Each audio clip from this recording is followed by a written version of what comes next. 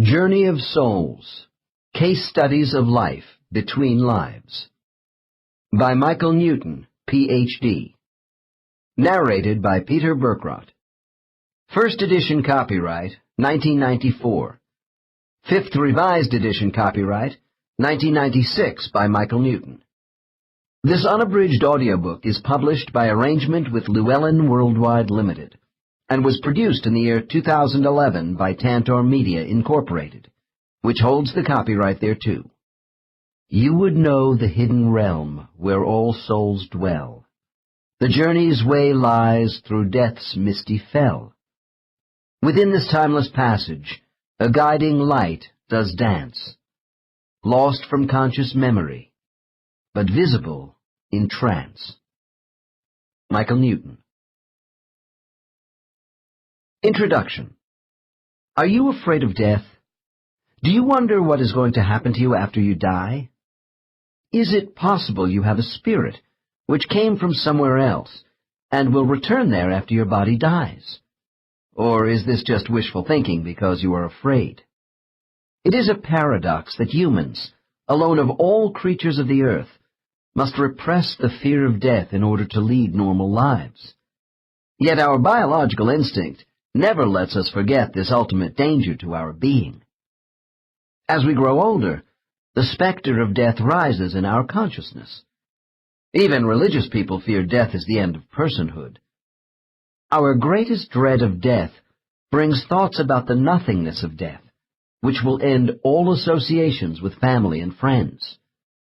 Dying makes all our earthly goals seem futile. If death were the end of everything about us, then life indeed would be meaningless. However, some power within us enables humans to conceive of a hereafter, and to sense a connection to a higher power, and even an eternal soul. If we do actually have a soul, then where does it go after death? Is there really some sort of heaven full of intelligent spirits outside our physical universe? What does it look like? What do we do when we get there? Is there a supreme being in charge of this paradise? These questions are as old as humankind itself, and still remain a mystery to most of us.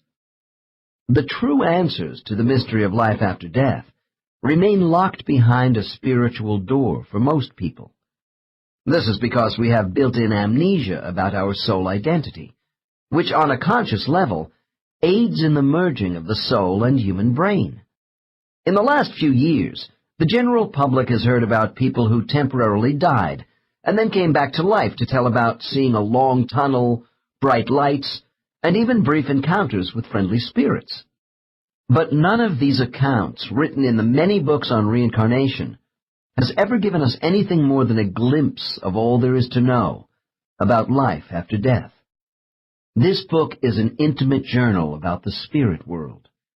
It provides a series of actual case histories, which reveal in explicit detail what happens to us when life on earth is over. You will be taken beyond the spiritual tunnel and enter the spirit world itself to learn what transpires for souls before they finally return to earth in another life. I am a skeptic by nature, although it will not seem so from the contents of this book. As a counselor and hypnotherapist, I specialize in behavior modification for the treatment of psychological disorders. A large part of my work involves short-term cognitive restructuring with clients by helping them connect thoughts and emotions to promote healthy behavior. Together we elicit the meaning, function, and consequences of their beliefs, because I take the premise that no mental problem is imaginary. In the early days of my practice, I resisted past life requests from people because of my orientation toward traditional therapy. While I used hypnosis and age regression techniques to determine the origins of disturbing memories and childhood trauma, I felt any attempt to reach a former life was unorthodox and non-clinical. My interest in reincarnation and metaphysics was only intellectual curiosity, until I worked with a young man on pain management. This client complained of a lifetime of chronic pain on his right side. One of the tools of hypnotherapy to manage pain is directing the subject to make the pain worse, so he or she can also learn to lessen the aching and thus acquire control. In one of our sessions involving pain intensification, this man used the imagery of being stabbed to recreate his torment. Searching for the origins of this image, I eventually uncovered his former life as a World War I soldier who was killed by a bayonet in France, and we were able to eliminate the pain altogether. With encouragement from some of my clients, I began to experiment with moving some of them further back in time, before their last birth on Earth. Initially, I was concerned that a subject's integration of current needs, beliefs, and fears would create fantasies of recollection. However, it didn't take long before I realized our deep-seated memories offer a set of past experiences which are too real and connected to be ignored. I came to appreciate just how therapeutically important the link is between the bodies and events of our former lives and who we are today. Then I stumbled onto a discovery of enormous proportions. I found it was possible to see into the spirit world through the mind's eye of a hypnotized subject, who could report back to me of life between lives on Earth.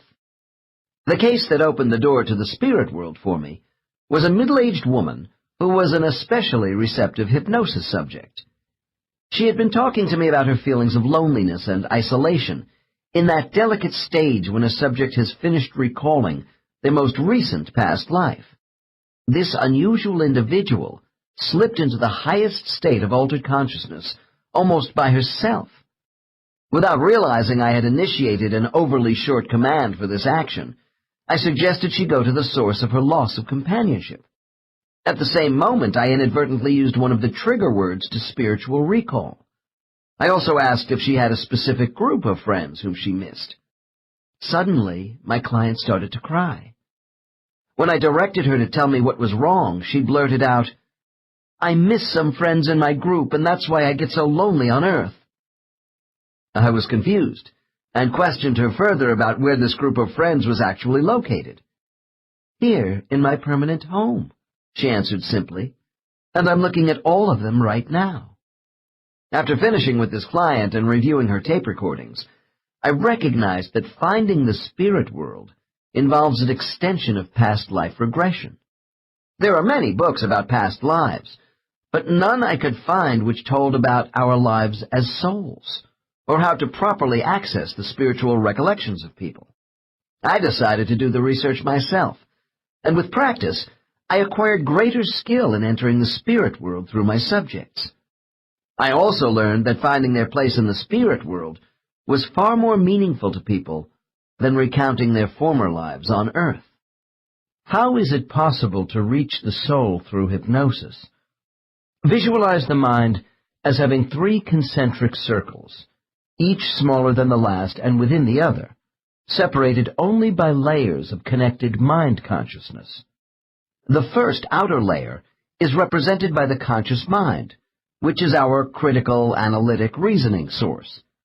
The second layer is the subconscious, where we initially go in hypnosis to tap into the storage area for all the memories that ever happened to us in this life and former lives. The third, the innermost core, is what we are now calling the superconscious mind. This level exposes the highest center of self, where we are an expression of a higher power.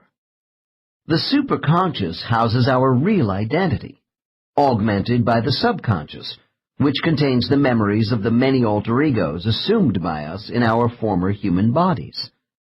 The superconscious may not be a level at all, but the soul itself. The superconscious mind represents our highest center of wisdom and perspective, and all my information about life after death comes from this source of intelligent energy. How valid is the use of hypnosis for uncovering truth? People in hypnosis are neither dreaming nor hallucinating. We don't dream in chronological sequences, nor hallucinate in a directed trance state. When subjects are placed in trance, their brainwaves slow from the beta wake state and continue to change vibration down past the meditative alpha stage, into various levels within the theta range.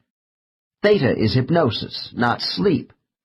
When we sleep, we go to the final delta state, where messages from the brain are dropped into the subconscious and vented through our dreams. In theta, however, the conscious mind is not unconscious, so we are able to receive as well as send messages with all memory channels open. Once in hypnosis, people report the pictures they see and dialogue they hear in their unconscious minds as literal observations. In response to questions, subjects cannot lie, but they may misinterpret something seen in their unconscious mind, just as we do in the conscious state. In hypnosis, people have trouble relating to anything they don't believe is the truth. Some critics of hypnosis believe a subject in trance will fabricate memories and bias their responses in order to adopt any theoretical framework suggested by the hypnotist. I find this generalization to be a false premise. In my work, I treat each case as if I were hearing the information for the first time. If a subject was somehow able to overcome hypnosis procedure and construct a deliberate fantasy about the spirit world, or free associate from preset ideas about their afterlife, these responses would soon become inconsistent with my other case reports.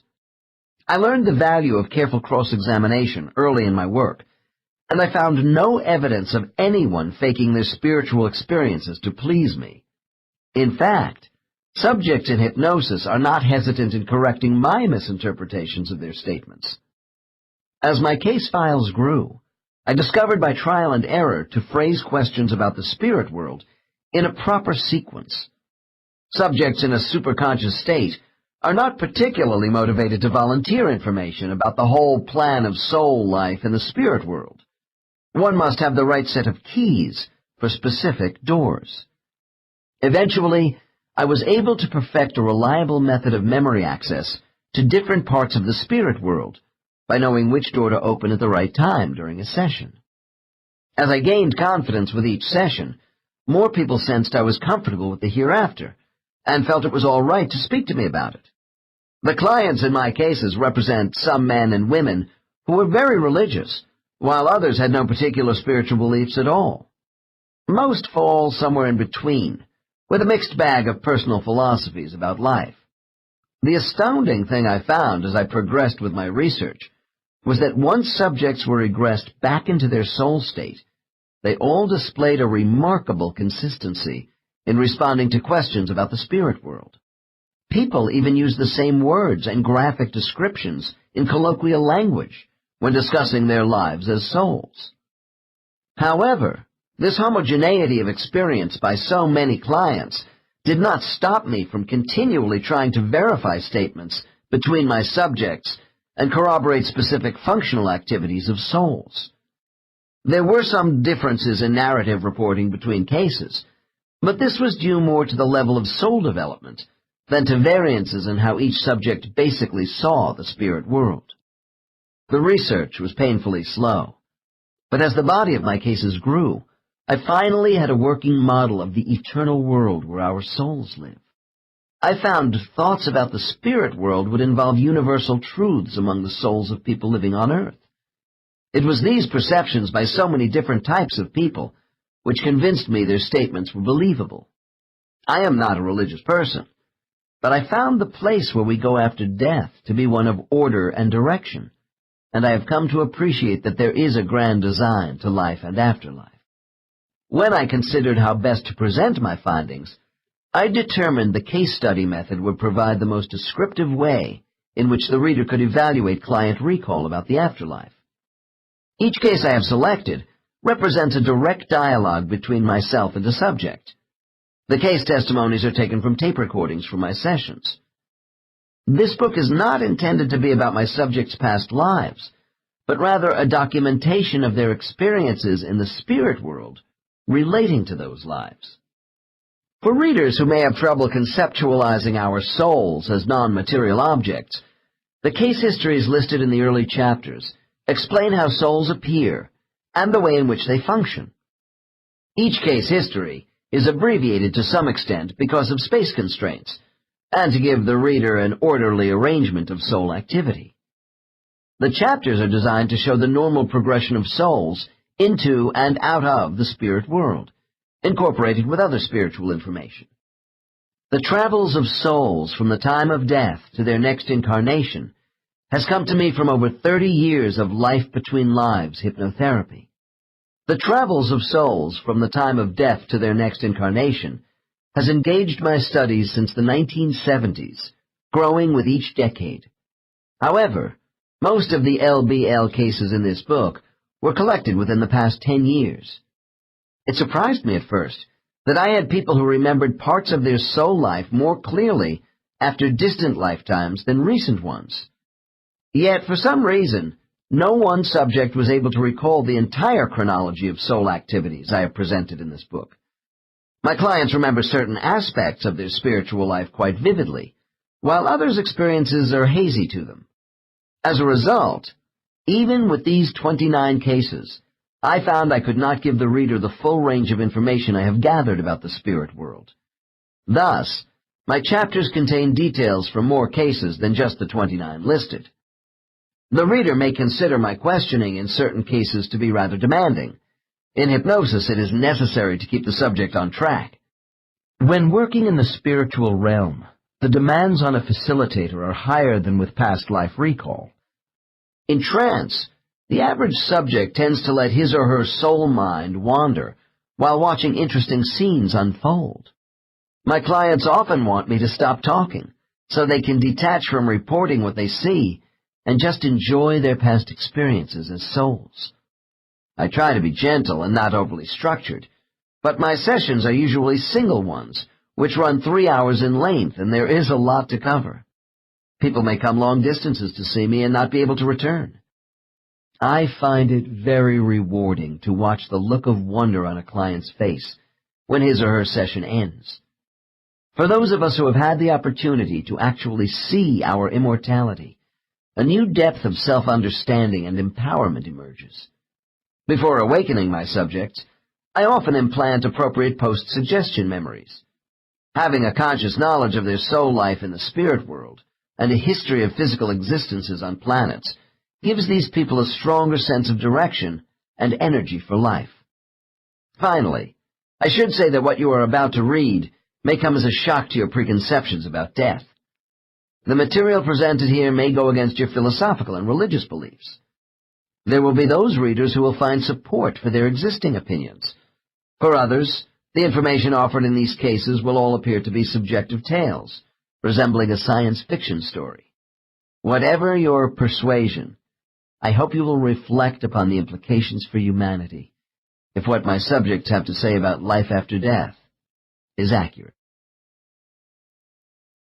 1. Death and Departure. Case 1. Subject: Oh my God, I'm not really dead, am I? I mean, my body is dead. I can see it below me, but I'm floating. I can look down and see my body lying flat in the hospital bed. Everyone around me thinks I'm dead, but I'm not. I want to shout, hey, I'm not really dead. This is so incredible. The nurses are pulling a sheet over my head. People I know are crying. I'm supposed to be dead, but I'm still alive. It's strange because my body is absolutely dead while I'm moving around it from above. I'm alive. These are the words spoken by a man in deep hypnosis, reliving a death experience. His words come in short, excited bursts and are full of awe as he sees and feels what it is to be like to be a spirit newly separated from a physical body. This man is my client, and I have just assisted him in recreating a past life death scene, while he lies back in a comfortable recliner chair. A little earlier, following my instructions during his trance induction, this subject was age-regressed in a return to childhood memories. His subconscious perceptions gradually coalesced as we worked together to reach his mother's womb. I then prepared him for a jump back into the mists of time by the visual use of protective shielding. When we completed this important step of mental conditioning, I moved my subject through an imaginary time tunnel to his last life on Earth. It was a short life, because he had died suddenly from the influenza epidemic of 1918. As the initial shock of seeing himself die and feeling his soul floating out of his body begins to wear off a little, my client adjusts more readily to the visual images in his mind. Since a small part of the conscious critical portion of his mind is still functioning, he realizes he is recreating a former experience. It takes a bit longer than usual, since this subject is a younger soul, and not so used to the cycles of birth, death, and rebirth, as are many of my other clients. Yet, within a few moments, he settles in and begins to respond with greater confidence to my questions. I quickly raise this subject's subconscious hypnotic level into the superconscious state. Now he is ready to talk to me about the spirit world, and I ask him what is happening to him. Subject: Well, I'm rising up higher, still floating, looking back at my body. It's like watching a movie, only I'm in it. The doctor is comforting my wife and daughter. My wife is sobbing. Subject wiggles with discomfort in his chair. I'm trying to reach into her mind, to tell her everything is all right with me. She is so overcome by grief, I'm not getting through. I want her to know my suffering is gone. I'm free of my body. I don't need it anymore, that I will wait for her. I want her to know that, but she is not listening to me. Oh, I'm moving away now. And so, guided by a series of commands, my client starts the process of moving further into the spirit world. It is a road many others have traveled in the security of my office. Typically, as memories in the superconscious state expand, subjects in hypnosis become more connected to the spiritual passageway. As the session moves forward, the subject's mental pictures are more easily translated into words. Short, descriptive phrases lead to detailed explanations of what it is like to enter the spirit world. We have a great deal of documentation, including observations from medical personnel, which describes the out-of-body near-death experiences of people severely injured in accidents. These people were considered clinically dead before medical efforts brought them back from the other side. Souls are quite capable of leaving and returning to their host bodies, particularly in life-threatening situations when the body is dying. People tell of hovering over their bodies, especially in hospitals, watching doctors perform life-saving procedures on them. In time, these memories fade after they return to life. In the early stages of hypnosis regression into past lives, the descriptions of subjects mentally going through their past deaths do not contradict the reported statements of people who have actually died in this life for a few minutes. The difference between these two groups of people is that subjects in hypnosis are not remembering their experiences of temporary death. People in a deep trance state are capable of describing what life is like after permanent physical death. What are the similarities of afterlife recollection between people reporting on their out-of-body experiences as a result of a temporary physical trauma and a subject in hypnosis recalling death in a past life? Both find themselves floating around their bodies in a strange way, trying to touch solid objects which dematerialize in front of them. Both kinds of reporters say they are frustrated in their attempts to talk to living people who don't respond. Both state they feel a pulling sensation away from the place where they died, and experience relaxation and curiosity rather than fear. All these people report a euphoric sense of freedom and brightness around them. Some of my subjects see brilliant whiteness totally surrounding them at the moment of death, while others observe the brightness as farther away from an area of darker space through which they are being pulled. This is often referred to as the tunnel effect, and has become well known with the public. My second case will take us further into the death experience than case 1.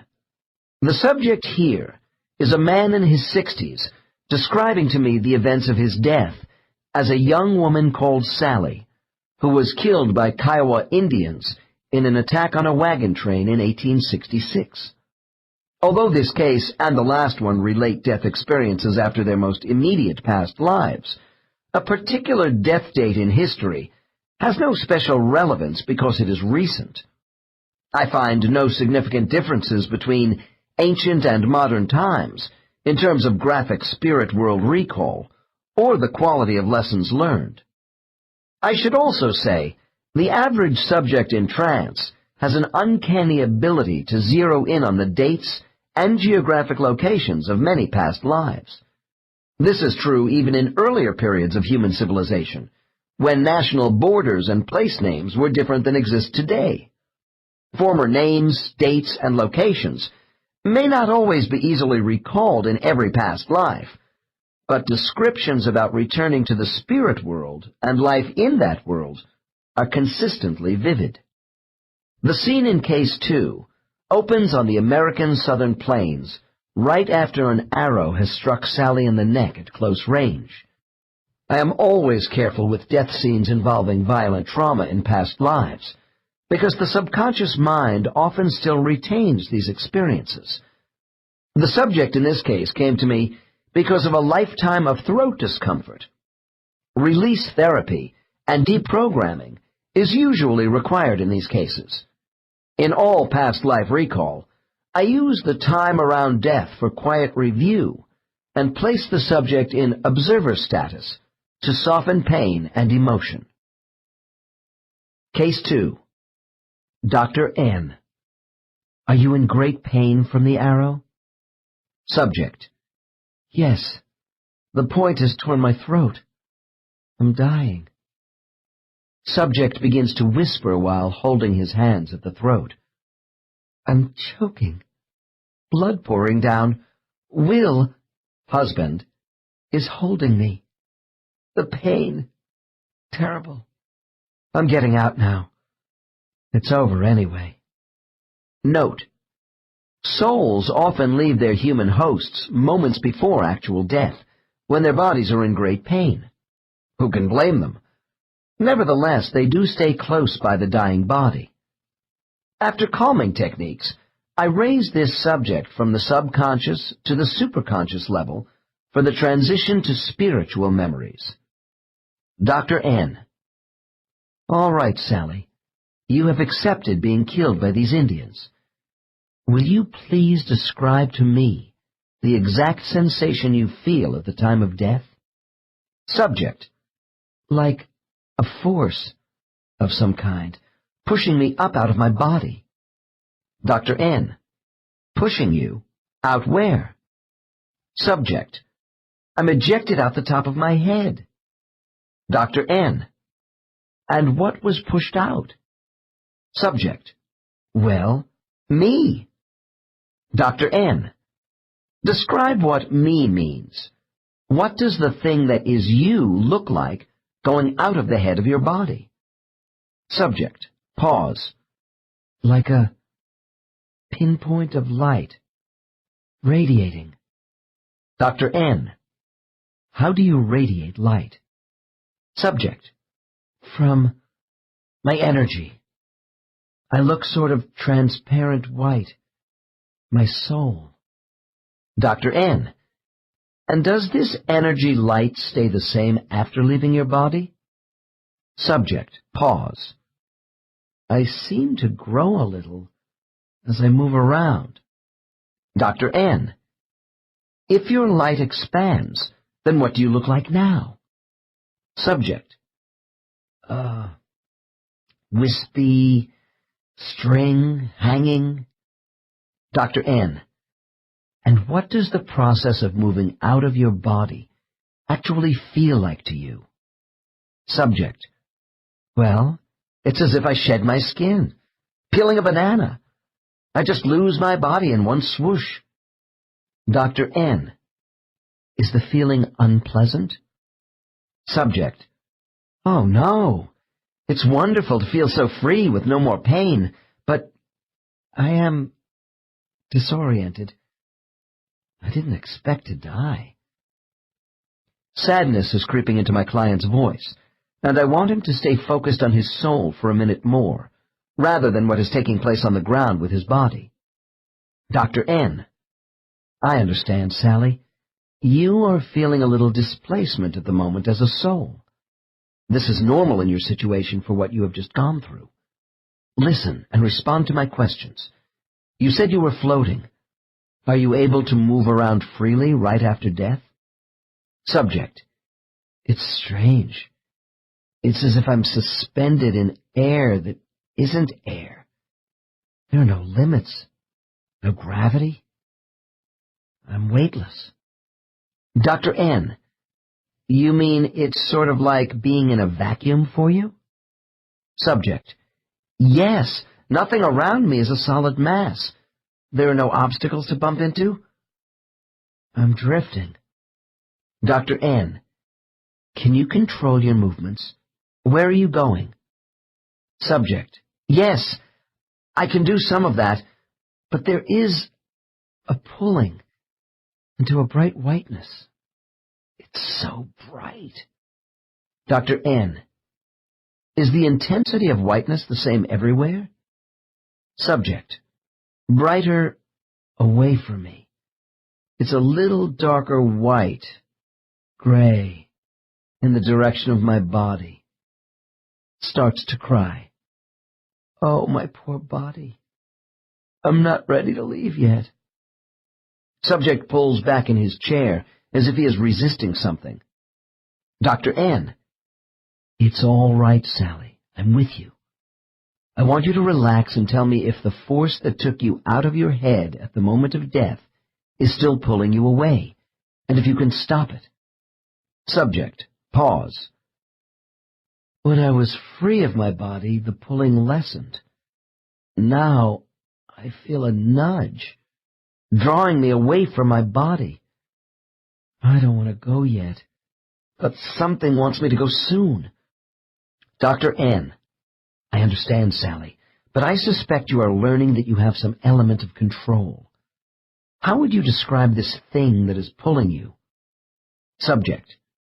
Kind of magnetic force, but I want to stay a little longer. Dr. N.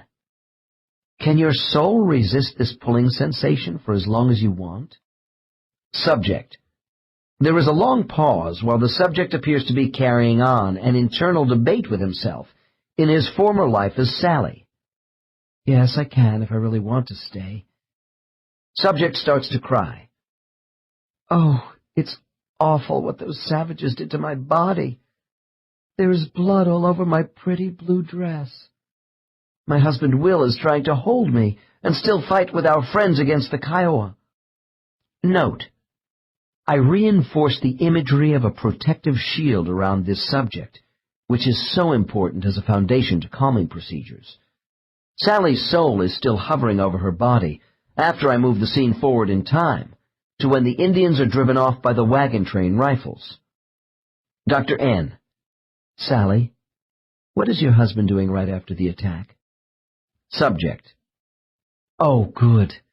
He isn't hurt, but... with sadness. He is holding my body, crying over me. There is nothing he can do for me, but he doesn't seem to realize that yet. I'm cold, but his hands are around my face, kissing me. Dr. N. And what are you doing at this moment? Subject. I'm over Will's head. I'm trying to console him. I want him to feel my love is not really gone. I want him to know that he has not lost me forever and that I will see him again. Dr. N. Are your messages getting through? Subject. There is so much grief, but he feels my essence. I know it. Our friends are around him, and they separate us finally.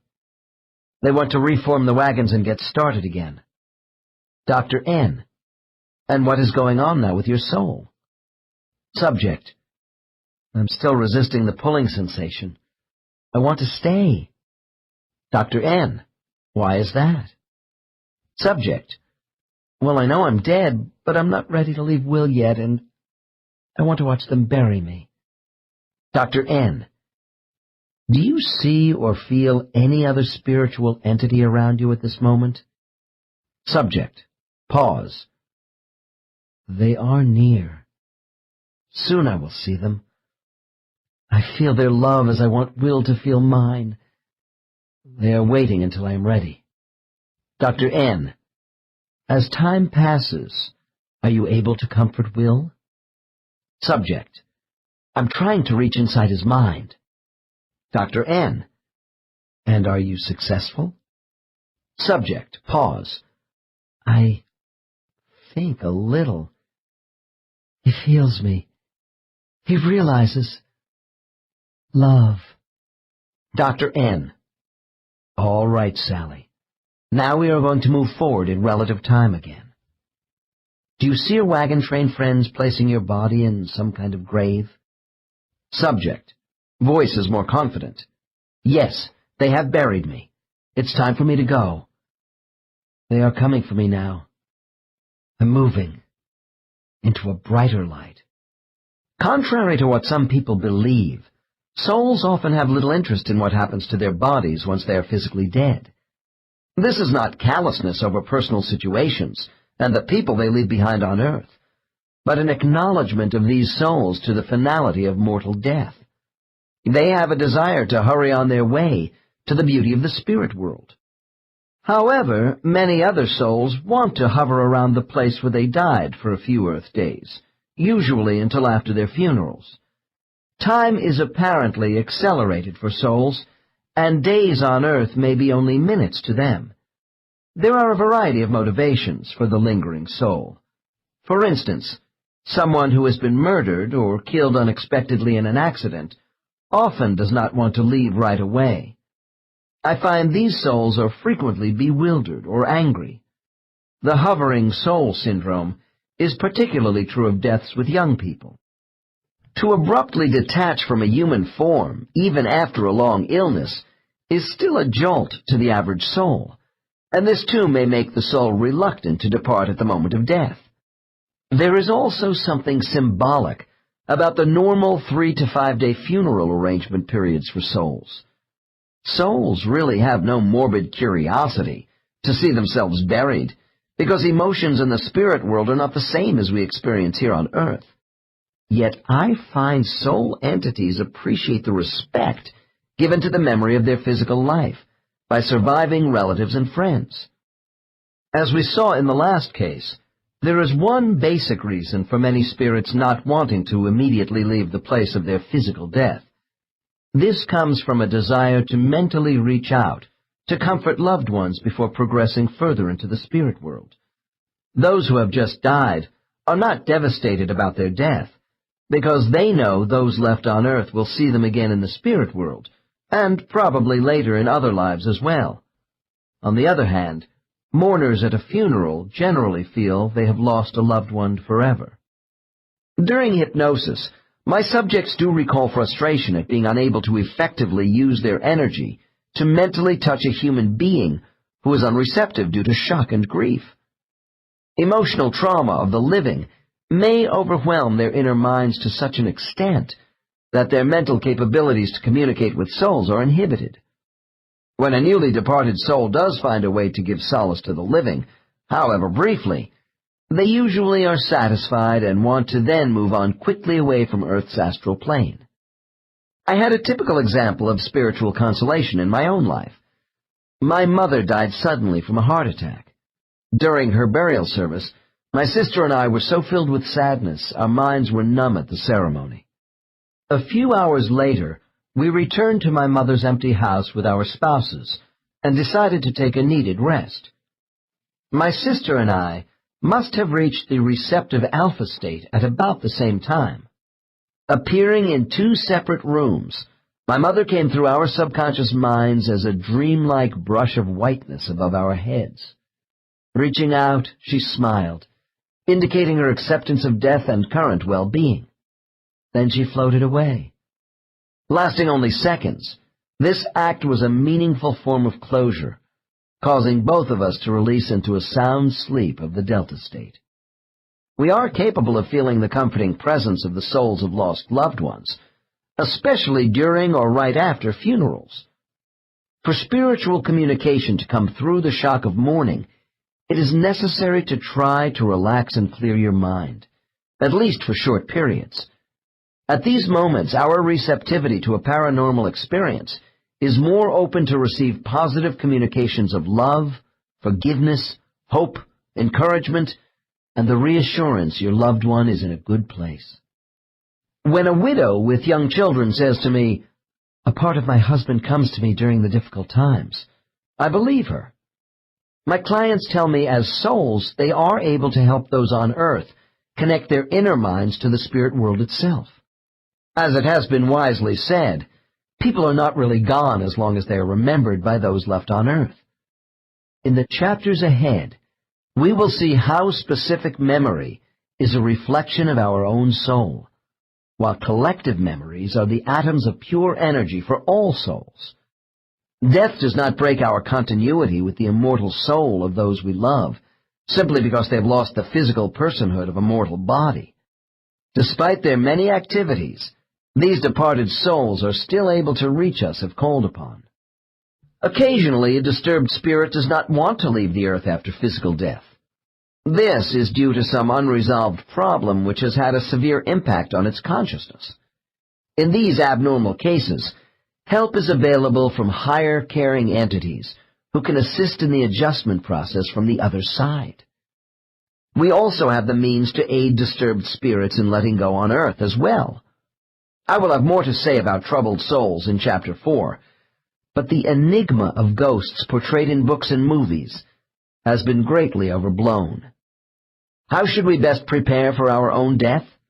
Our lives may be short or long, healthy or sick, but there comes that time when we all must meet death in a way suited for us. If we have had a long illness leading to death, there is time to adequately prepare the mind once initial shock, denial, and depression have passed. The mind takes a shortcut through this sort of progression when we face death suddenly. As the end of our physical life draws near, each of us has the capacity to fuse with our higher consciousness. Dying is the easiest period in our lives for spiritual awareness, when we can sense our soul is connected to the eternity of time. Although there are dying people who find acceptance to be more difficult than resignation, caregivers working around the dying say most everyone acquires a peaceful detachment near the end. I believe dying people are given access to a supreme knowledge of eternal consciousness, and this frequently shows in their faces. Many of these people realize something universal is out there waiting, and it will be good. Dying people are undergoing a metamorphosis of separation by their souls from an adopted body. People associate death as losing our life force, when actually the opposite is true. We forfeit our body in death, but our eternal life energy unites with the force of a divine oversoul.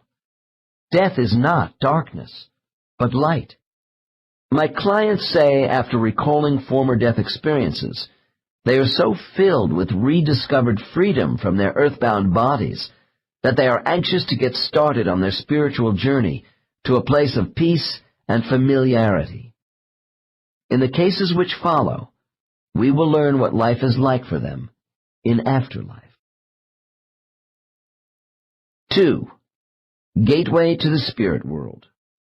For thousands of years, the people of Mesopotamia believed the gates into and out of heaven lay at opposite ends of the great curve of the Milky Way, called the River of Souls.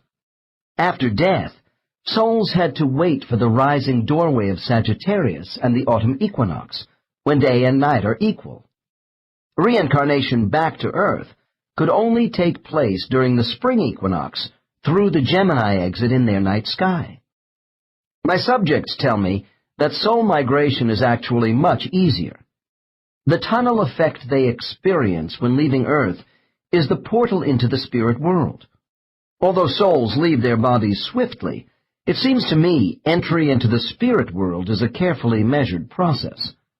Later, When we return to Earth in another life, the route back is described as being more rapid. The location of the tunnel in relation to the Earth has some variations between the accounts of my subjects. Some newly dead people see it opening up next to them right over their bodies, while others say they move high above the Earth before they enter the tunnel. In all cases, however, the time lapse in reaching this passageway is negligible once the soul leaves Earth. Here are the observations of another individual in this spiritual location. Case 3. Dr. N. You are now leaving your body. See yourself moving further and further away from the place where you died, away from the plane of Earth. Report back to me what you are experiencing. Subject. At first, it was very bright, close to the Earth. Now it's a little darker because I have gone into a tunnel. Dr. N. Describe this tunnel for me. Subject. It's a hollow, dim vent, and there is a small circle of light at the other end.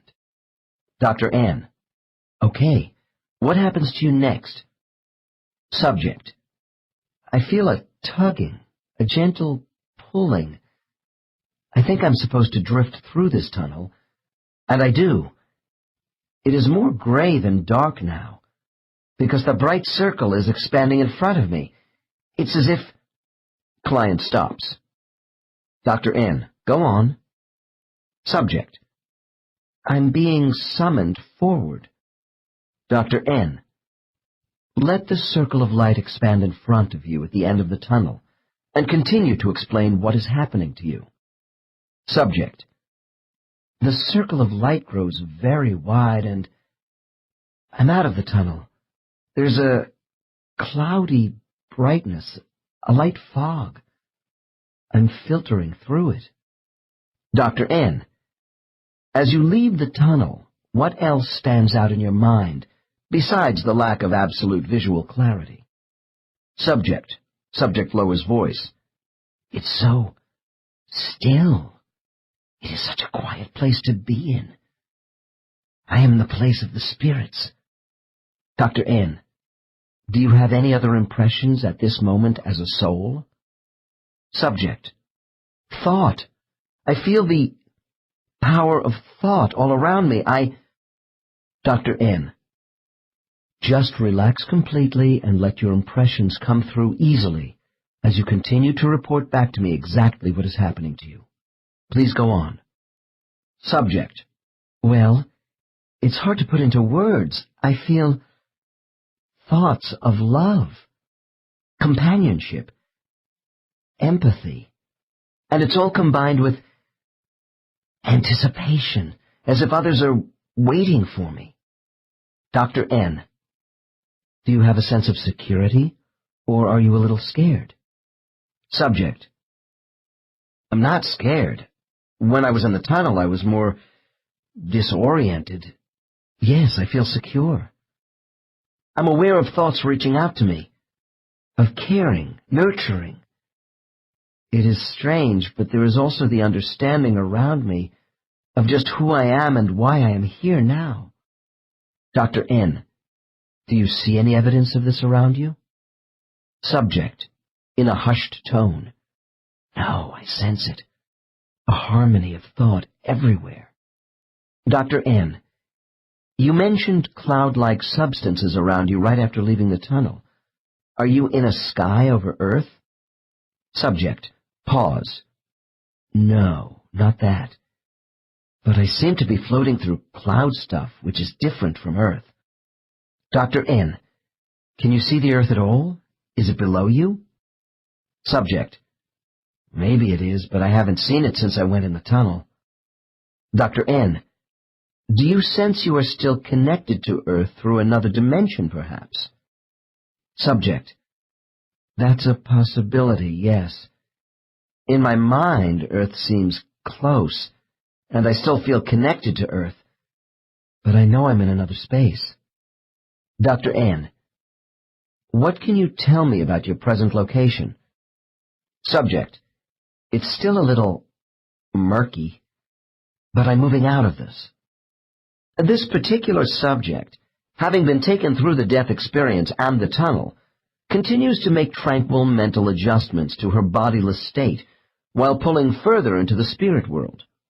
After some initial uncertainty, her first reported impressions reflect an inviting sense of well-being. This is a common feeling among my subjects. Once through the tunnel, our souls have passed the initial gateway of their journey into the spirit world. Most now fully realize they are not really dead, but have simply left the encumbrance of an earth body which has died.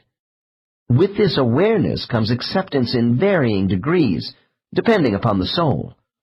Some subjects look at these surroundings with continued amazement, while others are more matter-of-fact in reporting to me what they see. Much depends upon their respective maturity and recent life experiences. The most common type of reaction I hear is a relieved sigh followed by something on the order of, "Oh, wonderful, I'm home in this beautiful place again." There are those highly developed souls who move so fast out of their bodies that much of what I am describing here is a blur as they home into their spiritual destinations. These are the pros, and in my opinion they are a distinct minority on Earth. The average soul does not move that rapidly, and some are very hesitant. If we exclude the rare cases of highly disturbed spirits who fight to stay connected with their dead bodies, I find it is the younger souls with fewer past lives who remain attached to Earth's environment right after death. Most of my subjects report that as they emerge from the mouth of the tunnel, things are still unclear for a while. I think this is due to the density of the nearest astral plane surrounding Earth, called the Kamaloka by theosophists. The next case describes this area from the perspective of a more analytical client. The soul of this individual demonstrates considerable observational insight into form, colors, and vibrational levels. Normally, such graphic physical descriptions by my subjects occur deeper into the spirit world after they get used to their surroundings. Case 4. Dr. N. As you move further away from the tunnel, describe what you see around you in as much detail as possible. Subject. Things are layered. Dr. N. Layered in what way? Subject. Sort of like a cake. Dr. N. Using a cake as a model, explain what you mean. Subject. I mean, some cakes have small tops and are wide at the bottom. It's not like that when I get through the tunnel. I see layers, levels of light. They appear to me to be translucent, indented. Dr. N. Do you see the spirit world here as made up of a solid structure? Subject. That's what I'm trying to explain. It's not solid, although you might think so at first. It's layered. The levels of light are all woven together in stratified threads. I don't want to make it sound like things are not symmetrical. They are. But I see variations in thickness and color refraction in the layers. They also shift back and forth. I always notice this as I travel away from Earth. Dr. N. Why do you think this is so? Subject. I don't know. I didn't design it. Dr. N. From your description, I picture the spirit world as a huge tier with layers of shaded sections, from top to bottom. Subject. Yes, and the sections are rounded. They curve away from me as I float through them. Dr. N. From your position of observation, can you tell me about the different colors of the layers? Subject. I didn't say the layers had any major color tones. They are all variations of white. It is lighter, brighter where I'm going than where I have been. Around me now is a hazy whiteness which was much brighter than the tunnel. Dr. N. As you float through these spiritual layers, is your soul moving up or down? Subject. Neither. I am moving across. Dr. N. Well then, do you see the spirit world at this moment in linear dimensions of lines and angles as you move across? Subject. Pause. For me, it is mostly sweeping, non-material energy, which is broken into layers by light and dark color variations. I think something is pulling me into my proper level of travel, and trying to relax me, too.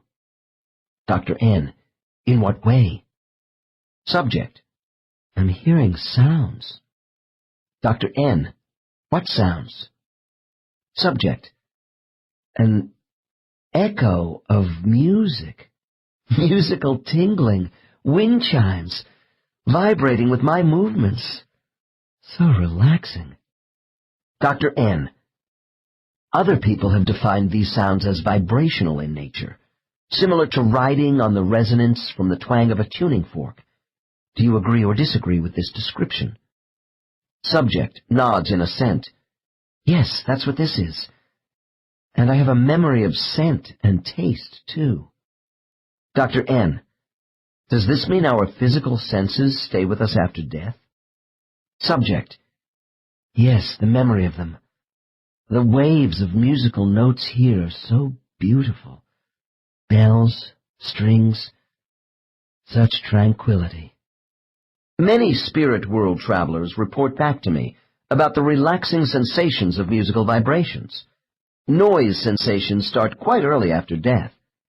Some subjects tell me they hear humming or buzzing sounds right after leaving their physical bodies. This is similar to the noise one hears standing near telephone wires, and may vary in volume before souls pull away from what I believe to be the Earth's astral plane. People have said they hear these same sounds when under general anesthesia. These flat, ringing sounds become more musical when we leave the tunnel. This music has been appropriately called energy of the universe because it revitalizes the soul. With subjects who speak about spiritual layering, I mention the possibility that they could be seeing astral planes. In metaphysical writing, we read a lot about planes above the earth.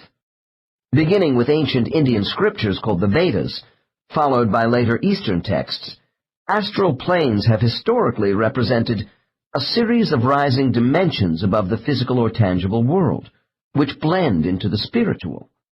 These invisible regions have been experienced by people over thousands of years through meditative, out-of-body observations of the mind.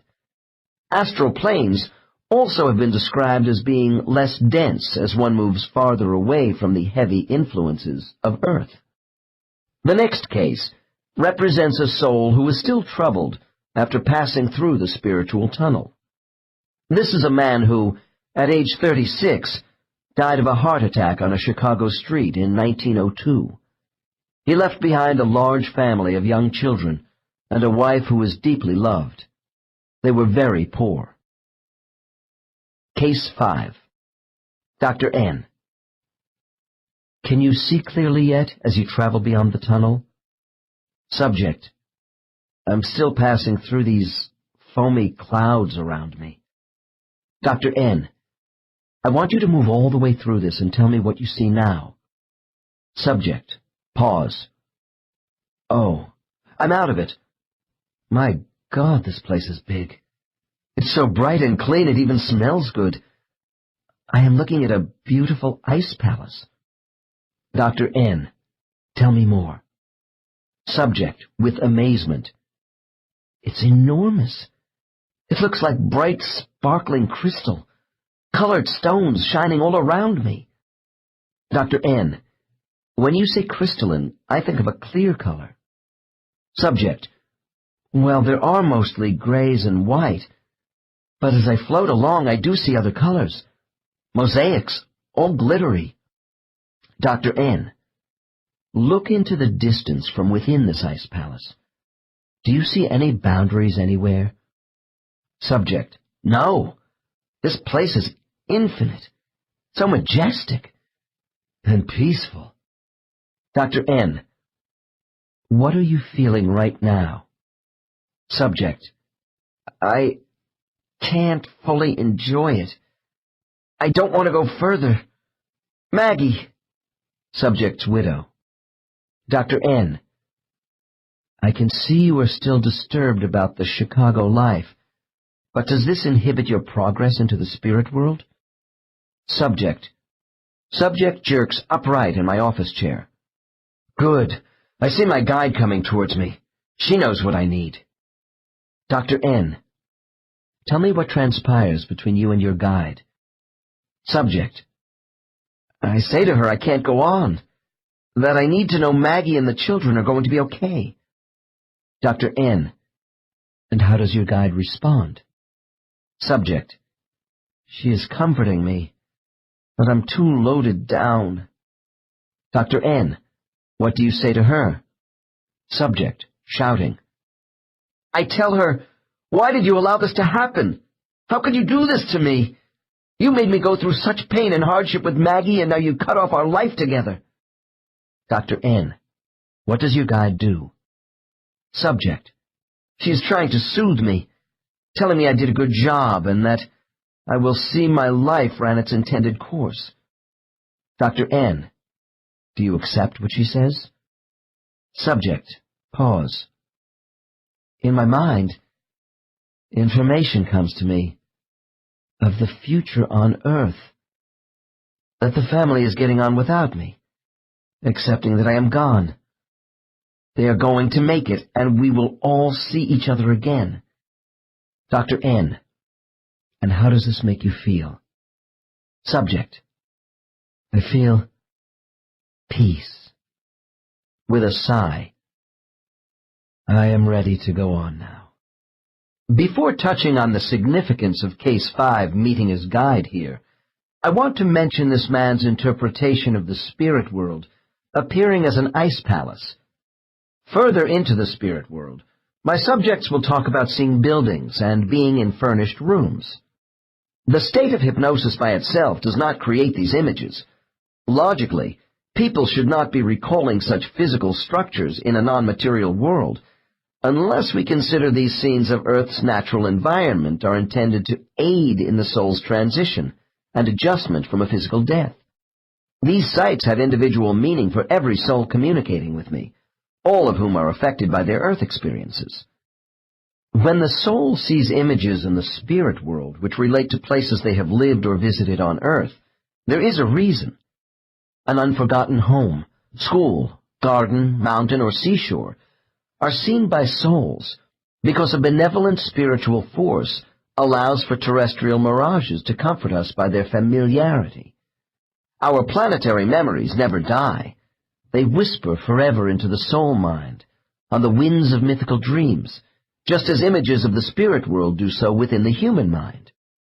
I enjoy hearing from subjects about their first images of the spirit world.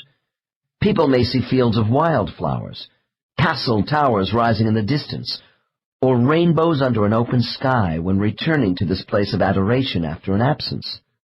These first ethereal earth scenes of the spirit world don't seem to change a great deal over a span of lives for the returning soul, although there is variety between client descriptions.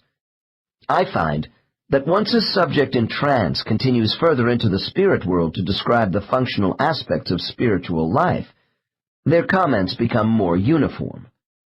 The case I have just reviewed could be described as a fairly unsettled spirit bonded closely to his soulmate, Maggie, who was left behind.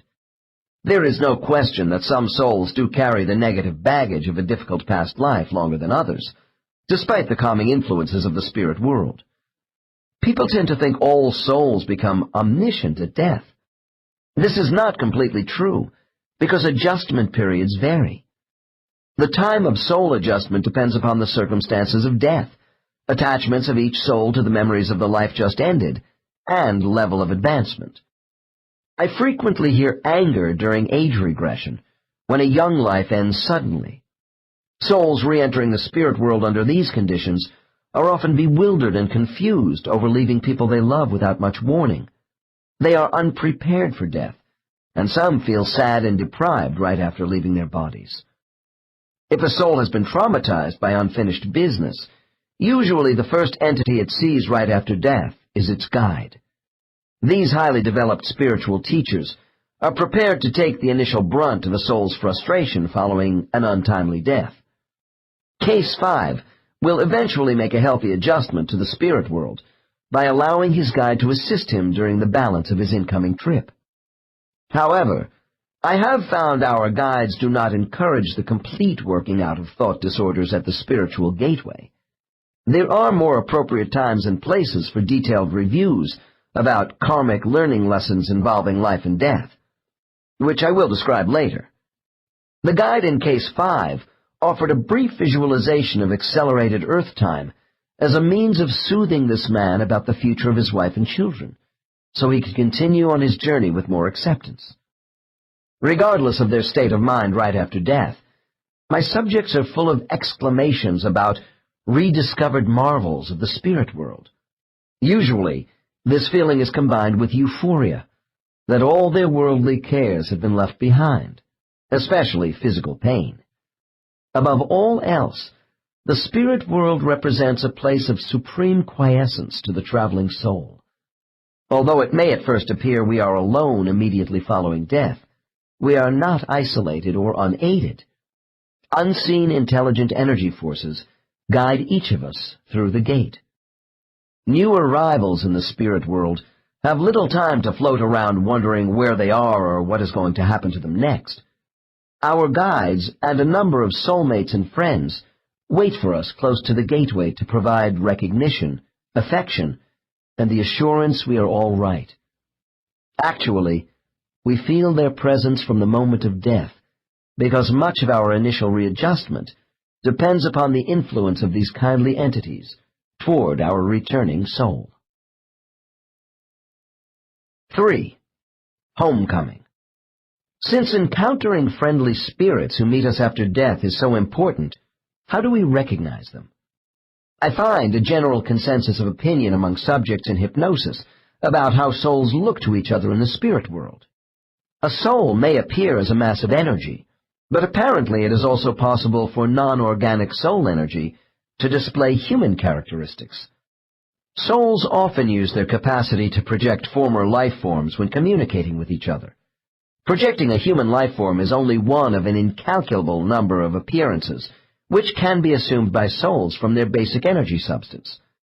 Later on, in Chapter 6, I will discuss another feature of soul identity, the possession of a particular color aura.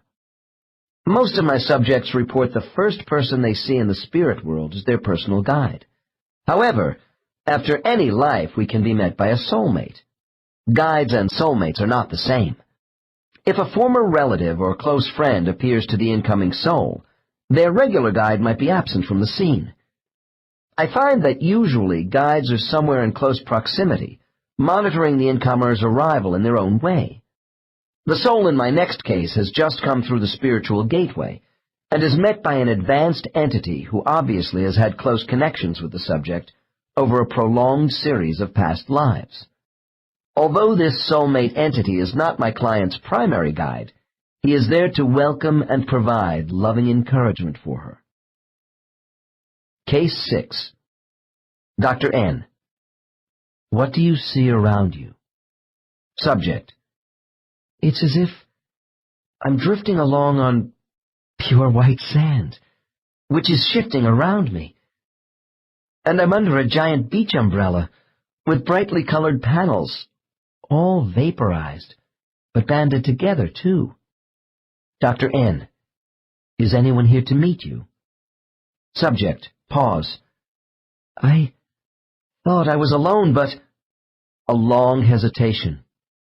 In the distance, light, moving fast towards me. Oh my gosh. Dr. N. What is it? Subject. Excitedly. Uncle Charlie. Loudly. Uncle Charlie, I'm over here. Dr. N. Why does this particular person come to meet you first? Subject. In a preoccupied, far-off voice. Uncle Charlie, I've missed you so much. Dr. N. I repeat my question. Subject. Because of all my relatives, I loved him more than anybody. He died when I was a child, and I never got over it. On a Nebraska farm in this subject's most immediate past life. Dr. N. How do you know it's Uncle Charlie? Does he have features you recognize? Subject.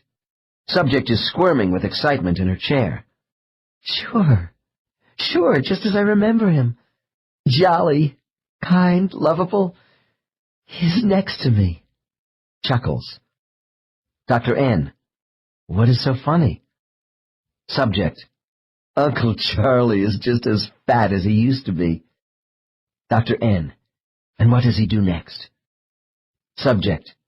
He is smiling and holding out his hand to me. Dr. N. Does this mean he has a body of some sort with hands? Subject. Laughs. Well, yes and no. I'm floating around and so is he. It's in my mind. He is showing all of himself to me, and what I am most aware of is his hand stretched out to me. Dr. N. Why is he holding out his hand to you in a materialized way? Subject. Pause. To comfort me. To lead me further into the light. Dr. N. And what do you do? Subject. I'm going with him, and we are thinking about the good times we spent together playing in the hay on the farm. Dr. N. And he is letting you see all this in your mind so you will know who he is? Subject. Yes, as I knew him in my last life, so I won't be afraid. He knows I am still a little shocked over my death. Subject had died suddenly in an automobile accident. Dr. N. Then, right after death, no matter how many deaths we may have experienced in other lives, it is possible to be a little fearful until we get used to the spirit world again? Subject. It's not really fear, that's wrong. More like I'm apprehensive, maybe. It varies for me each time. The car crash caught me unprepared. I'm still a little mixed up. Dr. N. All right, let's go forward a bit more. What is Uncle Charlie doing now? Subject. He is taking me to the place I should go. Dr. N. On the count of 3, let's go there. 1, 2, 3. Tell me what is happening. Subject. Long pause. There are other people around, and they look friendly as I approach. They seem to want me to join them. Dr. N. Continue to move towards them. Do you get the impression they might be waiting for you? Subject. Recognition. Yes. In fact, I realize I have been with them before. Pause. No, don't go. Dr. N. What's happening now? Subject. Very upset. Uncle Charlie is leaving me. Why is he going away? Dr. N. I stop the dialogue to use standard calming techniques in these circumstances, and then we continue.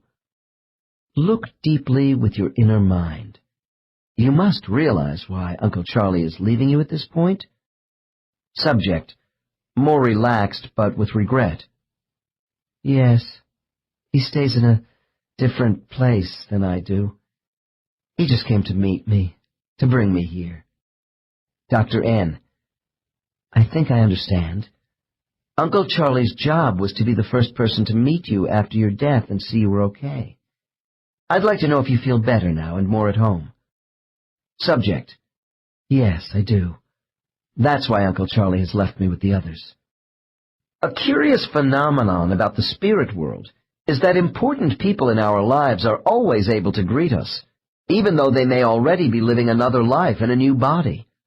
This will be explained in Chapter 6. In Chapter 10, I will examine the ability of souls to divide their essence so they can be in more than one body at a time on Earth. Usually at this juncture in a soul's passage, the carry-on luggage of Earth's physical and mental burdens are diminishing for 2 reasons. First, the evidence of a carefully directed order and harmony in the spirit world has brought back the remembrance of what we left behind before we chose life in physical form. Secondly, there is the overwhelming impact of seeing people we thought we would never meet again after they died on Earth. Here is another example. Case 7. Dr. N. Now that you have had the chance to adjust to your surroundings in the spirit world, tell me what effect this place has on you. Subject: It's so warm and comforting. I'm relieved to be away from Earth. I just want to stay here always. There's no tension or worries, only a sense of well-being. I'm just floating. How beautiful. Dr. N: As you continue to float along, what is your next major impression as you pass the spiritual gateway? Subject: Pause. Familiarity. Dr. N: What is familiar? Subject, after some hesitation: People. Friends are here, I think. Dr. N: Do you see these people as familiar people on Earth? Subject: I have a sensation of their presence. People I knew. Dr. N: All right, keep moving along. What do you see next? Subject: Lights. Soft. Kind of cloudy-like. Dr. N: As you are moving, does this light continue to look the same? Subject: No, they are growing.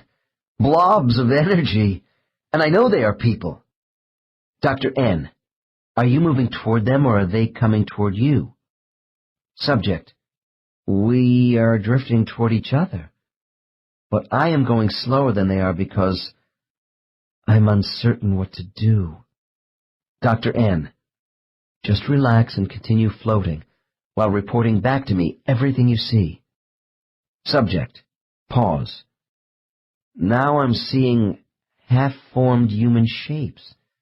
From the waist up only. Their outlines are transparent too. I can see through them. Dr. N: Do you see any sort of features to these shapes? Subject, anxiously: Eyes. Dr. N: You see just eyes? Subject: There is only a trace of a mouth. It's nothing. Alarmed: The eyes are all around me now, coming closer. Dr. N: Does each entity have 2 eyes? Subject: That's right. Dr. N: Do these eyes have the appearance of human eyes with an iris and pupil? Subject: No, different. They are larger. Black orbs radiating light towards me. Thought. Then with a relieved sigh: Oh. Dr. N: Go on. Subject: I'm starting to recognize them. They are sending images into my mind. Thoughts about themselves, and the shapes are changing into people. Dr. N: People with physical human features? Subject: Yes. Oh, look, it's him. Dr. N: What do you see? Subject begins to laugh and cry at the same time. I think it's Larry. He is in front of everybody else. He is the first one I really see. Larry! Larry! Dr. N: After giving my subject a chance to recover a little, the sole entity of Larry is in front of an assortment of people you know? Subject: Yes. Now I know the ones I want to see the most are in front. Some of my other friends are in the back. Dr. N: Can you see them all clearly? Subject: No, the ones in back are hazy, far off. But I have the sensation of their presence. Larry is in front, coming up to me. Larry! Dr. N: Larry is the husband from your last life you told me about earlier? Subject rushes on: Yes, we had such a wonderful life together. Gunther was so strong. Everyone was against our marriage in his family. Jean deserted from the Navy to save me from the bad life I was living in Marseille, always wanting me. This subject is so excited, her past lives are tumbling one on top of the other. Larry, Gunther, and Jean were all former husbands, but the same soulmate. I was glad we had a chance to review earlier who these people were in sessions before this interval of recall in the spirit world. Besides Larry, her recent American husband, Jean was a French sailor in the 19th century, and Gunther was the son of German aristocrats living in the 18th century. Dr. N. What are the two of you doing right now? Subject. Embracing. Dr. N. If a third party were to look at the two of you embracing at this moment, what would they see? Subject. No answer. Dr. N. The subject is so engrossed in the scene with her soulmate, there are tears streaming down her face. I wait a moment and then try again. What would you and Larry look like to someone watching you in the spirit world right now? Subject. They would see two masses of bright light whirling around each other, I guess. Subject begins to settle down, and I help wipe the tears off her face with a tissue. Dr. N. And what does this signify? Subject. We are hugging, expressing love, connecting. It makes us happy. Dr. N. After you meet your soulmate, what happens next? Subject. Subject tightly grips the recliner arms. Oh, they are all here. I only sensed them before. Now more are coming closer to me. Dr. N. And this happens after your husband comes near you? Subject. Yes. Mother. She is coming over to me. I've missed her so much. Oh, Mom. Subject begins to cry again. Dr. N. All right. Subject. Oh, please don't ask me any questions now. I want to enjoy this. Subject appears to be in silent conversation with her mother of the last life. Dr. N. I wait for a minute. Now, I know you are enjoying this meeting, but I need you to help me know what is going on. Subject, in a faraway voice. We are just holding each other. It's so good to be with her again. Dr. N. How do you manage to hold each other with no bodies? Subject, with a sigh of exasperation at me. We envelop each other in light, of course. Dr. N. Tell me what that is like for spirits. Subject. Like being wrapped in a bright, light blanket of love. Dr. N. I see, then. Subject. Subject interrupts with a high-pitched laugh of recognition. Tim! It's my brother. He died so young. A drowning accident at age 14 in her last life. It's so wonderful to see him here. Subject waves her arm. And there is my best girlfriend, Wilma, from next door. We are laughing together over boys like we did while sitting up in her attic. Dr. N. After Subject mentions her aunt and a couple of other friends, what do you think determines the sequence of how all these people come here to greet you? Subject. Pause. Why, how much we all mean to each other. What else?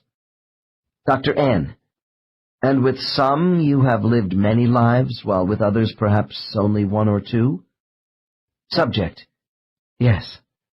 I have been with my husband the most. Dr. N. Do you see your guide around anywhere? Subject. He is here. I see him floating off to the side. He knows some of my friends, too. Dr. N. Why do you call your guide a him? Subject. We all show what we want of ourselves. He always relates to me with a masculine nature. It's right and very natural. Dr. N. And does he watch over you in all your lives? Subject. Sure. And after death, too. Here, and he is always my protector. Our reception committee is planned in advance for us as we enter the spirit world. This case demonstrates how uplifting familiar faces can be to the incoming younger soul. I find there are a different number of entities waiting in greeting parties after each life. Although the meeting format varies, depending on a soul's special needs, I have learned there is nothing haphazard about our spiritual associates, knowing exactly when we are due and where to meet us upon our arrival in the spirit world. Frequently, an entity who is significant to us will be waiting a little in front of the others who want to be on hand as we come through the gateway. The size of welcoming parties not only changes for everyone after each life, but is drastically reduced to almost nothing for more advanced souls, where spiritual comfort becomes less necessary. Case 9 at the end of this chapter is an example of this type of spiritual passage. Cases 6 and 7 both represent one of the 3 ways newly arrived souls are received back into the spirit world. These 2 souls were met shortly after death by a principal entity, followed by others of decreasing influence. Case 7 recognized people more quickly than Case 6. When we meet such spirits in a gathering right after our death, we find they have been spouses, parents, grandparents, siblings, uncles, aunts, cousins, and dear friends in our past lives. I have witnessed some gut-wrenching emotional scenes with my clients at this stage of their passage.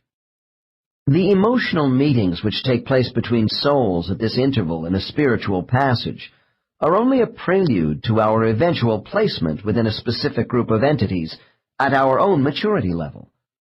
These meetings provide another emotional high for a subject in superconscious recall. Spiritual organizational arrangements involving how groups form and are cross-matched with other entities will be described in subsequent chapters. For the present, it is important we understand welcoming entities may not be part of our own particular learning group in the spirit world. This is because all the people who are close to us in our lives are not on the same developmental level.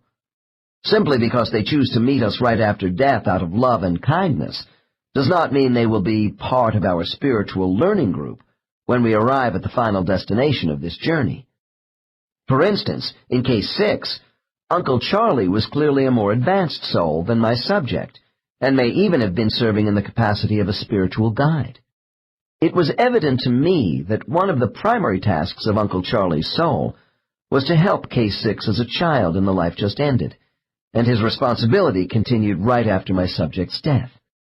With Case 7, the important first contact was Larry, a true soulmate on the same level as this subject. Notice also in Case 7 that my subject's spiritual guide was not conspicuous among her former relatives and friends.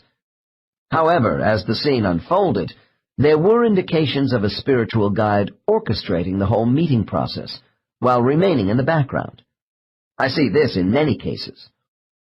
The second manner in which we are met right after death involves a quiet, meaningful encounter with one spiritual guide, where no one else is revealed in the immediate vicinity, as in Case 5. Case 8 further illustrates this sort of meeting. What type of after-death meeting we do experience appears to involve the particular style of our spiritual guide, along with requisites of our individual character.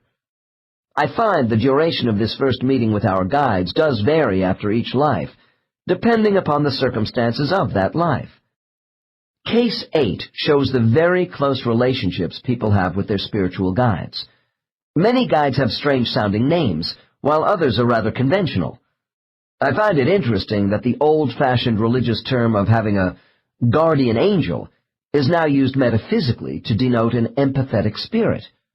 To be honest, this is a term I once denigrated as being foolishly loaded with wishful thinking and representing an outdated mythology at odds with the modern world. I don't have that belief anymore about guardian angels. I am repeatedly told that the soul itself is androgynous, and yet in the same breath, clients declare sex is not an unimportant factor. I have learned all souls can and do assume male and female mental impressions toward other entities as a form of identity preference. Cases 6 and 7 show the importance of the newly arrived soul in seeing familiar faces identified by gender. This is also true of the next case. Another reason why I selected Case 8 is to indicate how and why souls choose to visually appear in human form to others in the spirit world. Case 8. Dr. N. You have just started to actually leave the Earth's astral plane now, and are moving further and further into the spirit world. I want you to tell me what you feel. Subject. The silence, so peaceful. Dr. N. Is anyone coming to meet you? Subject. Yes, it's my friend Rachel. She is always here for me when I die. Dr. N. Is Rachel a soulmate who has been with you in other lives, or is she someone who always remains here? Subject, with some indignation. She doesn't always stay here, no. She is with me a lot in my mind when I need her. She is my own guardian. Said with possessive pride. Note, the attributes of guides as differentiated from soulmates and other supportive entities will be examined in Chapter 8. Dr. N. Why do you call this entity a she? Aren't spirits supposed to be sexless? Subject. That's right, in a literal way, because we are capable of both attributes. Rachel wants to show herself to me as a woman for the visual knowing, and it is a mental thing as well with her. Dr. N. Are you locked into male or female attributes during your spiritual existence? Subject. No. As souls, there are periods in our existence when we are more inclined toward one gender than another. Eventually, this natural preference evens out. Dr. N. Would you describe how Rachel's soul actually looks to you at this moment? Subject, quietly. A youngish woman, as I remember her best, small with delicate features, a determined expression on her face. So much knowledge and love. Dr. N. Then you have known Rachel on Earth? Subject, responding with nostalgia. Once, long ago, she was close to me in life. Now she is my guardian. Dr. N. And what do you feel when you look at her? Subject. A calmness, tranquility, love. Dr. N. Do you and Rachel actually look at each other with eyes in a human way? Subject hesitates. Sort of, but different. You see the mind behind what we take to be eyes, because that is what we relate to on Earth. Of course, we can do the same thing as humans on Earth, too. Dr. N. What can you do on Earth with your eyes that can also be done in the spirit world? Subject. When you look into a certain person's eyes on the ground, even people you have just met, and see a light you have known before, well, that tells you something about them. As a human, you don't know why, but your soul remembers. Note, I have heard about the light of spiritual identity being reflected in the human eyes of a soulmate, expressed in a variety of ways from many clients. As for myself, I have knowingly experienced this instant recognition only once in my life, at the moment I first saw my own wife. The effect is startling, and a bit eerie as well. Dr. N. Are you saying that sometimes on Earth, when two people look at each other, they may feel they have known one another before? Subject. Yes, it's déjà vu. Dr. N. Let's go back to Rachel in the spirit world. If your guardian did not project an image of herself in human form to you, would you have known her anyway? Subject. Well, naturally, we can always identify each other by the mind, but it's nicer this way. I know it sounds crazy, but it's a social thing. Seeing a familiar face puts you at ease. Dr. N. Seeing human features of people you knew in past lives is a good thing, then? Particularly in the readjustment period right after leaving Earth? Subject. Yeah, otherwise you feel a little lost at first. Lonesome. And maybe confused, too. Seeing people as they were helps me get used to things here faster when I first come back, and seeing Rachel is always a big boost. Dr. N. Does Rachel present herself to you in human form right after each death on Earth, as a way of getting you readjusted to the spirit world? Subject, eagerly. Oh, yes, she does, and she gives me security. I feel better when I see others I have known before, too. Dr. N. And do you speak to these people? Subject. No one speaks. We communicate by the mind. Dr. N. Telepathically? Subject. Yes. Dr. N. Is it possible for souls to have private conversations which cannot be telepathically picked up by others? Subject. Pause. For intimacy. Yes. Dr. N. How is this done? Subject. By touch. It's called touching communication. Note. When two spirits come so close to each other, they are conjoined. My subjects say that they can send private thoughts by touch, which passes between them as electrical sound impulses. In most instances, subjects in hypnosis do not wish to talk to me about these personal confidences. Dr. N. Could you clarify for me how human features can be projected by you as a soul? Subject. From my massive energy. I just think of the features I want, but I can't tell you what gives me the ability to do this. Dr. N. Well then, can you tell me why you and the other souls project certain features at different times? Subject. Long pause. It depends on where you are in your movements around here, when you see another, and your state of mind then. Dr. N. That's what I want to get at. Tell me more about recognition. Subject. You see, recognition depends on a person's feelings when you meet them here. They will show you what they want you to see of themselves and what they think you want to see. It also depends on the circumstances of your meeting with them. Dr. N. Can you be more specific? What different circumstances can cause energy forms to materialize in a certain way toward other spirits? Subject. It is the difference between your being on their turf or your turf. They may choose to show you one set of features in one place, while in another you might see something else. Note, spiritual territory will be explained as we proceed further into the spirit world. Dr. N. Are you telling me that a soul may show you one face at the gateway to the spirit world, and another image later in a different situation? Subject. That's right. Dr. N. Why? Subject.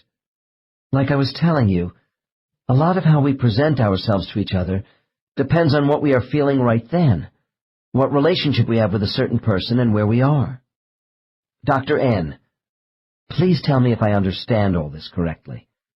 The identity souls project to each other depends on timing and location in the spirit world, as well as mood, and maybe psychological states of mind when they meet? Subject. Sure. And it works both ways. It's interconnecting. Dr. N. Then how can we know the true character of a soul's consciousness with all these changes in each other's image? Subject. Laughs. The image you project never hides who you really are from the rest of us. Anyway, it's not the same kind of emotion we know on Earth. Here it is more abstract. Why we project certain features and thoughts is based on a confirmation of ideas. Dr. N. Ideas? Do you mean your sentiments at the time? Subject. Yes, sort of. Because these human features were part of our physical lives in other places when we discovered things and developed ideas. It is all a continuum for us to use here. Dr. N. Well, if in each of our past lives we have a different face, which one do we assume between lives? Subject. We mix it up. You assume those features which the person you see will most recognize as you, depending on what you want to communicate. Dr. N. What about communication without projecting features? Subject. Sure, we do that. It's normal. But I mentally associate with people more quickly with features. Dr. N. Do you favor projecting a certain set of facial features? Subject. I like the face with the mustache, having a rock-hard jaw. Dr. N. You mean when you were Jeff Tanner, the cowpuncher from Texas in the life we discussed earlier? Subject. Laughs. That's it. And I have had faces like Jeff's in other lives, too. Dr. N. But why Jeff? Was it just because he was you in your last life? Subject.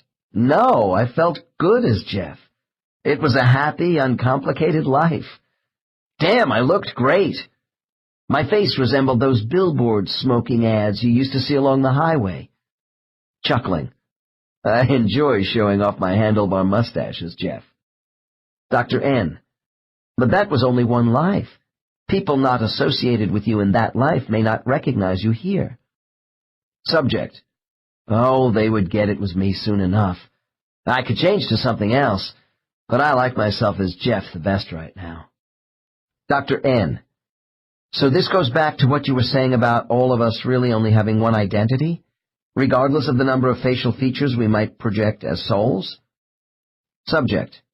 Yeah, you see everyone as they truly are. Some only want their best side to show because of what you might think of them.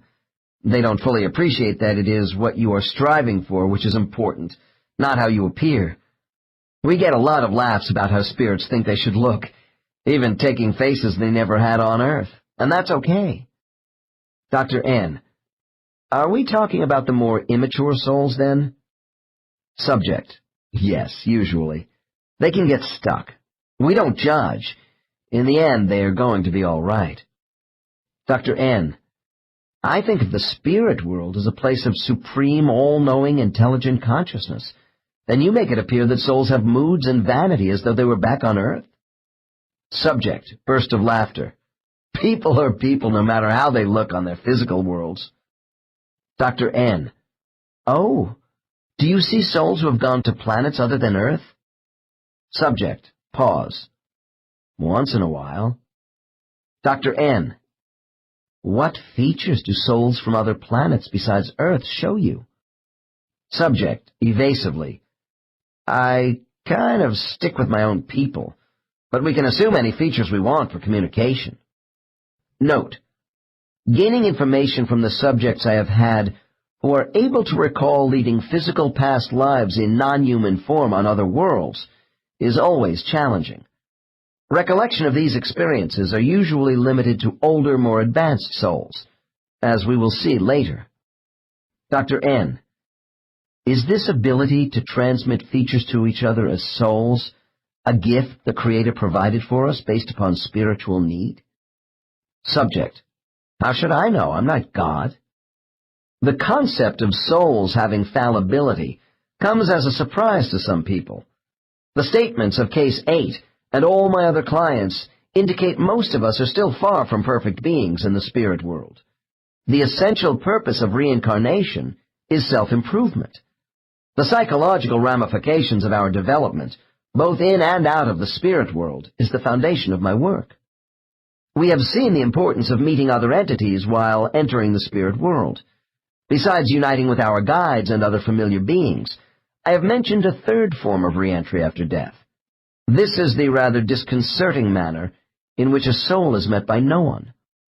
Although it is an uncommon occurrence for most of my clients, I still feel a little sorry for those subjects who describe how they are pulled by unseen forces all alone to their final destinations, where contact is finally made with others.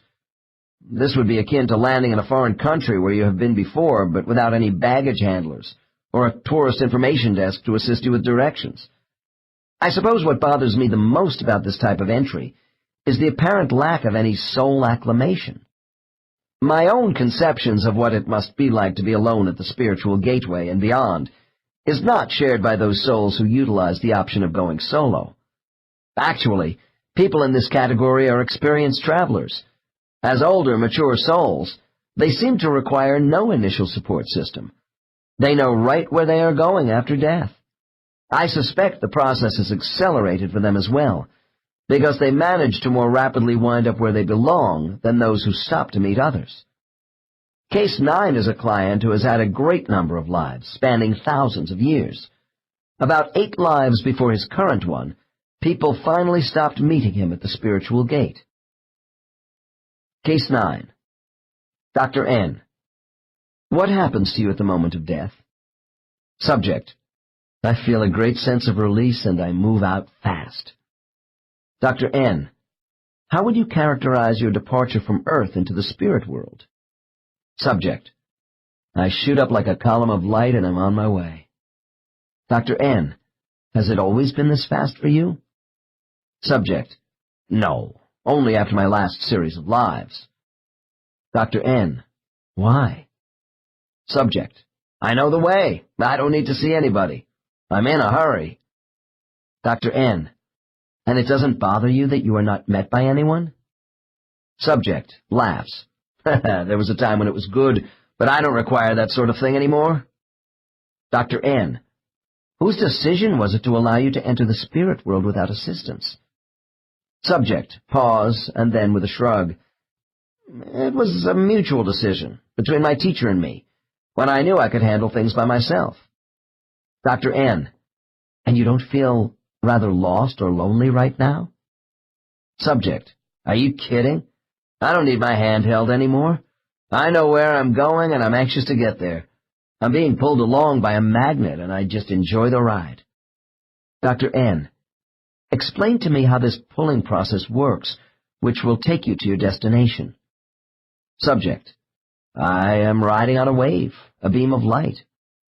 Dr. N: Is this beam electromagnetic or what?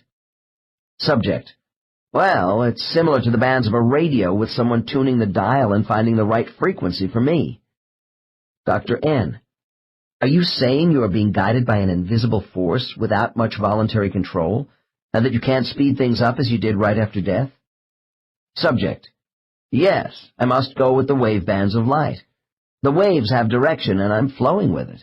It's easy. They do it all for you. Dr. N: Who does it for you? Subject: The ones in control? I don't really know. Dr. N: Then you are not in control. You don't have the responsibility of finding your own destination. Subject pause. My mind is in tune with the movement. I flow with the resonance. Dr. N: Resonance? You hear sounds? Subject: Yes, the wave beam vibrates. I am locked into this, too. Dr. N: Let's go back to your statement about the radio. Is your spiritual travel influenced by vibrational frequencies such as high, medium, and low resonance quality? Subject laughing. That's not bad. Yes, and I'm on a line like a homing beacon of sound and light, and it's part of my own tonal pattern, my frequency. Dr. N: I'm not sure I understand how light and vibration combine to set up directional bands. Subject: Think of a monster tuning fork inside a flashing strobe light. Dr. N: Oh, then there is energy here? Subject: We have energy within an energy field. So it isn't just the lines we travel on. We generate energy ourselves. We can use these forces depending on our experience. Dr. N: Then your maturity level does give you some element of control in the rate and direction of travel. Subject: Yes, but not right here. Later, when I'm settled, I can move around much more on my own. Now I'm being pulled and I'm supposed to go with it. Dr. N: Okay, stay with this and describe to me what happens next. Subject, short pause.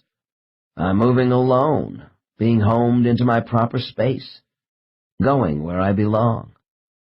In hypnosis, the analytical conscious mind works in conjunction with the unconscious mind to receive and answer messages directed to our deep-seated memories. The subject in Case 9 is an electrical engineer, and thus he utilized some technical descriptions to express his spiritual sensations. This client's predisposition to explain his thoughts on soul travel in technical terms was encouraged, but not dictated by my suggestions. All subjects bring their own segments of knowledge to bear on answering my questions about the spirit world. This case used physical laws familiar to him to describe motion, whereas another person might have said souls move in this tract within a vacuum. Before continuing with the passage of souls into the spirit world, I want to discuss those entities who either have not made it this far after physical death or will be diverted from the normal travel route. 4. The displaced soul.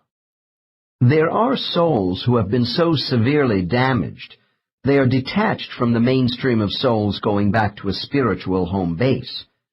Compared to all returning entities, the number of these abnormal souls is not large. However, what has happened to them on earth is significant, because of the serious effect they have on other incarnated souls. There are two types of displaced souls: those who do not accept the fact their physical body is dead and fight returning to the spirit world for reasons of personal anguish, and those souls who have been subverted by, or had complicity with, criminal abnormalities in a human body. In the first instance, displacement is of the soul's own choosing, while in the second case, spiritual guides deliberately remove these souls from further association with other entities for an indeterminate period. In both situations, the guides of these souls are intimately concerned with rehabilitation, but because the circumstances are quite different between each type of displaced soul, I will treat them separately. The first type we call ghosts. These spirits refuse to go home after physical death, and often have unpleasant influences on those of us who would like to finish out our own human lives in peace. These displaced souls are sometimes falsely called demonic spirits, because they are accused of invading the minds of people with harmful intent. The subject of negative spirits has produced serious investigations in the field of parapsychology. Unfortunately, this area of spirituality has also attracted a fringe element of the unscrupulous associated with the occult, who prey on the emotions of susceptible people. The troubled spirit is an immature entity with unfinished business in a past life on earth. They may have no relation to the living person who is disrupted by them. It is true that some people are convenient and receptive conduits for negative spirits who wish to express their querulous nature. This means that someone who is in a deep meditative state of consciousness might occasionally pick up annoying signal patterns from a discarnated being whose communications can range from the frivolous to provocative.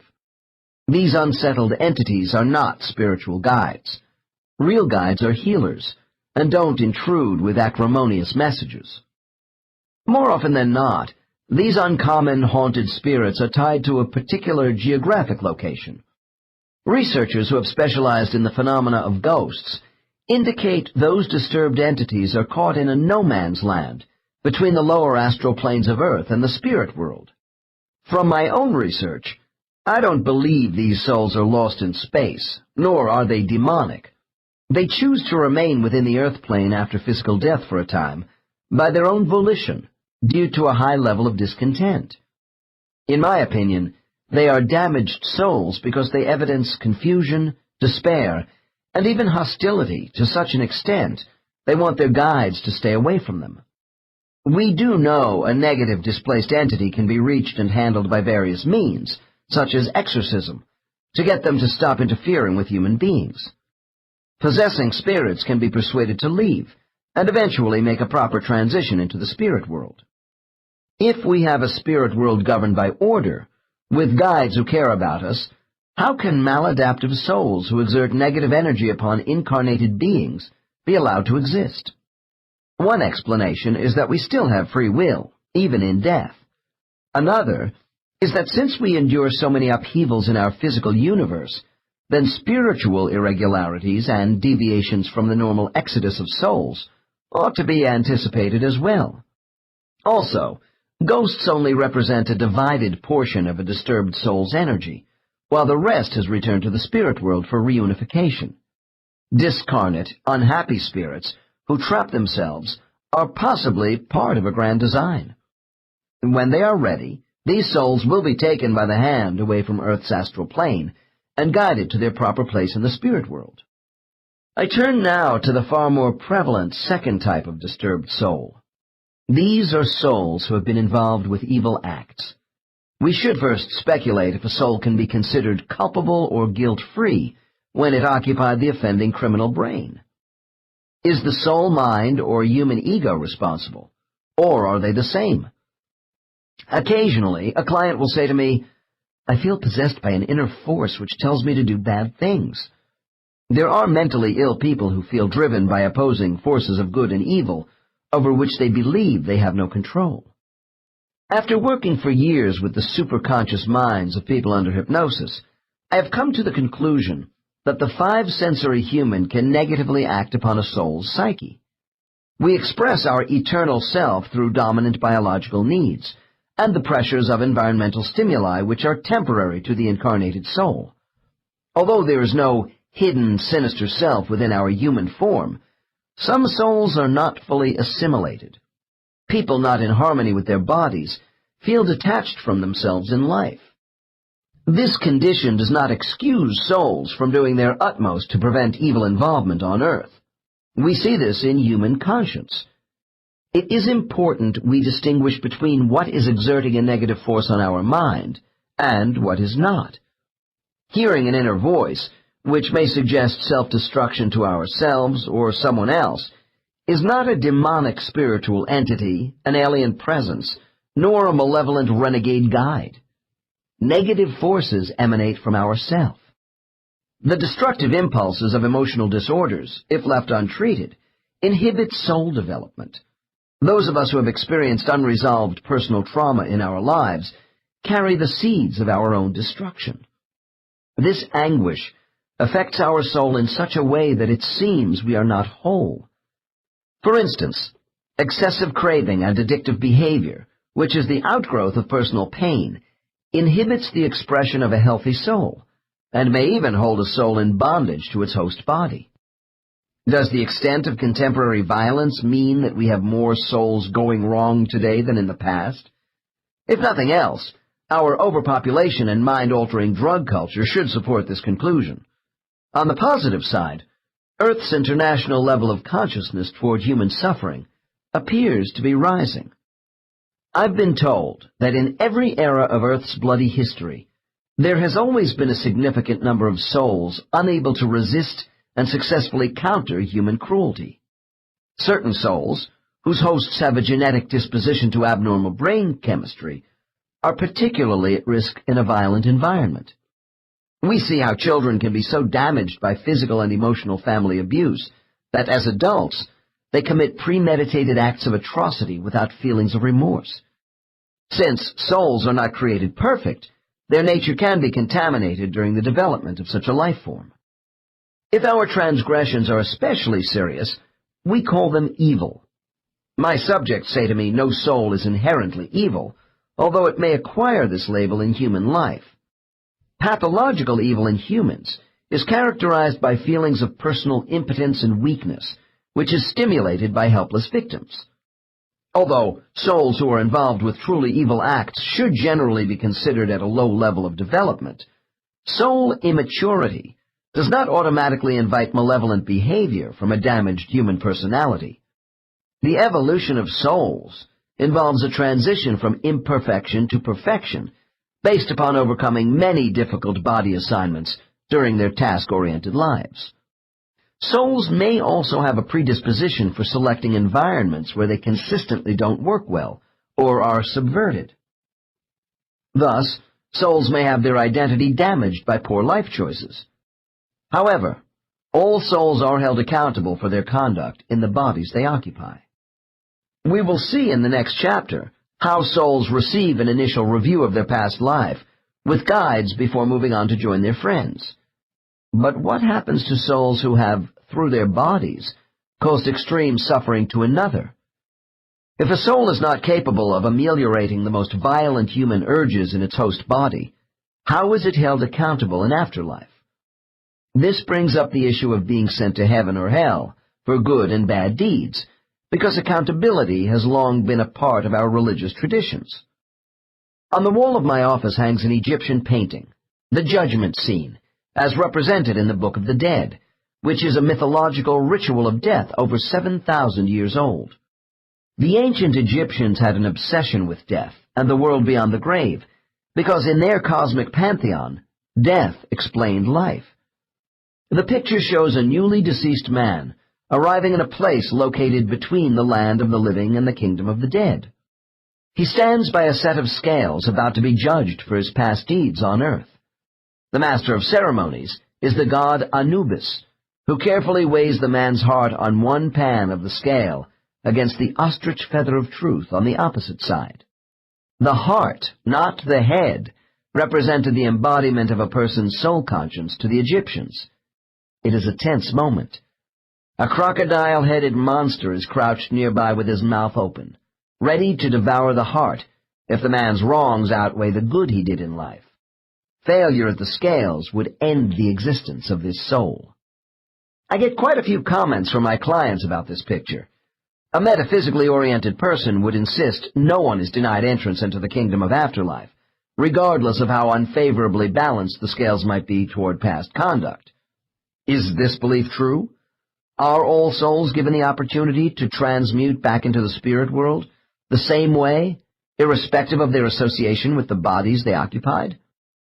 To answer this question, I should begin by mentioning that a large segment of society believes all souls do not go to the same place.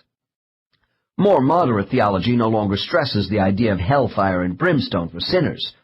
However, many religious sects indicate a spiritual coexistence of two mental states of good and evil. For the bad soul, there are ancient philosophical pronouncements denoting a separation from the God essence as a means of punishment after death. The Tibetan Book of the Dead, a source of religious belief thousands of years older than the Bible, describes the state of consciousness between lives, the bardo, as a time when the evil we have perpetrated projects us into spiritual separation. If the people of the East believed in a special spiritual location for evildoers, was this idea similar to the concept of purgatory in the Western world? From its earliest beginnings, Christian doctrine defined purgatory as a transitory state of temporary banishment for sins of a minor nature against humanity. The Christian purgatory is supposed to be a place of atonement, isolation, and suffering. When all negative karma is removed, these souls are eventually allowed into heaven. On the other hand, souls committing major, deadly sins are condemned to hell forever. Does hell exist to permanently separate good souls from bad ones? All my casework with the spirits of my subjects has convinced me there is no residence of terrible suffering for souls, except on earth. I am told all souls go to one spirit world after death, where everyone is treated with patience and love. However, I have learned that certain souls do undergo separation in the spirit world, and this happens at the time of their orientation with guides. They are not activated along the same travel routes as other souls. Those of my subjects who have been impeded by evil report that souls whose influence was too weak to turn aside a human impulse to harm others will go into seclusion upon re-entering the spirit world. These souls don't appear to mix with other entities in the conventional manner for quite a while. I have also noticed that those beginner souls who are habitually associated with intensely negative human conduct in their first series of lives must endure individual spiritual isolation. Ultimately, they are placed together in their own group to intensify learning under close supervision. This is not punishment, but rather a kind of purgatory for the restructuring of self-awareness with these souls. Because wrongdoing takes so many forms on earth, spiritual instruction and the type of isolation used is varied for each soul. The nature of these variations apparently is evaluated during orientation at the end of each life. Relative time of seclusion and reindoctrination is not consistent either. For instance, I have had reports about maladjusted spirits who have returned back to earth directly after a period of seclusion in order to expunge themselves as soon as possible by a good incarnated performance. Here is an example, as told to me by a soul who was acquainted with one of these spirits. Case 10. Dr. N. Do souls bear responsibility for their involvement with flawed human beings who injure others in life? Subject. Yes, those who have wronged others savagely in a life. I knew one of those souls. Dr. N. What do you know about this entity? What happened after this soul returned to the spirit world following that life? Subject. He had hurt a girl terribly and did not rejoin our group. There was extensive private study for him because he did so poorly while in that body. Dr. N. What was the extent of his punishment? Subject. Punishment is a wrong interpretation. It's regeneration. You have to recognize this is a matter for your teacher. The teachers are more strict with those who have been involved with cruelty. Dr. N. What does more strict mean to you in the spirit world? Subject.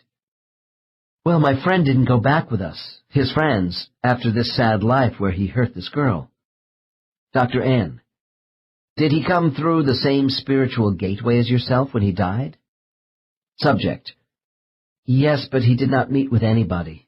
He went directly to a place where he was alone with the teacher. Dr. N. And then what happened to him? Subject. After a while, not long, he returned to Earth again as a woman, where people were cruel, physically abusive. It was a deliberate choice. My friend needed to experience that. Dr. N. Do you think this soul blamed the human brain of his former host body for hurting the girl? Subject. No, he took what he had done back into himself. He blamed his own lack of skill to overcome the human failings. He asked to become an abused woman himself in the next life to gain understanding, to appreciate the damage he had done to the girl. Dr. N.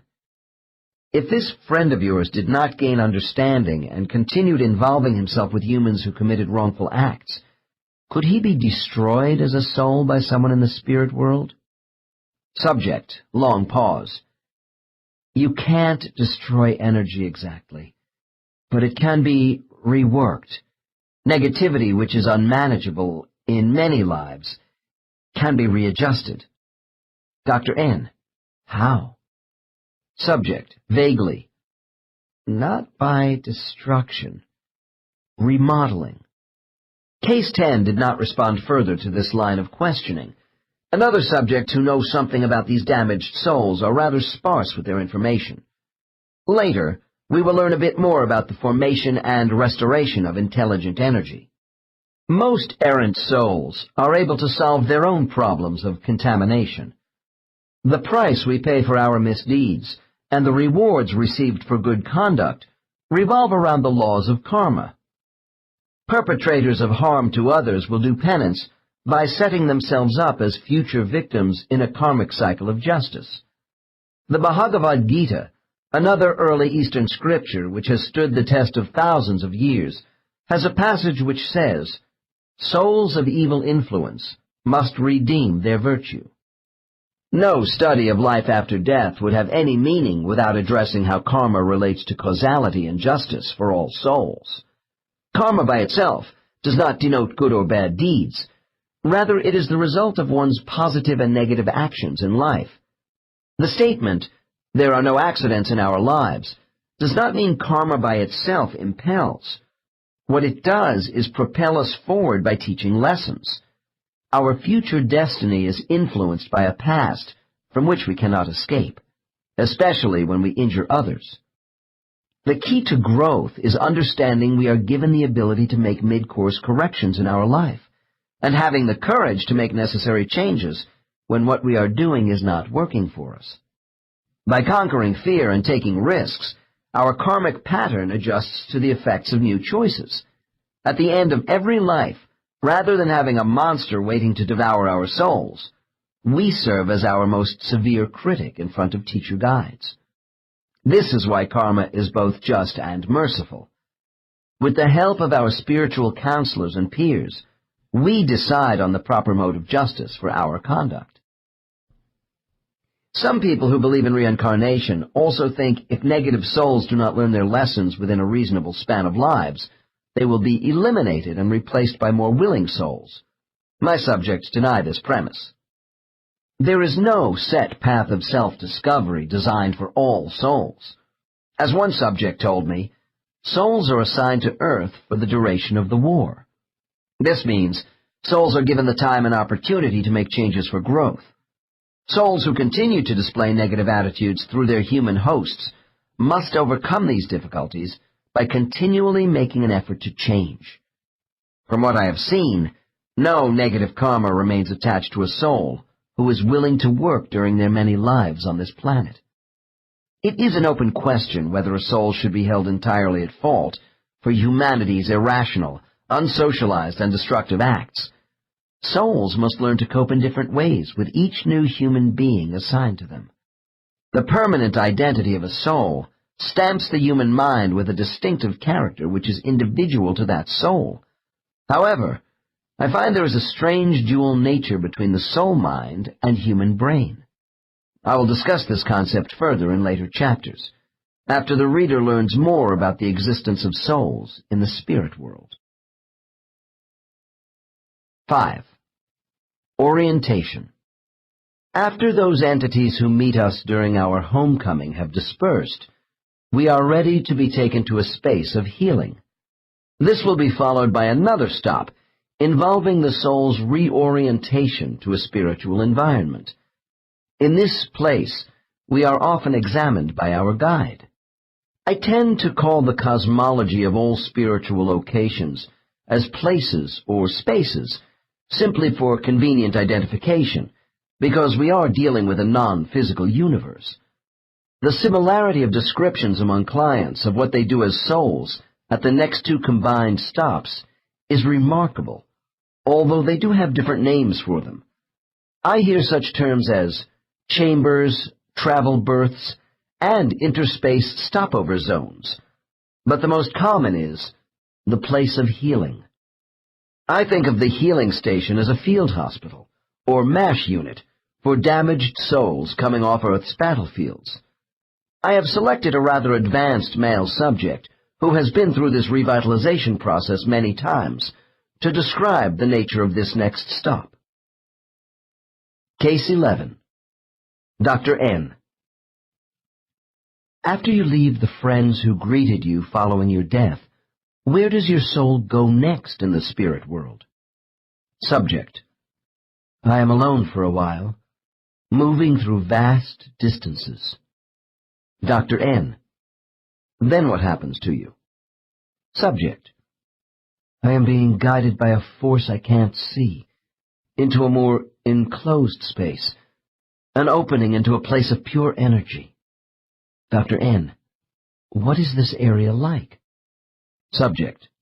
For me, it is the vessel of healing. Dr. N. Give me as much detail as possible about what you experience here. Subject. I'm propelled in, and I see a bright warm beam. It reaches out to me as a stream of liquid energy.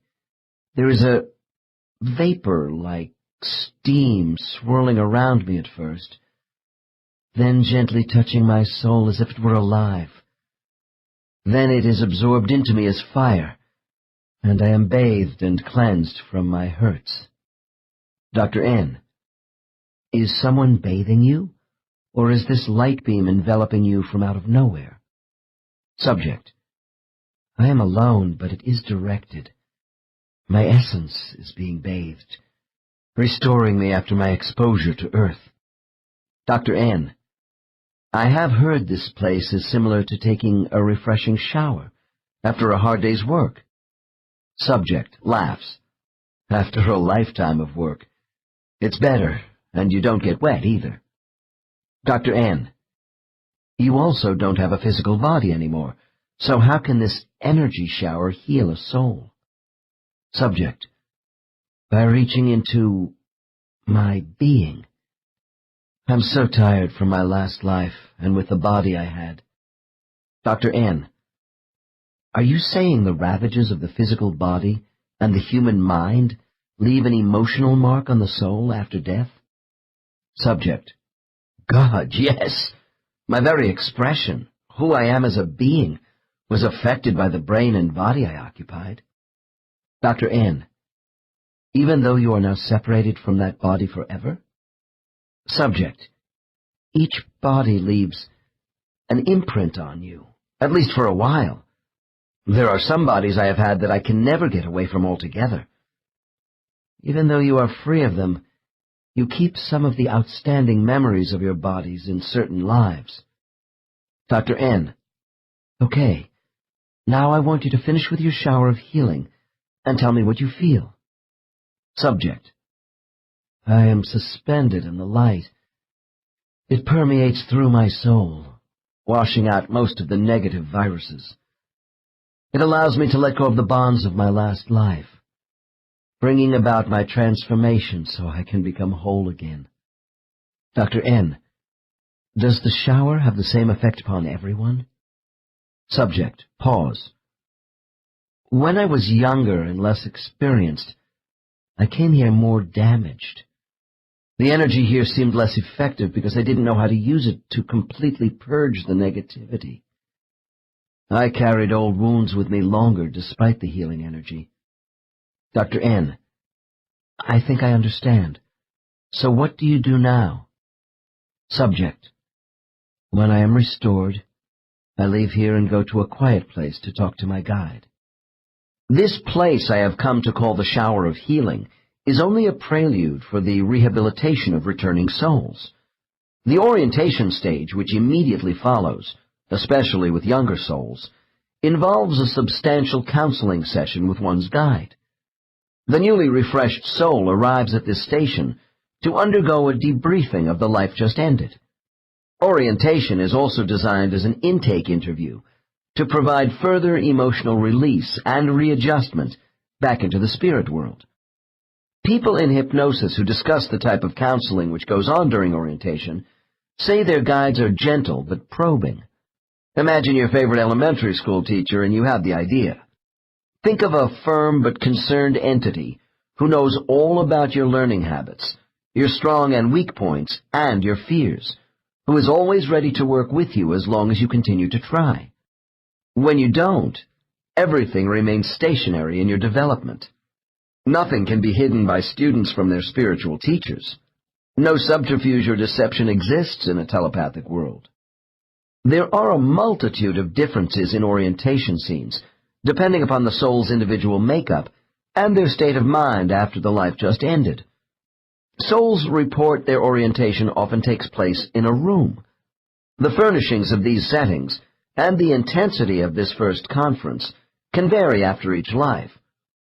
The case below gives a brief example of an orientation scene which attests to the desire of higher forces to bring comfort to the returning soul. Case 12. Subject. At the center of this place I found my bedroom where I was so happy as a child. I see my rose-covered wallpaper and four-poster bed with the squeaky springs under a thick pink quilt made for me by my grandmother.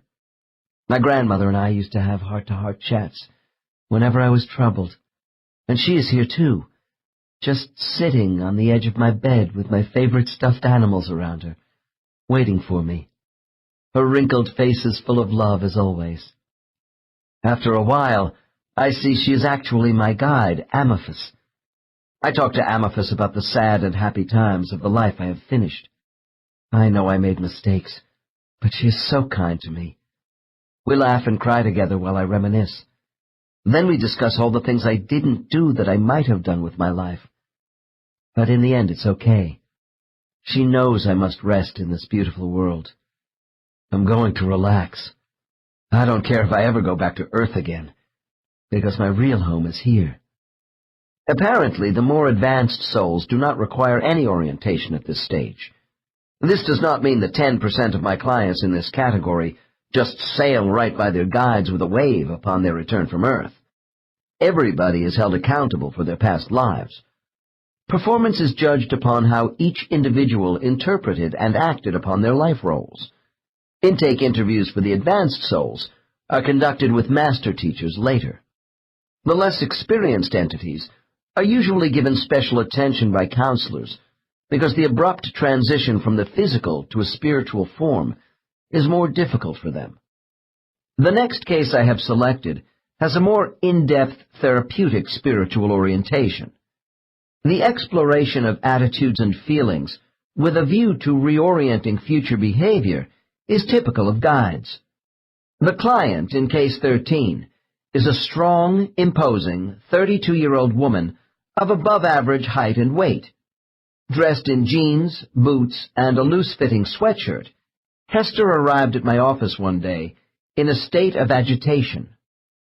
Her presenting problems fell into three parts. She was dissatisfied with her life as a successful real estate broker as being too materialistic and unfulfilling. Hester also felt she lacked feminine sexuality. She mentioned having a closet full of beautiful clothes which were hateful to wear. This client then told me how she had easily manipulated men all her life because there is a male aggression about me which also makes me feel incomplete as a woman. As a young girl, she avoided dolls and wearing dresses because she was more interested in competitive sports with boys. Her masculine feelings had not changed with age, although she had found a man who became her husband because he accepted her dominance in their relationship. Hester said she enjoyed sex with him as long as she was in physical control, and that he found this exciting. In addition, my client complained of headaches on the right side of her head above the ear, which after extensive medical examinations, doctors had attributed to stress.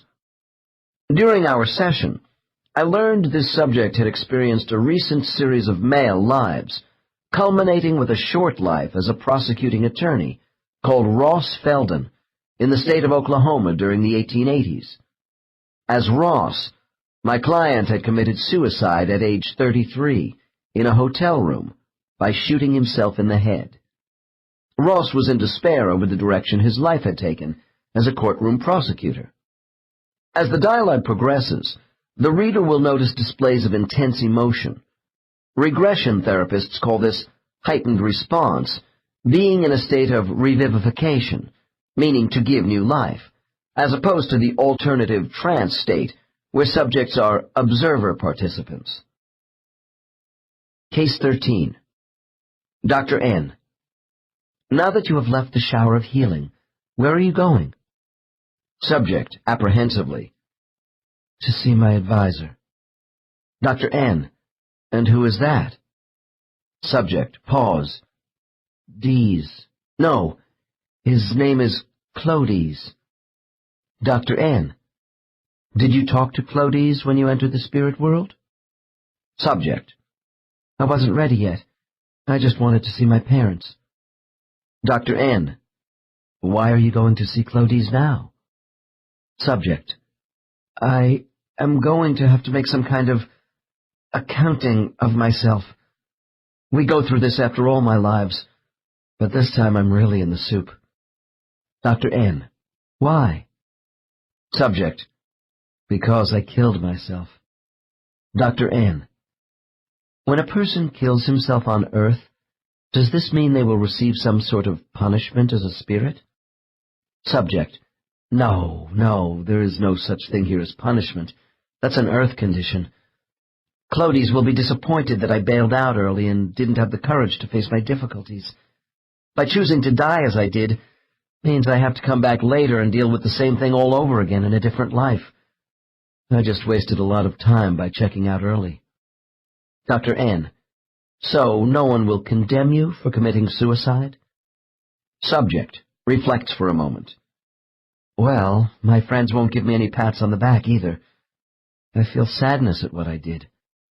Note, this is the usual spiritual attitude toward suicide, but I want to add that those who escape from chronic physical pain or almost total incapacity on earth by killing themselves feel no remorse as souls. Their guides and friends also have a more accepting view toward this motivation for suicide. Dr. N. All right. Let's proceed into your conference with Clodies. First, describe your surroundings as you enter this space to see your advisor. Subject. I go into a room with walls. Laughs. Oh, it's the buckhorn. Dr. N. What's that? Subject. A great cattleman's bar in Oklahoma. I was happy as a patron there. Friendly atmosphere. Beautiful wood paneling. The stuffed leather chairs. Pause. I see Clodies is sitting at one of the tables waiting for me. Now we are going to talk. Dr. N. How do you account for an Oklahoma bar in the spirit world? Subject. It's one of the nice things they do for you to ease your mind, but that's where it ends. Then with a deep sigh. This talk is not going to be like a party at the bar. Dr. N. You sound a little depressed at the prospect of an intimate conversation with your guide about your last life. Subject, defensively. Because I blew it. I have to see him to explain why things didn't work out. Life is so hard. I tried to do it right, but... Dr. N. Do what right? Subject, with anguish. I had an agreement with Clodies to work on setting goals and then following through. He had expectations for me as Ross. Damn! Now I have to face him with this. Dr. N. You don't feel you met the contract you had with your advisor about lessons to be learned as Ross? Subject, impatiently. No, I was terrible. And of course I'll have to do it all over again. We never seem to get it perfect. Pause. You know, if it weren't for Earth's beauty, the birds, flowers, trees, I would never go back. It's too much trouble. Dr. N. I can see you are upset, but don't you think... Subject breaks in with agitation. You can't get away with a thing either. Everybody here knows you so well. There is nothing I can keep from Clodies. Dr. N. I want you to take a deep breath and go further into the Buckhorn Bar, and tell me what you do. Subject. Subject gulps and squares her shoulders. I float in and sit down across from Clodies at a round table near the front of the bar. Dr. N. Now that you are near Clodies, do you think he is as upset as you are over this past life? Subject. No. I'm more upset with myself over what I did and didn't do, and he knows that. Advisors can be displeased, but they don't humiliate us. They're too superior for that. The counseling input of a directive guide gives the healing process of our soul a boost during orientation, but that does not mean the defensive barriers to progress are completely removed. The painful emotional memories from our past do not die as easily as our bodies. Hester must see her negative past life script as Ross clearly, without distorted perceptions. Recreating spiritual orientation scenes during hypnosis assists me as a therapist. I have found the techniques of psychodramatic role-playing to be useful in exposing feelings and old beliefs related to current behavior. Case 13 had quite a long orientation, which I have condensed. At this juncture of the case, I shifted my questioning to involve the subject's guide. As the proceedings unfold with Ross Felden's life, I will take the role of a third-party intermediary between Ross and Clodies. Within this counseling mode, I also want to initiate a role transference, where Hester, Ross, will speak the thoughts of Clodies. The integration of a subject with their guide is a means of eliciting assistance from these higher entities, and bringing problems into sharper focus. I sometimes sense even my own guide is directing me in these sessions. I am cautious about summoning up guides without good cause. Facilitating communication directly with a client's guide always has an uncertain outcome. If my intrusion is clumsy or unnecessary, guides will block a subject's response by silence, or use metaphoric language which is obscure. I have had guides speak through a subject's vocal cords in raspy tones, which are so discordant I can hardly understand the responses to questions. When subjects talk for their guides, rather than guides speaking for themselves through the subject, usually the cadence of speech is not as broken. In this case, Clodies comes through Hester Ross easily, and allows me some latitude in working with his client. Dr. N. Ross, we both need to understand what is happening psychologically to you right from the start of your orientation with Clodies. I want you to assist me. Are you willing to do this? Subject. Yes, I am. Dr. N. Good. And now you are going to be able to do something unusual. On the count of 3, you will have the ability to assume the dual roles of Clodies and yourself. This ability will enable you to speak to me about your thoughts and those of your guide as well. It will seem that you will actually become your guide when I question you. Are you ready? Subject, with hesitation. I think so. Dr. N, rapidly. 1, 2, 3. I place my palm on the subject's forehead to stimulate the transference. Now, Be Clodies speaking his thoughts through you. You are sitting at a table across from the soul of Ross Felden. What do you say to him? Quickly. I want the subject to react without thinking critically about the difficulty of my command. Subject. Subject reacts slowly, speaking as his own guide. You know, you could have done better. Dr. N. Quickly now, be Ross Felden again. Move to the other side of the table and answer Clodies. Subject. I tried, but I fell short of the goal. Dr. N. Switch places again. Become the voice of Clodies' thoughts and answer Ross, quickly. Subject. If you could change anything about your life, what would it be? Dr. N. Respond as Ross. Subject. Not to be corrupted by power and money. Dr. N. Answer as Clodies. Subject. Why did you let these things detract from your original commitment? Dr. N. I lower my voice. You are doing fine. Keep switching chairs back and forth at the table. Now answer your guide's question. Subject. I wanted to belong, to feel important in the community, to rise above others and be admired for my strength. Dr. N. Respond as Clodies. Subject. Especially by women. I observed you tried to dominate them sexually as well, making conquests without attachments. Dr. N. Speak as Ross. Subject. Yes, that's true. Shakes head from side to side. I don't have to explain. You know everything anyway. Dr. N. Respond as Clodies. Subject. Oh, but you do. You must bring your self-awareness to bear on these matters. Dr. N. Answer as Ross. Subject. Defiantly. If I hadn't exerted power over these people, they would have controlled me. Dr. N. Respond as Clodies. Subject. This lacks merit and was unworthy of you. What you became is not how you started. We chose your parents carefully. Note, the Felden family were farmers of modest means, who displayed honesty, forbearance, and sacrificed much so Ross could study law. Dr. N. Answer as Ross. Subject, in a rush. Yes, I know. They brought me up to be idealistic, to help the little guy, and I wanted this too, but it didn't work for me.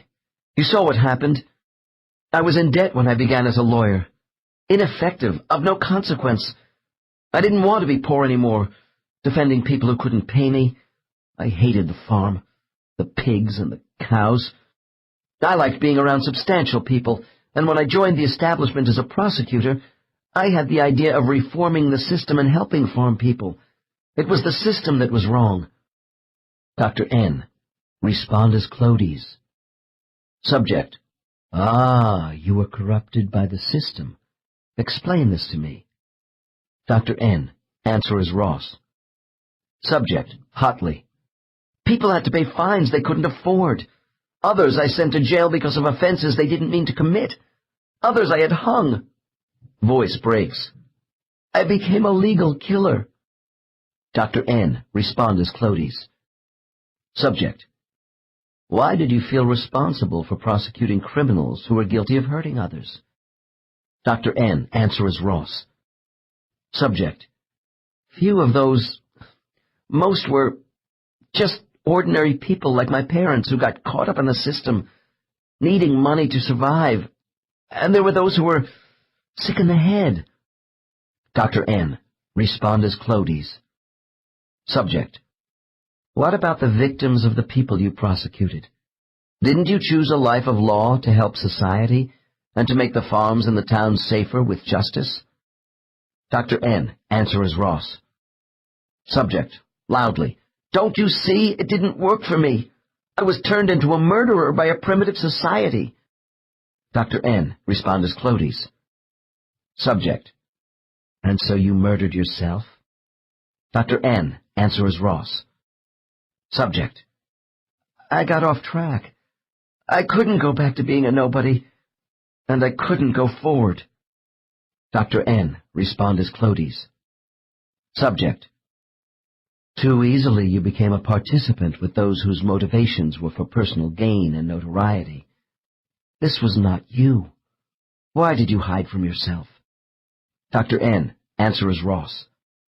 Subject, with anger: Why didn't you help me more when I started as a public defender? Dr. N. Respond as Clodes. Subject: What benefit do you get from thinking I should pick you up at every turn? Dr. N. I ask Hester to respond as Ross, but when she remains silent after the last question, I step in. Ross, if I may interrupt, I believe Clodes is inquiring into the payoff for you from both the pain you feel now and strokes you get from blaming him over your last life. Subject, pause. Wanting sympathy, I guess. Dr. N. Okay. Respond as Clodes to this thought. Subject, very slowly. What more would you have me do? You didn't reach far enough inside yourself. I placed thoughts in your mind of temperance, moderation, responsibility, original goals, your parents' love. You ignored these thoughts and were stubborn to alternative action. Subject. Ross responds without my command. I know I missed the signs you set up. I wasted opportunities. I was afraid. Dr. N. Respond as Clodes to your statement. Subject. What do you value most about who you are? Dr. N. Answer your guide. Subject. That I had the desire to change things on Earth. I started with wanting to make a difference for the people of Earth. Dr. N. Respond as Clodes. Subject. You left that assignment early, and now I see you missing opportunities again, being afraid to take risks, taking paths which damage you, trying to become someone who is not you, and there is sadness again. Recreating the orientation stage does not produce abrupt transitions during my hypnosis sessions. While Case 13 is speaking as Clodes, notice how her responses take on a more lucid and decisive quality, which is different from either my client Hester or her former self as Ross. I am not always successful with my subjects translating their guide's comments so insightfully in former spiritual orientations. Nevertheless, past life memories often spill over into contemporary problems, in whatever spiritual setting is selected. Whether my subject or her guide actually directed the conversation in the Buckhorn bar scene, while I moved the time frame around, does not matter to me. After all, Ross Felden as a person is dead. But Hester is caught in the same quagmire, and I want to do what I can to break this destructive pattern of behavior. I spend a few minutes reviewing with this subject what her guide has indicated about lack of self-concept, alienation, and lost values. After asking Clodes for his continued assistance, I close the orientation scene and immediately take Hester to a later spiritual stage, just before her rebirth today. Dr. N. With all the knowledge of who you were as Ross, and having a greater understanding of your real spiritual identity after your stay in the spirit world, why did you choose your current body? Subject. I chose to be a woman so people would not feel intimidated by me. Dr. N. Really? Then why did you take the body of such a strong, forceful woman in the 20th century? Subject. They won't see a prosecuting attorney dressed in black in a courtroom. This time I am a surprise package. Dr. N. A surprise package? What does that mean? Subject. As a woman, I knew I would be less intimidating to men. I can catch them off guard and scare them to death. Dr. N. What kind of men? Subject. The big guys. The power structure in society. Catch them when they are lulled into a false sense of security because I'm a woman. Dr. N. Catch them and do what? Subject. Drives her right fist into the left palm. Nail them. To save the little guy from the sharks who want to eat up all the small fish in this world. Dr. N. I move my subject into the present while she remains in the superconscious state. Let me understand your reason for choosing to be a woman in this life. You wanted to help the same sort of people who you were unable to help as a man in your previous life. Is this correct? Subject, sadly. Yeah, but it's not the best way. It's not working out for me like I thought. I'm still too strong and macho. Energy is pouring out of me in the wrong direction. Dr. N. What wrong direction? Subject, wistfully. I'm doing it again. Misusing people. I chose the body of a woman who is intimidating to men, and I don't feel like a woman. Dr. N. Give me an example. Subject. Sexually and in business. I'm in the power game again, pushing aside principles, getting off track as before, as Ross. This time I manipulate real estate deals. I'm too interested in acquiring money. I want status. Dr. N. And how does this hurt you, Hester? Subject. The influence of money and position is a drug to me as it was in my last life. My being a woman now has done nothing to change my desire to control people. So stupid. Dr. N. Then do you think your motivations were wrong in choosing to be a female? Subject. Yes. I do feel more natural living as a man. But I thought as a woman this time around I would be more subtle. I wanted this chance to try again in a different sex, and Clody's let me take it.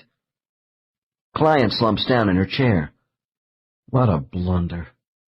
Dr. N. Don't you think you are being a little hard on yourself, Hester? I have the sense you also chose to be a woman because you wanted a woman's insight and intuition to give you a different perspective to tackle your lessons. You can have masculine energy, if you want to call it that, and still be feminine. Before finishing this case, I should touch on the issue of homosexuality. Most of my subjects select the bodies of one gender over another 75% of the time. This pattern is true of all but the advanced souls, who maintain more of a balance in choosing to be men and women. A gender preference by a majority of earthbound souls does not mean they are unhappy the other 25% of the time as males or females. Hester is not necessarily gay or bisexual because of her body choice. Homosexuals may or may not be comfortable with their anatomy as humans. When I do have a client who is gay, they often ask if their homosexuality is the result of choosing to be the wrong sex in this life.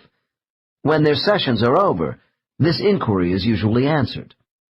Regardless of the circumstances which lead souls to make gender choices, this decision was made before arriving on Earth.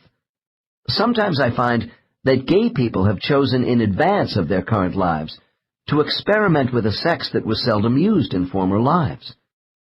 Being gay carries a sexual stigma in our society, which presents a more difficult road in life. When this road is chosen by one of my clients, it can usually be traced to a karmic need to accelerate personal understanding of the complex differences in gender identity, as related to certain events in their past. Case 13 chose to be a woman in this life to try and get over the stumbling blocks experienced as Ross Felden. Would Hester have benefited from knowing about her past as Ross from birth, rather than having to wait over 30 years and undergo hypnosis? Having no conscious memory of our former existences is called amnesia. This human condition is perplexing to people attracted to reincarnation.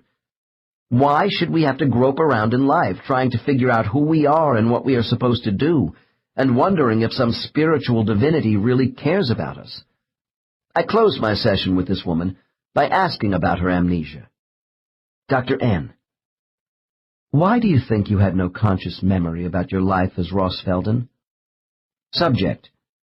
When we choose a body and make a plan before coming back to Earth, there is an agreement with our advisors. Dr. N. An agreement about what? Subject. We agree not to remember other lives. Dr. N. Why? Subject. Learning from a blank state is better than knowing in advance what could happen to you because of what you did before. Dr. N. But wouldn't knowing about your past life mistakes be valuable in avoiding the same pitfalls in this life? Subject: If people knew all about their past, many might pay too much attention to it rather than trying out new approaches to the same problem. The new life must be taken seriously. Dr. N: Are there any other reasons? Subject: Pause. Without having old memories, our advisors say there is less preoccupation for trying to avenge the past, to get even for the wrongs done to you.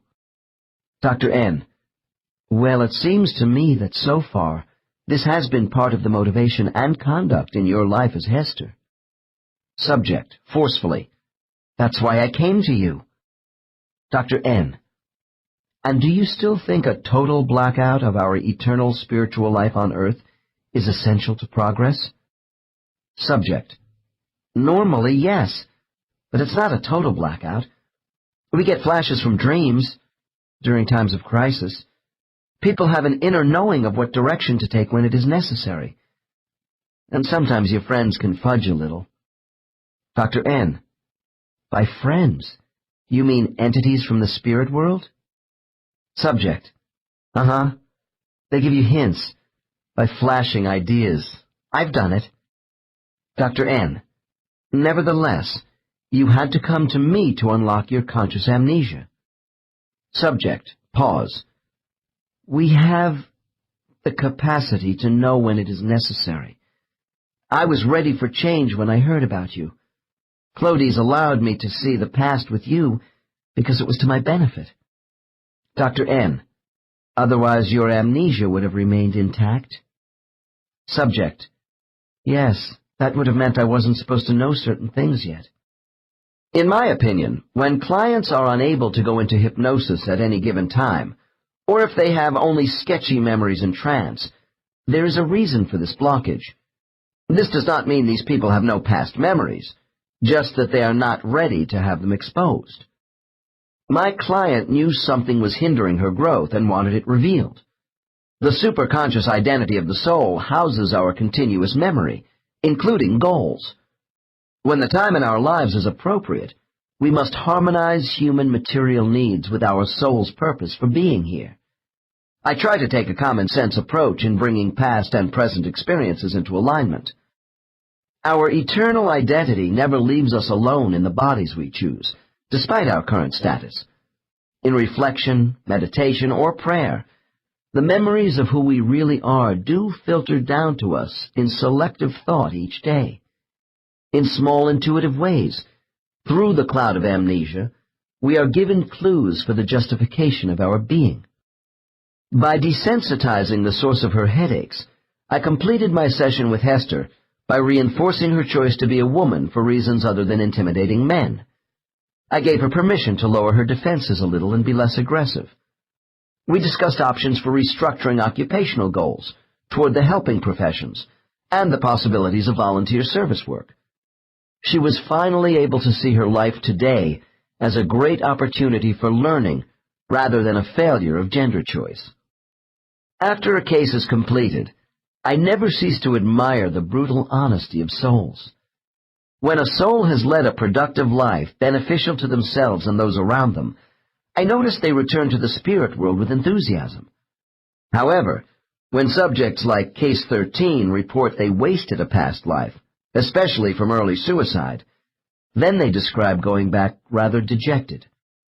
When orientation is upsetting to a subject, I find an underlying reason is the abruptness with which a soul is once again in full possession of all past knowledge. After physical death, unencumbered by a human body, the soul has a sudden influx of perception. The stupid things we did in life hit us hard in orientation. I see more relaxation and greater clarity of thought as I move my subjects further into the spirit world. Souls are created in a positive matrix of such love and wisdom that when a soul starts to come to a planet like Earth and join the physical beings who have evolved from a primitive state, the violence is a shock. Humans have the raw negative emotions of anger and hate as an outgrowth of their fear and pain, connected with survival going back to the Stone Age. Both positive and negative emotions are mixed between soul and host for their mutual benefit. If a soul only knew love and peace, it would gain no insight and never truly appreciate the value of these positive feelings. The test of reincarnation for a soul coming to earth is the conquering of fear in a human body. A soul grows by trying to overcome all negative emotions connected to fear, through perseverance in many lifetimes, often returning to the spirit world bruised or hurt, as Case 13 indicated. Some of this negativity can be retained even in the spirit world, and may reappear in another life with a new body. On the other hand, there is a trade-off. It's in joy and unabashed pleasure that the true nature of an individual soul is revealed on earth in the face of a happy human being. Orientation conferences with our guides allow us to begin the long process of self-evaluation between lives. Soon we will have another conference, this time with more master beings in attendance. In the last chapter, I referred to the ancient Egyptian tradition of newly deceased souls being taken into a hall of judgment to account for their past lives. In one form or another, the concept of a torturous courtroom trial awaiting us right after death has been part of the religious belief system of many cultures. Occasionally, a susceptible individual in a traumatic situation will say they had an out-of-body experience with nightmarish visions of being taken by frightening specters into an afterlife of darkness, where they were sentenced in front of demonic judges. In these cases, I suspect a strong preconditioned belief system of hell. In the quiet, relaxing state of hypnosis, with continuity on all mental levels, my subjects report that the initial orientation session with their guides prepares them to go before a panel of superior beings. However, the words courtroom and trial are not used to describe these proceedings. A number of my cases have called these wise beings, directors, and even judges, but most refer to them as a council of masters or elders. This board of review is generally composed of between 3 and 7 members, and since souls appear before them after arriving at their home base, I will go into this conference in more detail at the end of the next chapter. All soul evaluation conferences, be they with our guides, peers, or a panel of masters, have one thing in common. The feedback and past life analysis we receive in terms of judgment is based upon the original intent of our choices as much as the actions of a lifetime. Our motivations are questioned and criticized, but not condemned in such a way as to make us suffer. As I explained in Chapter 4, this does not mean souls are exonerated for their acts which harmed others simply because they are sorry. Karmic payment will come in a future life. I have been told that our spiritual masters constantly remind us that because the human brain does not have an innate moral sense of ethics, conscience is the soul's responsibility. Nevertheless, there is overwhelming forgiveness in the spirit world. This world is ageless, and so too are our learning tasks. We will be given other chances in our struggle for growth. When the initial conference with our guide is over, we leave the place of orientation and join a coordinated flow of activity involving the transit of enormous numbers of other souls into a kind of central receiving station. 6. Transition. All souls, regardless of experience, eventually arrive at a central port in the spirit world, which I call the staging area. I have said there are variations in the speed of soul movement right after death, depending upon spiritual maturity. Once past the orientation station, there seems to be no further travel detours for anyone entering this space of the spirit world. Apparently, large numbers of returning souls are conveyed in a spiritual form of mass transit. Sometimes, souls are escorted by their guides to this area. I find this practice is especially true for the younger souls. Others are directed through by an unseen force, which pulls them into the staging area and then beyond to waiting entities. From what I am able to determine, accompaniment by other entities depends upon the volition of one's guide.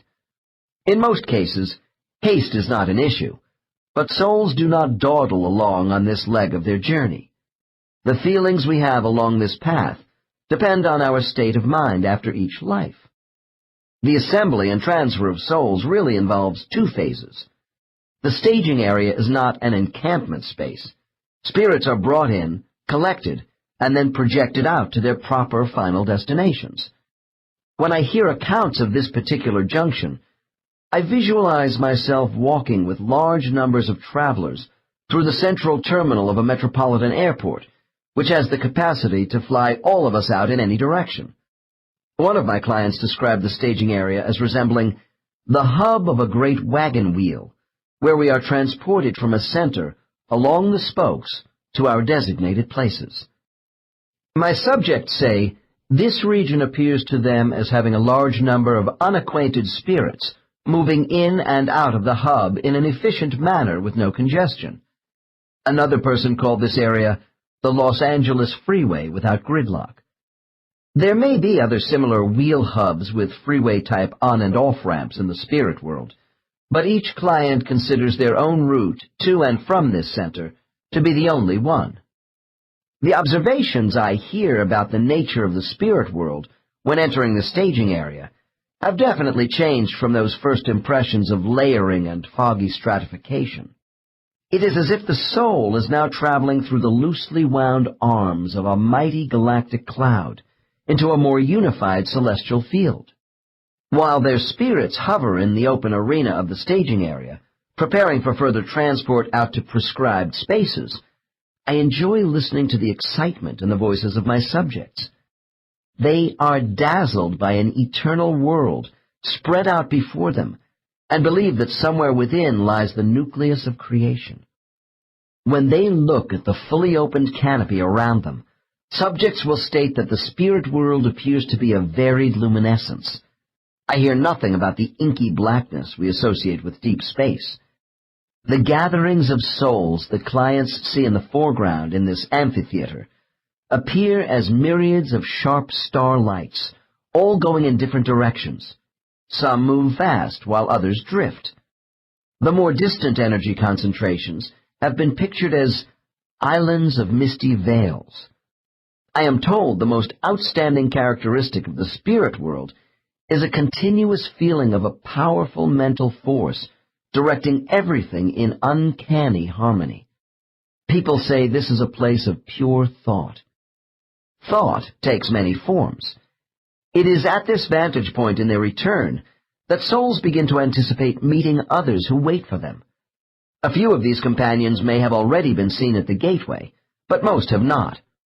Without exception, souls who wish to contact each other, especially when on the move, do so by just thinking of the entity they want.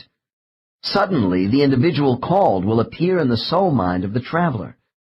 These telepathic communications by the energy of all spiritual entities allow for a non-visual affinity, while two energy forms who actually come near one another provide a more direct connection. There is uniformity in the accounts of my subjects as to their manner of spiritual travel, routes, and destinations, although what they see along the way is distinctive with each person. I searched through my case files to find a subject whose experiences along this route to an ultimate spiritual destination was both descriptive and yet representative of what many others have told me. I selected an insightful 41-year-old graphic designer with a mature soul. This man's soul had traveled over this course many times between a long span of lives. Case 14. Dr. N. You are now ready to begin the final portion of your homeward journey toward the place where your soul belongs in the spirit world. On the count of 3, all the details of this final leg of your travels will become clear to you. It will be easy for you to report on everything you see, because you are familiar with the route. Are you ready? Subject: Yes. Dr. N. Raising my voice to a commanding tone. 1. We are getting started. 2. Your soul has now moved out of the area of orientation. 3. Quickly, what is your first impression? Subject: Distances are unlimited. Endless space. Forever. Dr. N. So are you telling me the spirit world is endless? Subject. Long pause. To be honest, from where I am floating, it looks endless. But when I begin to really move, it changes. Dr. N. Changes how? Subject. Well, everything remains formless, but when I am gliding faster, I see I'm moving inside a gigantic bowl, turned upside down. I don't know where the rims of the bowl are, or even if any exist. Dr. N. Then movement gives you the sense of a spherical spirit world? Subject. Yes, but it's only a feeling of enclosed uniformity when I am moving rapidly. Dr. N. Why does rapid movement, your speed, give you the feeling of being in a bowl? Subject. Long pause. It's strange. Although everything appears to go on straight when my soul is drifting, that changes to a feeling of roundness when I am moving fast on a line of contact. Dr. N. What do you mean by a line of contact? Subject. Towards a specific destination. Dr. N. How does moving with speed on a given line of travel change your observational perceptions of the spirit world to a feeling it is round? Subject. Because with speed the lines seem to bend. They curve in a more obvious direction for me and give me less freedom of movement. Note: other subjects, who are also disposed toward linear descriptions, speak of traveling along directional force lines, which have the spatial properties of a grid system. One person called them vibrational strings. Dr. N. By less freedom, do you mean less personal control? Subject. Yes. Dr. N. Can you more precisely describe the movement of your soul along these curving contact lines? Subject. It's just more purposeful. When my soul is being directed someplace on a line, it's like I'm in a current of white water, only not as thick as water, because the current is lighter than air. Dr. N. Then, in this spiritual atmosphere, you don't have the sense of density such as in water? Subject. No, I don't. But what I am trying to say is I'm being carried along as if I were in a current underwater. Dr. N. Why do you think this is so? Subject. Well, it's as if we are all swimming, being carried along in a swift current which we can't control, under somebody's direction, up and down from each other in space, with nothing solid around us. Dr. N. Do you see other souls traveling in a purposeful way above and below you? Subject. Yes. It's as if we start in a stream, and then all of us returning from death are pulled into a great river together. Dr. N. When do the numbers of returning souls seem the highest to you? Subject. When the rivers converge into... I can't describe it. Dr. N. Please try. Subject. Pause. We are gathered into a sea, where all of us swirl around in slow motion. Then I feel as though I'm being pulled away to a small tributary again, and it's quieter, further from the thoughts of so many minds, going to the ones I know. Dr. N. Later, in your normal travels as a soul, is it the same as being propelled around in streams and rivers as you have just described? Subject. No, not at all. This is different. We're like salmon going up to spawn, returning home. Once we get there, we are not pushed about this way. Then we can drift. Dr. N. Who is doing the pushing while you are being taken home? Subject. Higher entities, the ones in charge of our movements to get us home. Dr. N. Entities such as your guide. Subject. Above him, I think. Dr. N. What else are you feeling at this moment? Subject. Peace. There is such peace you never want to leave again. Dr. N. Anything more? Subject. Oh, I have some anticipation, too, while moving slowly with the energy current. Dr. N. All right. Now I want you to continue to move further along with the current of energy, closer to the area where you are supposed to go. Look around carefully, and tell me what you see. Subject. I see a variety of lights, in patches, separated from each other by galleries. Dr. N. By galleries, do you mean a series of enclosures? Subject. More like a long corridor, bulging out in places, stretching out away from me into the distance. Dr. N. And the lights? Subject. They are people. The souls of people within the bulging galleries reflecting light outward to me. That's what I'm seeing, patches of lights bobbing around. Dr. N. Are these clusters of people structurally separated from each other in the bulges along the corridor? Subject. No, there are no walls here. Nothing is structural with angles and corners. It's hard for me to explain exactly. Dr. N. You are doing fine. Now I want you to tell me what separates the light clusters from each other along this corridor you are describing. Subject. The people are divided by thin, wispy filaments, making the light milky like the transparency of frosted glass. There is an incandescent glow from their energy as I pass by.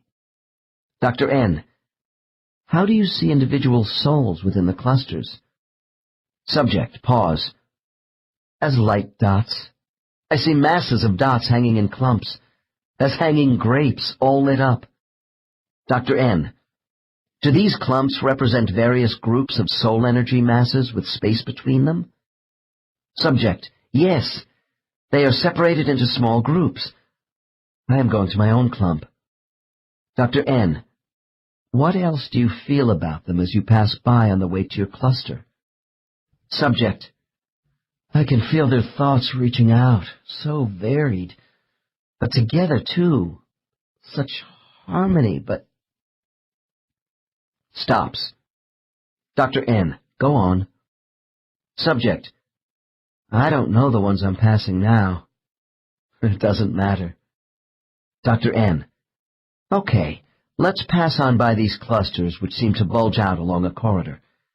Give me an example of what the whole thing looks like to you from a distance. Subject. Laughs. A long glowworm. Its sides bulging in and out. The movement is rhythmic. Dr. N. You mean the corridor itself appears to move? Subject. Yes, parts of it.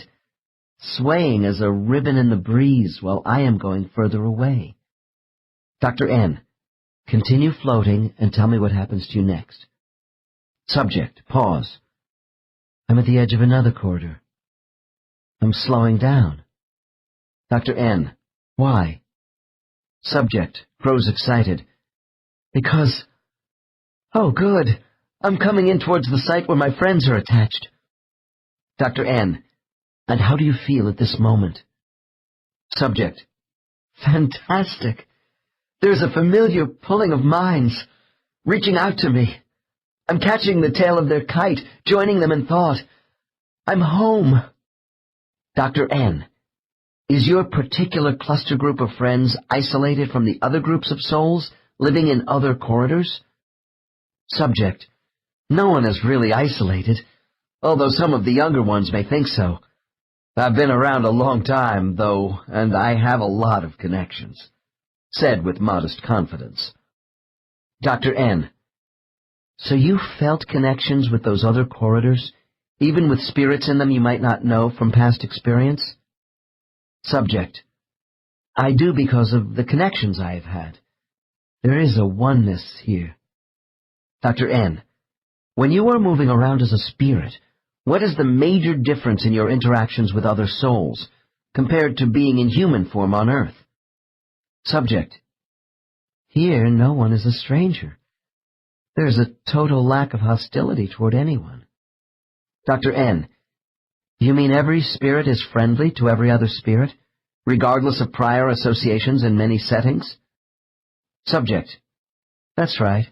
And it's more than just being friendly. Dr. N: In what way? Subject: We recognize a universal bond between us which makes us all the same. There is no suspicion toward each other. Dr. N: How does this attitude manifest itself between souls who first meet? Subject: By complete openness and acceptance. Dr. N: Living on Earth must be difficult for souls, then. Subject: It is, for the newer ones especially, because they go to Earth expecting to be treated fairly. When they aren't, it's a shock. For some, it takes quite a few lives to get used to the Earth body. Dr. N: And if the newer souls are struggling with these Earth conditions, are they less efficient when working within the human mind? Subject: I would have to say yes, because the brain drives a lot of fear and violence into our souls. It's hard for us, but that's why we come to Earth, to overcome. Dr. N: In your opinion, might the newer souls tend to be more fragile and in need of group support upon returning to their cluster? Subject: That's absolutely true. We all want to return home. Will you let me stop talking now so I can meet with my friends? I have touched upon the commonality of word usage by different clients to describe spiritual phenomena. Case 14 offered us a few more. I regularly hear such water words as currents and streams used to explain a flowing directional movement, where a sky word like cloud denotes a freedom of motion associated with drifting. Visual images, which call up expressions of energy mass and group clusters to indicate souls themselves, are especially popular. I have adopted some of this spiritual language myself. At the final demarcation zone for the incoming soul, waiting cluster groups of familiar entities may be large or small, depending upon the soul's developmental level and other factors, which I will take up as we get a little further along. By way of comparison with Case 14, the next case demonstrates a more insular perception of the spirit world from a soul with less maturity. In Case 15, the transition of this soul from the staging area to her home cluster is fairly rapid in her mind.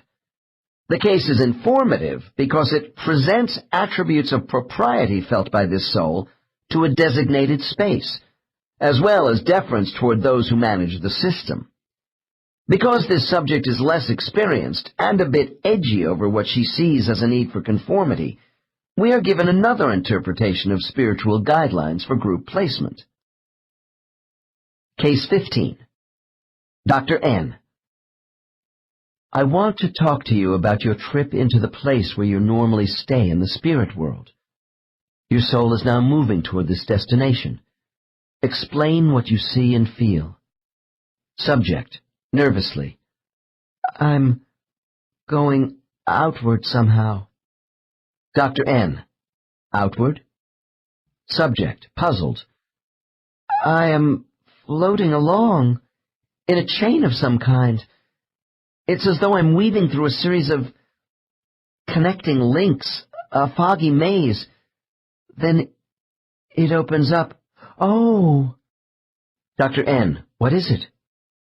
Subject, with awe: I have come into a grand arena. I see many others crisscrossing around me. Subject grows uncomfortable. Dr. N: Just relax. You are in the staging area now. Do you still see your guide? Subject, with hesitation: Yes, nearby. Otherwise I would be lost. It's so vast. Dr. N: I place my hand on the subject's forehead. Continue to relax and remember you have been here before, although everything may seem new to you. What do you do now? Subject: I'm carried forward, rapidly, straight past others. Then I'm in an empty space. Open. Dr. N. Does this void mean everything is black around you? Subject. It's never black here. The light just contracts to darker shades because of my speed. When I slow down, things get brighter. Others confirm this observation. Dr. N. Continue on and report back to me what you see next. Subject. After a while I see nests of people. Dr. N. You mean groups of people? Subject. Yes. Like hives. I see them as bunches of moving lights. Fireflies. Dr. N. All right. Keep moving and tell me what you feel. Subject. Warmth. Friendship. Empathy. It's dreamy. Dr. N. What is it? Subject. I have slowed way down. Things are different. Dr. N. How? Subject. More clearly defined. Pause. I know this place. Dr. N. Have you reached your own hive, cluster group? Subject. Long pause. Not yet, I guess. Dr. N. Just look about you and report back to me exactly what you see and feel. Subject. Subject begins to tremble. There are bunches of people together, off in the distance, but there. Dr. N. What do you see? Subject. Fearfully. People I know. Some of my family, off in the distance, but, with anguish, I don't seem to be able to reach them. Dr. N. Why? Subject. In tearful bewilderment. I don't know. God, don't they know I'm here? Subject begins to struggle in her chair, and then extends her arm and open hand at my office wall. I can't reach my father. Note. I briefly stopped my questioning. This client's father had a great influence in her most immediate past life, and she needs additional calming techniques. I also decide to reinforce her protective shield before continuing. Dr. N. What do you think is the reason your father is off in the distance, so you can't reach him? Subject. During a long pause, I use the time to dry subject's face, which has become wet with tears and perspiration. I don't know. Dr. N. I place my hand on subject's forehead and command, Connect with your father, now. Subject. After a pause, the subject relaxes. It's okay. He is telling me to be patient and everything will become clear to me. I want to go over there and be near him. Dr. N. And what does he tell you about that? Subject. Sadly. He says that he can always be in my mind if I need him, and I will learn to do this better, think telepathically, but he has to stay where he is. Dr. N. What do you think is the basic reason for your father remaining in this other place? Subject. Tearfully. He does not belong in my hive. Dr. N. Anything else? Subject. The directors, they don't... Crying again. I'm not sure. Note. Normally, I try to avoid too much intervention when subjects are describing their spiritual transitions. In this case, my client is confused and disoriented, so I offer a little guidance of my own. Dr. N. Let's analyze why you can't reach your father's position right now. Could this separation be the result of higher entities believing this is a time for individual reflection on your part, and that you should associate only with other souls at your own level of development? Subject. Subject is more restored. Yes, those messages are coming through. I have to work things out for myself, with others like me. The directors encourage us, and my father is helping me understand too. Dr. N. Are you satisfied with this procedure? Subject. Pause. Yes. Dr. N. All right. Please continue with your passage from the moment you see some of your family in the distance. What happens next? Subject.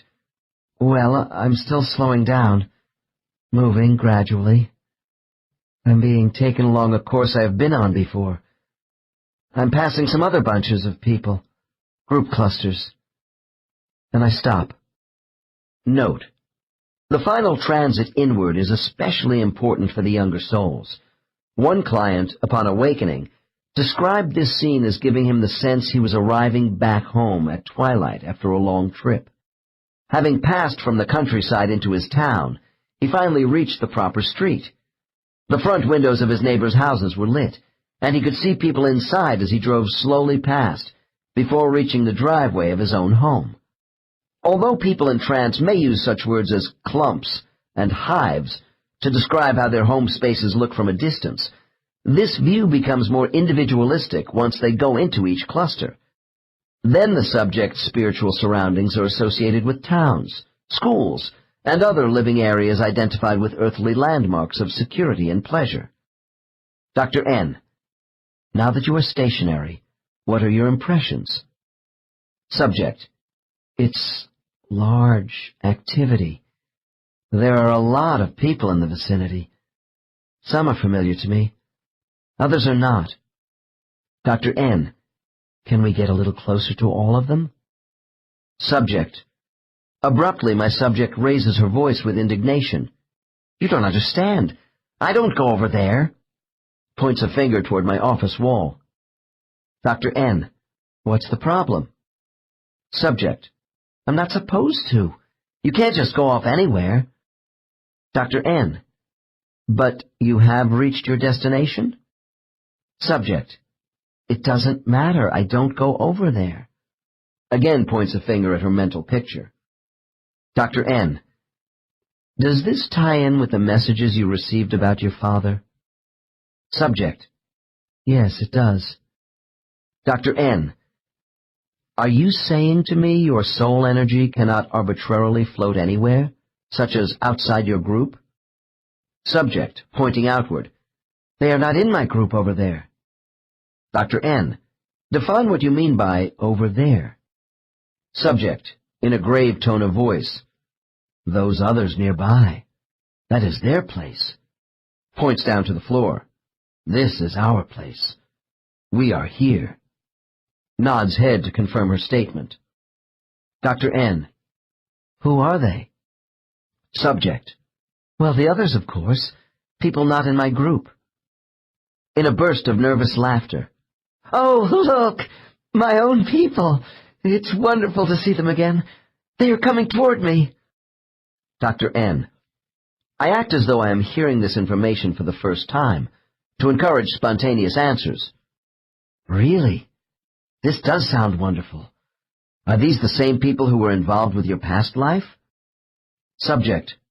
More than one life, I can tell you. With pride. These are my people. Dr. N. These people are entities who are members of your own group? Subject. Of course, yes. I have been with them for so long. Oh, it's fun seeing them all again. Subject is overjoyed, and I give her a few moments with this picture. Dr. N. I see quite a change in your understanding in just the short time since we arrived here. Look off in the distance at the others around this space. What is it like where they live? Subject, agitated. I don't want to know. That is their business. Can't you see? I'm not attached to them. I'm too busy with the people I am supposed to be with here. People I know and love. Dr. N. I do see. But a few minutes ago you were quite distressed at not being able to get close to your father. Subject. I know now he has his own gathering place with people. Dr. N. Why didn't you know that when we arrived here? Subject. I'm not sure. I admit it was a shock at first. Now I know the way things are. It's all coming back to me. Dr. N. Why wasn't your guide around to explain all this to you before you saw your father? Subject. Long pause. I don't know. Dr. N. Probably other people you have known and loved besides your father are also in these groups. Are you saying you have no contact with them now that you are in your proper place in the spirit world? Subject, upset with me. No, I have contact with my mind. Why are you being so difficult? I'm supposed to stay here. Dr. N. I prod the subject once more to gain additional information. And you don't just drift over to those other groups for visits? Subject. No, you don't do that. You don't go into their groups and interfere with their energy. Dr. N. But mental contact offers no interference with their energy. Subject. At the right time, when they are free to do this with me. Dr. N. So what you are telling me is that everyone here is located in their own group spaces, and you don't go wandering around visiting or making too much mental contact at the wrong times? Subject, calming down. Yes, they are in their own spaces with instruction going on. It's the directors who move around mostly. Dr. N. Thank you for clearing all this up for me. You want me to know that you and your group friends are especially careful about infringing upon others' spaces. Subject. That's right. At least that's the way things are around my space. Dr. N. And you don't feel confined by this custom? Subject. Oh, no. There are great expanses of space, and such a sense of freedom here, as long as we pay attention to the rules. Dr. N. And what if you don't? Who decides what is the proper location for each group of souls? Subject. Pause. The teachers help us. Otherwise we would be lost. Dr. N. It seemed to me you were lost when we first arrived here. Subject. With uncertainty. I didn't connect. I wasn't mentally in tune. I messed up. I don't think you realize how big it is around here. Dr. N. Look around you at all the occupied spaces. Isn't the spirit world crowded with souls? Subject laughs. Sometimes we do get lost. That's our own fault. This place is big. That's why it never gets crowded. The two cases in this chapter represent different reactions from a beginner and a more advanced soul, recalling the final phase of their return passages back to the spirit world. Every participant has their own interpretation of the panoramic view from the staging area to the terminus in their cluster group. Some of my subjects find the transition from the gateway to group placement to be so rapid that they need time to adjust upon arrival. When recalling their memories between homecoming and placement, my subjects sometimes express concern that an important individual was not present in light form or did not communicate with them telepathically. Often this is a parent or spouse in the life just completed. By the end of the transition stage, the reason usually becomes evident. Frequently it has to do with embodiment. We have seen how the average returning soul is overwhelmed by pleasure. Familiar beings are clustered together in undulating masses of bright light. On occasion, resonating musical sounds with specific chords guide the incoming traveler. One subject remarked, "As I come near my place, there is a monotone of many voices sounding the letter A, like A, for my recognition, and I can see them all vibrating fast as warm, bright energy, and I know these are disembodied ones right now." What this means is that those souls who are currently incarnated in one or more bodies at the moment may not be actively engaged with welcoming anybody back. Another subject explained, "It is as if they are sleeping on autopilot. We always know who is out and who is in." Those souls who are not totally discarnated radiate a dim light with low pulsating energy patterns and don't seem to communicate much with anyone. Even so, these souls are able to greet the returning soul in a quiet fashion within the group setting. The sense of a barrier between various groups, as experienced by Case 15, has different versions among my subjects, depending upon the age of the soul. I will have another perspective about mobility in the next case. The average soul with a great deal of basic work to do describes the separation of their group from others as similar to being in different classrooms in the same schoolhouse. I have also had clients who felt they were entirely separated in their own schoolhouse. The analogy of spiritual schools directed by teacher guides is used so often by people under hypnosis that it has become a habit for me to use the same terminology. As I mentioned earlier, after souls arrive back into their soul groups, they are summoned to appear before a council of elders. While the council is not prosecutorial, they do engage in direct examination of a soul's activities before returning them to their groups. It is not unusual for my subjects to have some difficulty providing me with full details of what transpires at these hearings, and I am sure these blocks are intentional. Here's a report from one case. After I meet with my friends, my guide Veronica, subject's younger teacher, takes me to another place to meet with my panel of elders. She is at my side as an interpreter for what I don't understand, and to provide support for explanations of my conduct in the last life. At times, she speaks on my behalf as a kind of defense advocate, but Quazel, subject's senior guide who arrived before Veronica, carries the most weight with the panel. There are always the same 6 elders in front of me who wear long white robes. Their faces are kindly, and they evaluate my perceptions of the life I have just lived, and how I could have done better with my talents, and what I did that was beneficial. I am freely allowed to express my frustrations and desires.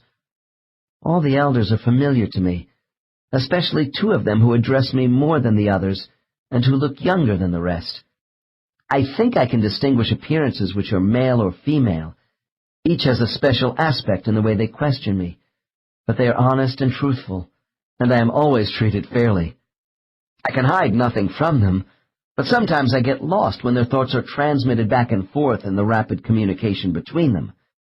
When it is more than I can handle, Veronica translates what they are saying about me, although I have the feeling she does not tell me everything. Before I return to Earth, they will want to see me a second time. Souls consider themselves having finally arrived home when they rejoin familiar classmates in a group setting. Their attendance here with certain other souls does resemble an educational placement system in form and function. The criteria for group admission is based upon knowledge and a given developmental level. As in any classroom situation, some students connect well with teachers and others less so. The next chapter will examine the sorting out process for soul groups and how souls view themselves in their respective spiritual locations. 7. Placement. My impression of the people who believe we do have a soul is that they imagine all souls are probably mixed into one great congregation of space. Many of my subjects believe this too, before their sessions begin. After awakening, it is no wonder they express surprise with the knowledge that everyone has a designated place in the spirit world. When I began to study life in the spirit world with people under hypnosis, I was unprepared to hear about the existence of organized soul support groups. I had pictured spirits just floating around aimlessly by themselves after leaving Earth. Group placement is determined by soul level. After physical death, a soul's journey back home ends with debarkation into the space reserved for their own colony, as long as they are not a very young soul, or isolated for other reasons as mentioned in Chapter 4. The souls represented in these cluster groups are intimate old friends who have about the same awareness level. When people in trance speak of being part of a soul cluster group, they are talking about a small primary unit of entities who have direct and frequent contact, just as we would see in a human family. Peer members have a sensitivity to each other, which is far beyond our conception on Earth. Secondary groups of souls are arranged in the form of a community support group, which is much less intimate with one another. Larger secondary groups of entities are made up of giant sets of primary clusters, as lily pads in one pond. Spiritual ponds appear to be endless. Within these ponds, I have never heard of a secondary group estimated at less than 1,000 souls. The many primary group clusters which make up one secondary group seem to have sporadic relationships, or no contact at all between clusters. It is rare for me to find souls involved with each other in any meaningful way who are members of two different secondary groups, because the number of souls is so great it is not necessary. The smaller subgroup primary clusters vary in number, containing anywhere from 3 to 25 souls. I am told the average assemblage is around 15, which is called the inner circle. Any working contact between members of different cluster groups is governed by the lessons to be learned during an incarnation. This may be due to a past life connection, or the particular identity trait of the souls involved. Soul acquaintanceships between members of different cluster groups usually involve peripheral roles in life on Earth. An example would be a high school classmate who was once a close friend, but who you now see only at class reunions. Members of the same cluster group are closely united for all eternity. These tightly knit clusters are often composed of like-minded souls with common objectives, which they continually work out with each other. Usually they choose lives together as relatives and close friends during their incarnations on Earth. It is much more common for me to find a subject's brother or sister from former lives in the same cluster group, rather than souls who have been their parents. Parents can meet us at the gateway to the spirit world after a death on Earth, but we may not see much of their souls in the spirit world. This circumstance exists not for reasons of maturity, since a parent's soul could be less developed than their human offspring. Rather, it is more a question of social learning between siblings, who are contemporary in one time frame. Although parents are a child's primary identification figures for both good and bad karmic effects, it is frequently our relations with spouses, brothers, sisters, and selected close friends over a whole lifetime that most influences personal growth. This takes nothing away from the importance of parents, aunts, uncles, and grandparents, who serve us in different ways from another generation. The next case offers us an account of what it is like coming back to one's cluster group after physical death. Case 16. Dr. N. Once you leave the staging area and have arrived in the spiritual space where you belong, what do you do then? Subject. I go to school with my friends. Dr. N. You mean you are in some kind of spiritual classroom? Subject. Yes, where we study. Dr. N. I want you to take me through this school from the time of your arrival so I can appreciate what is happening to you. Start by telling me what you see from the outside. Subject, with no hesitation. I see a perfectly square Greek temple with large sculptured columns. Very beautiful. I recognize it because this is where I return after each cycle. Life. Dr. N. What is a classical Greek temple doing in the spirit world? Subject, shrugs. I don't know why it appears to me that way, except it seems natural, since my lives in Greece. Dr. N. All right, let's continue. Does anyone come to meet you? Subject. Subject smiles broadly. My teacher, Carla. Dr. N. And how does she appear to you? Subject, confidently.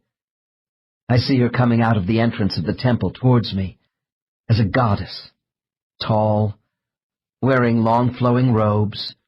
One shoulder is bare. Her hair is piled up and fastened with a gold clasp. She reaches out to me. Dr. N. Look down at yourself. Are you dressed in the same garments? Subject. We all seem to be dressed the same. We shimmer with light. And we can change. Carla knows I like the way she looks. Dr. N. Where are the others? Subject. Carla has taken me inside my temple school. I see a large library.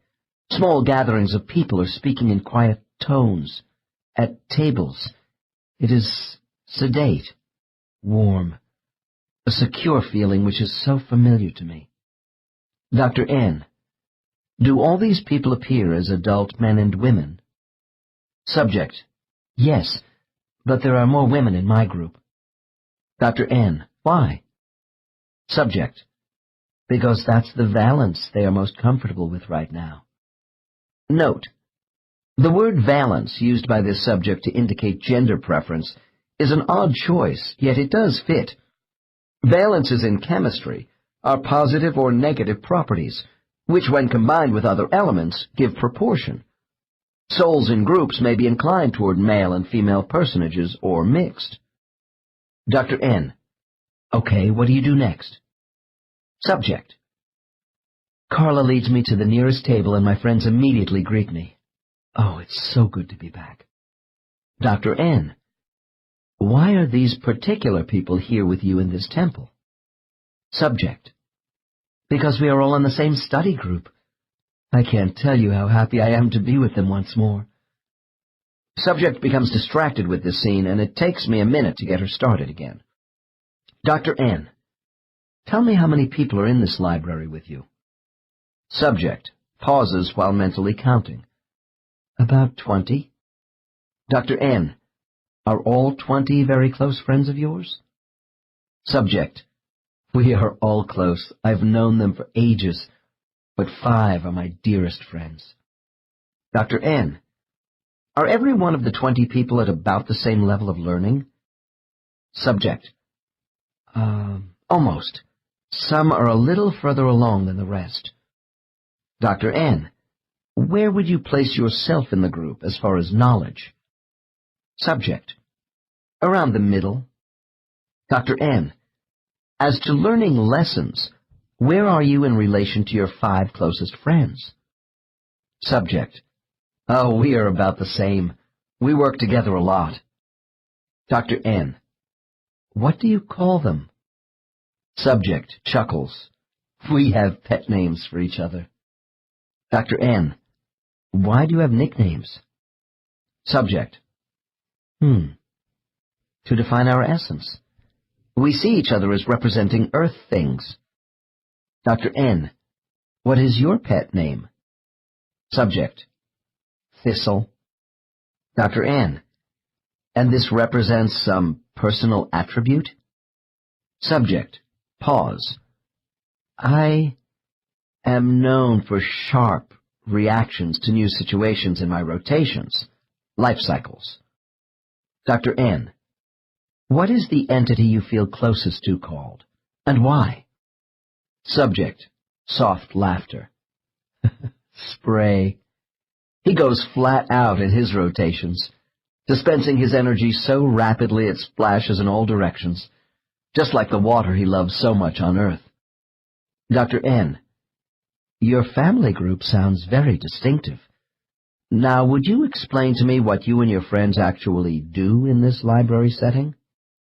Subject: I go to my table and we all look at the books. Dr. N: Books? What sort of books? Subject: The life books. Dr. N: Describe them as best you can for me. Subject: They're picture books.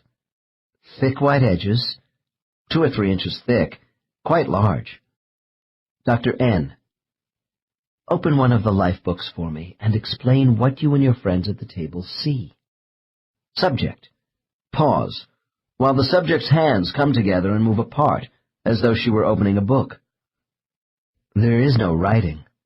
Everything we see is in live pictures. Dr. N: Action pictures, different than photographs? Subject: Yes, they are multidimensional. They move, shift, from a center of crystal which changes with reflected light. Dr. N: So the pictures are not flat. The moving light waves have depth? Subject: That's right. They are alive. Dr. N: Tell me how you and your friends use the books. Subject: Well, at first, it's always out of focus when the book is opened. Then we think of what we want. The crystal turns from dark to light and gets into alignment.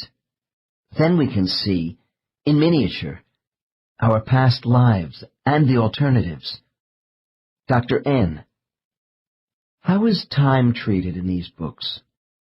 Subject. By frames, pages. Time is condensed by the life books. Dr. N. I don't want to dwell on your past right now, but take a look at the book and just tell me the first thing you see. Subject. A lack of self-discipline in my last life, because this is what is on my mind. I see myself dying young, in a lover's quarrel. My ending was useless. Dr. N. Do you see future lives in the life book? Subject. We can look at future possibilities, in small bites only, in the form of lessons. Mostly these options come later with the help of others. These books are intended to emphasize our past acts. Dr. N. Would you give me your impression of the intent behind this library atmosphere with your cluster group? Subject. Oh, we all help one another go over mistakes during this cycle. Our teacher is in and out, and so we do a lot of studying together and discuss the value of our choices. Dr. N. Are there other groups where people study in this building? Subject.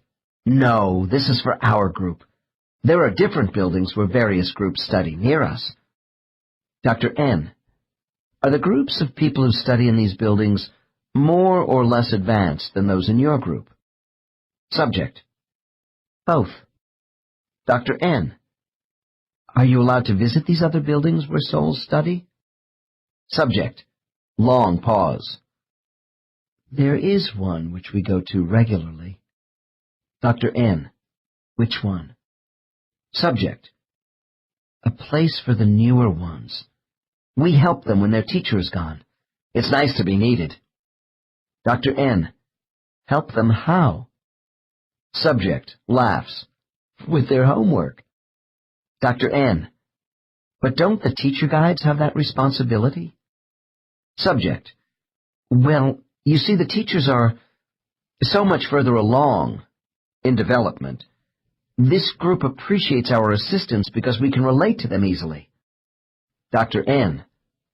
Ah, so you do a little student teaching with this group. Subject. Yes, but we don't do it anywhere else. Dr. N. Why not? Why couldn't more advanced groups come to your library to assist you once in a while? Subject. They don't because we are further along than the newer ones, and we don't infringe on them either. If I want to connect with someone, I do it outside the study center. Dr. N. Can you wander about anywhere as long as you don't bother other souls in their study areas? Subject. Responds with some evasiveness. I like to stay around the vicinity of my temple, but I can reach out to anyone. Dr. N. I get the impression that your soul energy is restricted to this spiritual space, even though you can mentally reach out further. Subject. I don't feel restricted. We have plenty of room to go about, but I'm not attracted to everyone. The statement about non-restriction, cited by Case 16, seems contrary to those boundaries of spiritual space seen by the last case. When I initially bring subjects into the spirit world, their visions are spontaneous, particularly as to spiritual order and their place in a community of soul life. While the average subject may talk about having private spaces, as far as living and working, none sees the spirit world as confining. Once their superconscious recall gets rolling, most people are able to tell me about having freedom of movement and going to open spaces where souls of many learning levels gather in a recreational atmosphere. In these communal areas, floating souls socially engage in many activities. Some are quite playful, as when I hear of older souls teasing the younger ones about what lies ahead for them. One subject put it this way: we play tricks on each other like a bunch of kids. During hide-and-seek, some of the younger ones get lost, and then we can help them find themselves. I am also told guests can appear in soul groups at times to entertain and tell stories, similar to the troubadours of the Middle Ages. Another subject mentioned that her group loved to see an odd-looking character known as Humor show up, and make them all laugh with his antics. Frequently, people in hypnosis find it hard to clearly explain the strange meanings behind their intermingling as souls. One diversion I hear rather often is of souls forming a circle to more fully unify and project their thought energy. Always, a connection with a higher power is reported here. Some people have told me, thought rhythms are so harmonized, they bring forth a form of singing. Gracefully subtle dancing can also take place when souls whirl around each other in a mixture of energy, blending and separating in exotic patterns of light and color. Physical things such as shrines, boats, animals, trees, or ocean beaches can be conjured up at the center of these dances as well. These images have special meaning to soul groups as planetary symbols, which reinforce positive memories from former lives together. This sort of material replication apparently does not represent sadness by spirits who long to be in a physical state again, but rather a joyful communion with historical events that helped shape their individual identities. For me, these mythic expressions by souls are ceremonial in nature, and yet they go far beyond basic ritual.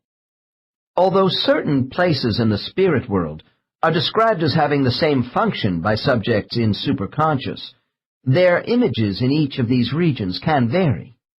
Thus, a study area described as a Greek temple in this case is represented as a modern school building by another person. Other statements may seem more contradictory. For instance, many subjects mentally traveling from one location to another in the spirit world will tell me the space around them is like a sphere, as we saw in the last chapter. But then they will add that the spirit world is not enclosed because it is limitless. I think what we have to keep in mind is that people tend to structure their frame of reference during a trance state with what their conscious mind sees and has experienced on Earth. Quite a few people who come out of trance tell me there is so much about the spirit world they were unable to describe in earthly terms. Each person translates abstract spiritual conditions of their experience into symbols of interpretation which make sense to them. Sometimes a subject will even express disbelief at their own visions when I first take them into a spiritual place. This is because the critical area of their conscious mind has not stopped dropping message units. People in trance soon adapt to what their unconscious mind is recording. When I began to gather information about souls in groups, I based my assessments of where these souls belonged on the level of their knowledge. Using only this criterion of identification, it was difficult for me to swiftly place a client. Case 16 came to me early in my studies of life in the spirit world. It was a significant one because during the session, I was to learn about the recognition of souls by color. Before this case, I listened to my subjects describing the colors they were seeing in the spirit world without appreciating the importance of this information in relation to souls themselves. My clients reported about shades of soul energy mass, but I didn't piece these observations together. I was not asking the right questions. I was familiar with Kirlian photography and the studies in parapsychology at UCLA, where research has indicated each living person projects their own colored aura.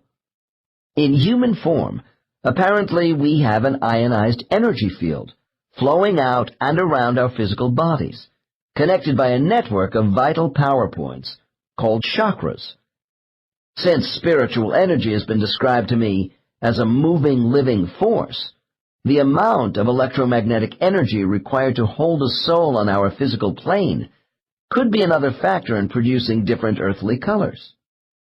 It has also been said that a human aura reflects thoughts and emotions combined with the physical health of an individual. I wondered if these personal meridians projected by humans had a direct connection to what I was being told about the light emitted by souls in the spirit world. With case 16, I realized that radiated soul light visualized by spirits is not all white. In the minds of my subjects, every soul generates a specific color aura. I credit this case with helping me decipher the meaning of these manifestations of energy.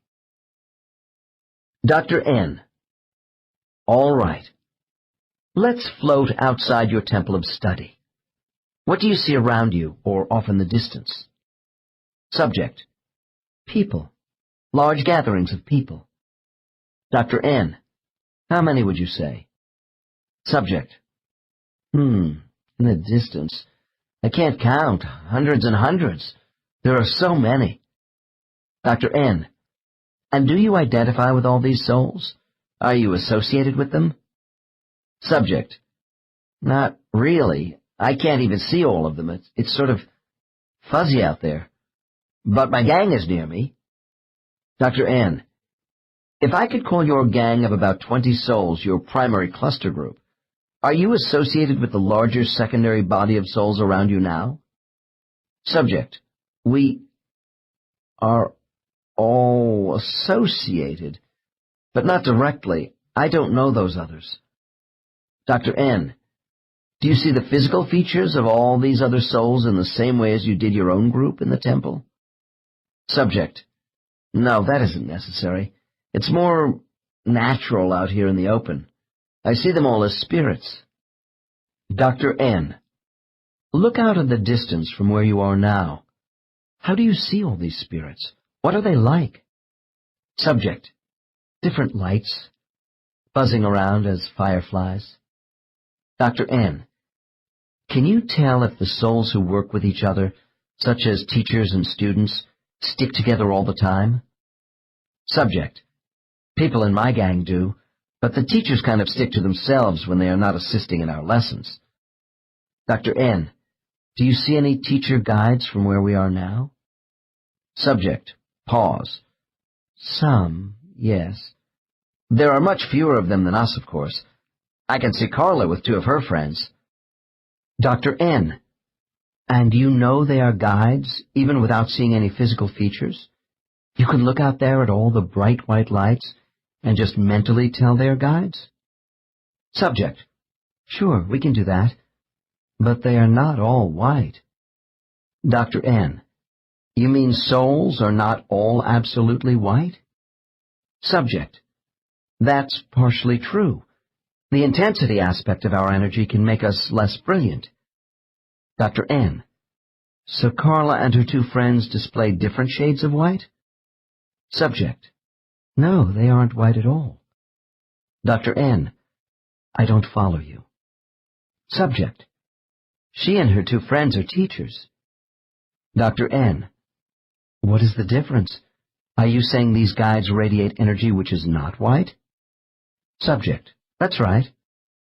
Dr. N. Well, what color are they? Subject. Yellow, of course. Dr. N. Oh, so all guides radiate yellow energy? Subject. No, they don't. Dr. N. What? Subject. Carla's teacher is Valere. He is blue. We see him sometimes here. Nice guy, very smart. Dr. N. Blue? How did we get to blue? Subject. Valere shows a light blue. Dr. N. I'm confused. You didn't say anything about another teacher called Valere being part of your group. Subject. You didn't ask me. Anyway, he is not in my group. Neither is Carla. They have their own groups. Dr. N. And these guides have auras which are yellow and blue? Subject. Yes. Dr. N. How many other energy colors do you see floating around here? Subject. None. Dr. N. Why not red and green energy lights? Subject. Some are reddish, but no green lights. Dr. N. Why not? Subject. I don't know, but sometimes when I look around, this place is lit up like a Christmas tree. Dr. N. I'm curious about Valere. Does every spiritual group have 2 teachers assigned to their cluster? Subject. It varies. Carla trains under Valere, so we have 2. We see little of him. He works with other groups besides us. Dr. N. So, Carla herself is student teaching as a less advanced guide? Subject, somewhat indignantly. She is advanced enough for me. Dr. N. Okay, but will you help me straighten out these color schemes? Why is Carla's energy radiating yellow and Valère blue? Subject. It's easy. Valère precedes all of us in knowledge, and he gives off a darker intensity of light. Dr. N. Does the shade of blue, compared to yellow or plain white, make a difference between souls? Subject. I'm trying to tell you. Blue is deeper than yellow, and yellow is more intense than white, depending on how far along you are. Dr. N. Oh, then the luminosity of Valère radiates less brightly than Carla, and she is less brilliant than your energy because you are further down in development? Subject laughs. Much further down. They both have a heavier, more steady life than me. Dr. N. And how does Carla's yellow color vary from your whiteness in terms of where you are going with your own advancement? Subject, with pride. I'm turning into a reddish white. Eventually I'll have light gold. Recently I've noticed Carla turning a little darker yellow. I expected it. She is so knowledgeable and good. Dr. N. Really? And then will she eventually take her energy level to dark blue in intensity? Subject. No, to a light blue at first. It's always gradual, as our energy becomes more dense. Dr. N. So these three basic lights of white, yellow, and blue represent the development stages of souls and are visibly obvious to all spirits? Subject. That's right. And the changes are very slow. Dr. N. Look around again. Do you see all the energy colors equally represented by souls in this area? Subject. Oh, no, mostly white, some yellows, and few blues. Dr. N. Thank you for clarifying this for me. I routinely question everyone about their color hues while they are in trance. Aside from the general whiteness of the spirit world itself, my subjects report seeing a majority of other souls displaying shades of white. Apparently, a neutral white or gray is the starting point of development. Spirit auras then mix the primary colors of red, yellow, and blue from a base of white. A few people see greenish hues mixed with yellow or blue. To equate what I have heard about soul energy with the physical laws which govern the color spectrum we see in the heavens is just supposition. However, I have found some similarities. The energy of radiated light from cooler stars in the sky is a red-orange, while the hotter stars increase from yellow to blue-white. Temperature acts on light waves that are also visible vibrations of the spectrum with different frequencies. The human eye registers these waves as a band of light to dark colors. The energy colors of souls probably have little to do with such elements as hydrogen and helium, but perhaps there is an association with a high energy field of electromagnetism. I suspect all soul light is influenced by vibrational motion, in tune with a harmonious spiritual oneness of wisdom. Some aspects of quantum physics suggest the universe is made up of vibrational waves which influence masses of physical objects by an interaction of different frequencies. Light, motion, sound, and time are all interrelated in physical space. I was hearing these same relationships applied to spiritual matter from my cases. Eventually, I concluded both our spiritual and physical consciousness project and receive light energy. I believe individual vibrational wave patterns represent each soul's aura. As souls, the density, color, and form of light we radiate is proportional to the power of our knowledge and perception, as represented by increasing concentrations of light matter as we develop. Individual patterns of energy not only display who we are, but indicate the degree of ability to heal others and regenerate ourselves. People in hypnosis speak of colors to describe how souls appear, especially from a distance when they are shapeless. From my cases, I have learned the more advanced souls project masses of faster-moving energy particles, which are reported to be blue in color, with the highest concentrations being purple. In the visible spectrum on Earth, blue-violet has the shortest wavelength, with energy peaking in the invisible ultraviolet. If color density is a reflection of wisdom, then the lower wavelengths of white through yellow emanating from souls must represent lower concentrations of vibrational energy. The classification of souls by color coding, as reported by my subjects, can be represented by a chart I have designed. The left column lists the soul's spiritual state, or grade level of learning. The right column shows our guide status and denotes our ability and readiness to serve in that capacity for others, which will be explained further in the next chapter. Learning begins with our creation as a soul, and then accelerates with the first physical life assignment. With each incarnation we grow in understanding, although we may slip back in certain lives before regaining our footing and advancing again. Nevertheless, from what I can determine, once a spiritual level is attained by the soul, it stays there. This chart includes 6 levels of incarnating souls. Although I generally place my subjects into the broad categories of beginner, intermediate, and advanced souls, there are subtle differences in between, at levels 2 and 4. For example, to determine whether a soul is starting to move out of the beginner stage at level 1 into level 2, I must not only know how much white energy remains, but analyze the subject's responses to questions which demonstrate learning.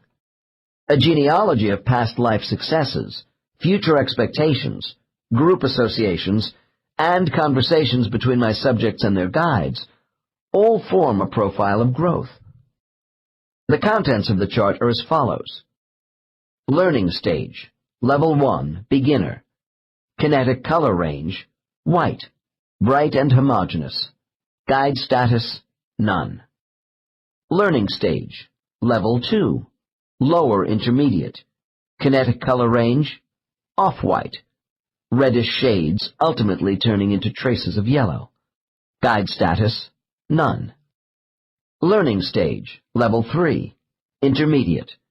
Kinetic color range, yellow, solid with no traces of white.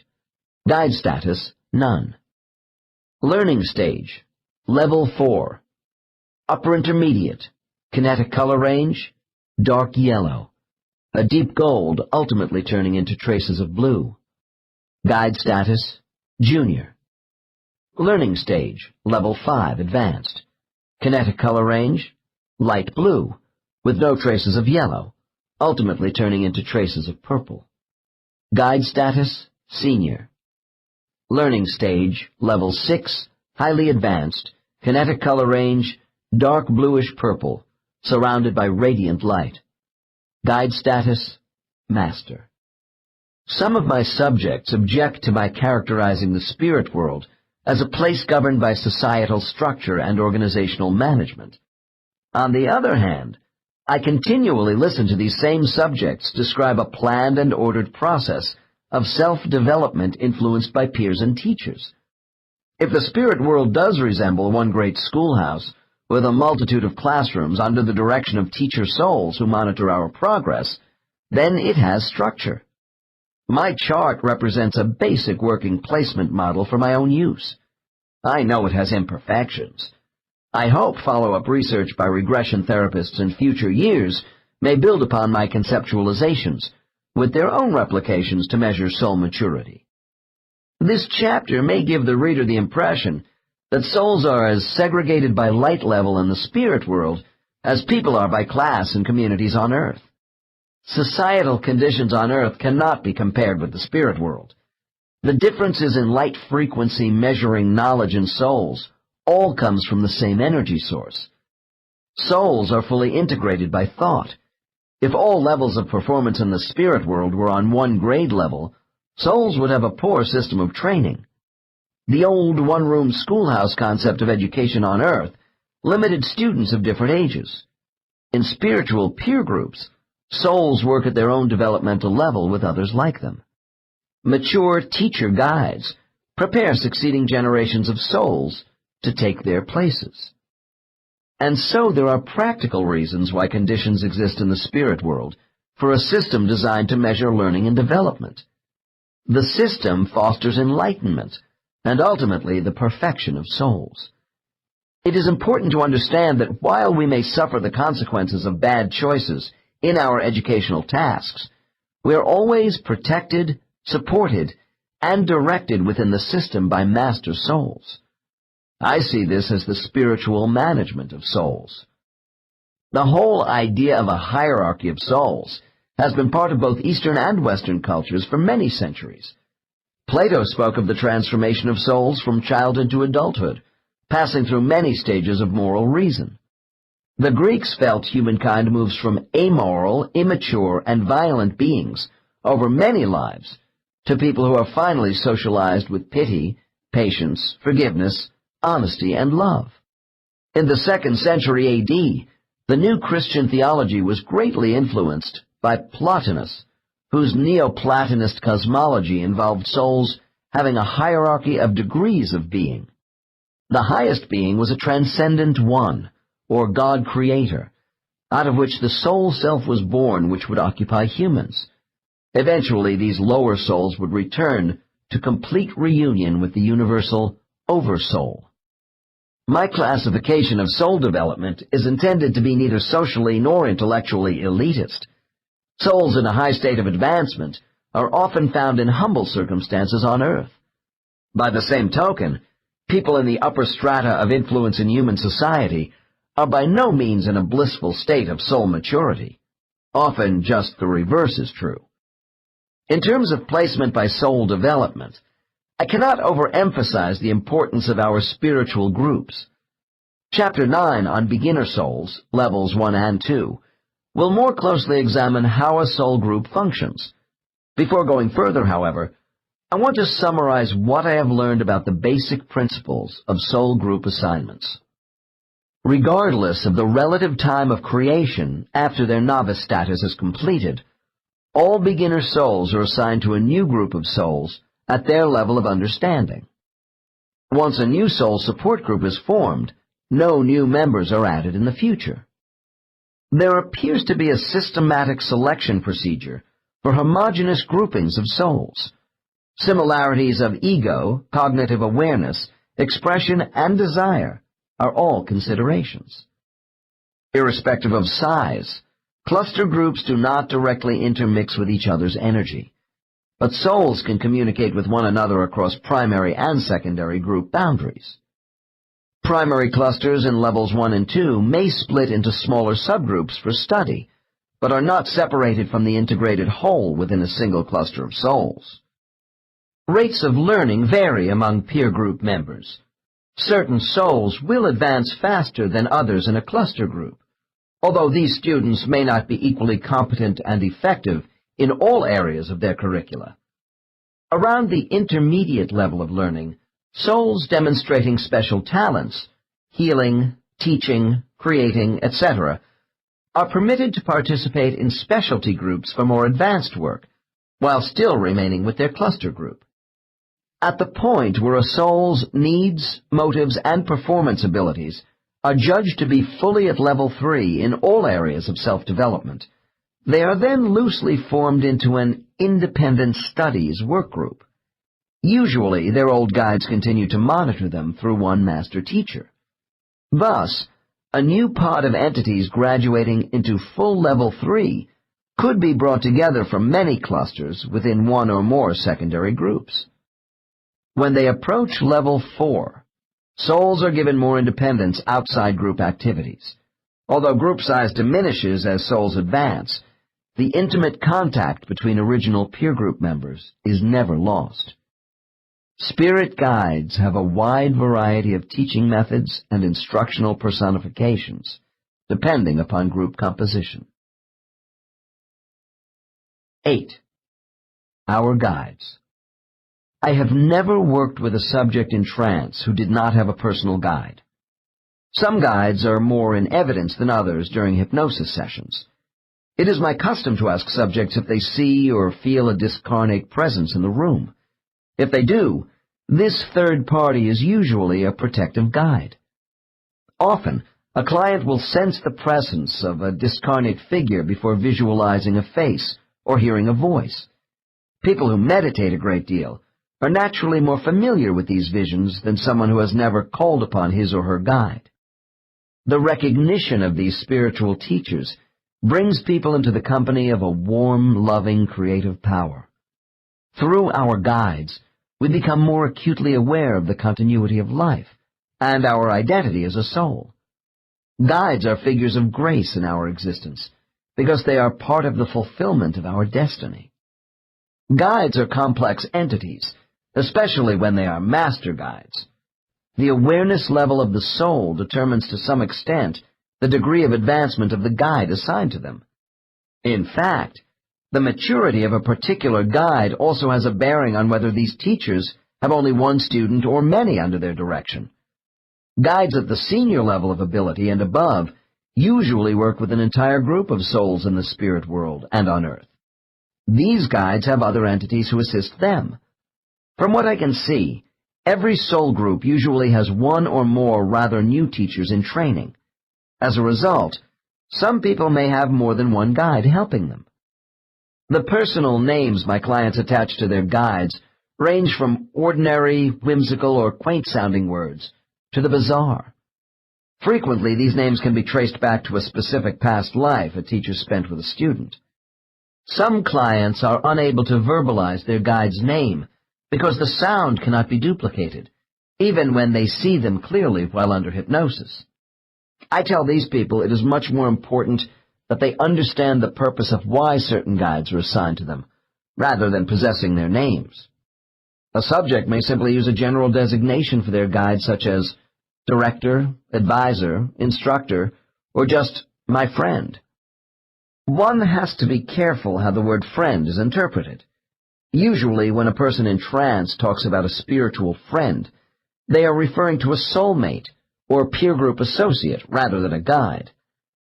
Entities who are our friends exist on levels not much higher or lower than ourselves. These friends are able to offer mental encouragement from the spirit world while we are on earth, and they can be with us as incarnated human companions while we walk the roads of life. One of the most important aspects of my therapeutic work with clients is assisting them on a conscious level with appreciating the role their guides play in life. These teacher entities edify all of us with their skillful instruction techniques. Ideas we claim as our own may be generated by a concerned guide. Guides also comfort us during the trying periods in our lives, especially when we are children in need of solace. I remember a charming remark made by a subject after I asked when she began seeing her guide in this life. "Oh, when I was daydreaming," she said. "I remember my guide was with me on my first day of school when I was really scared.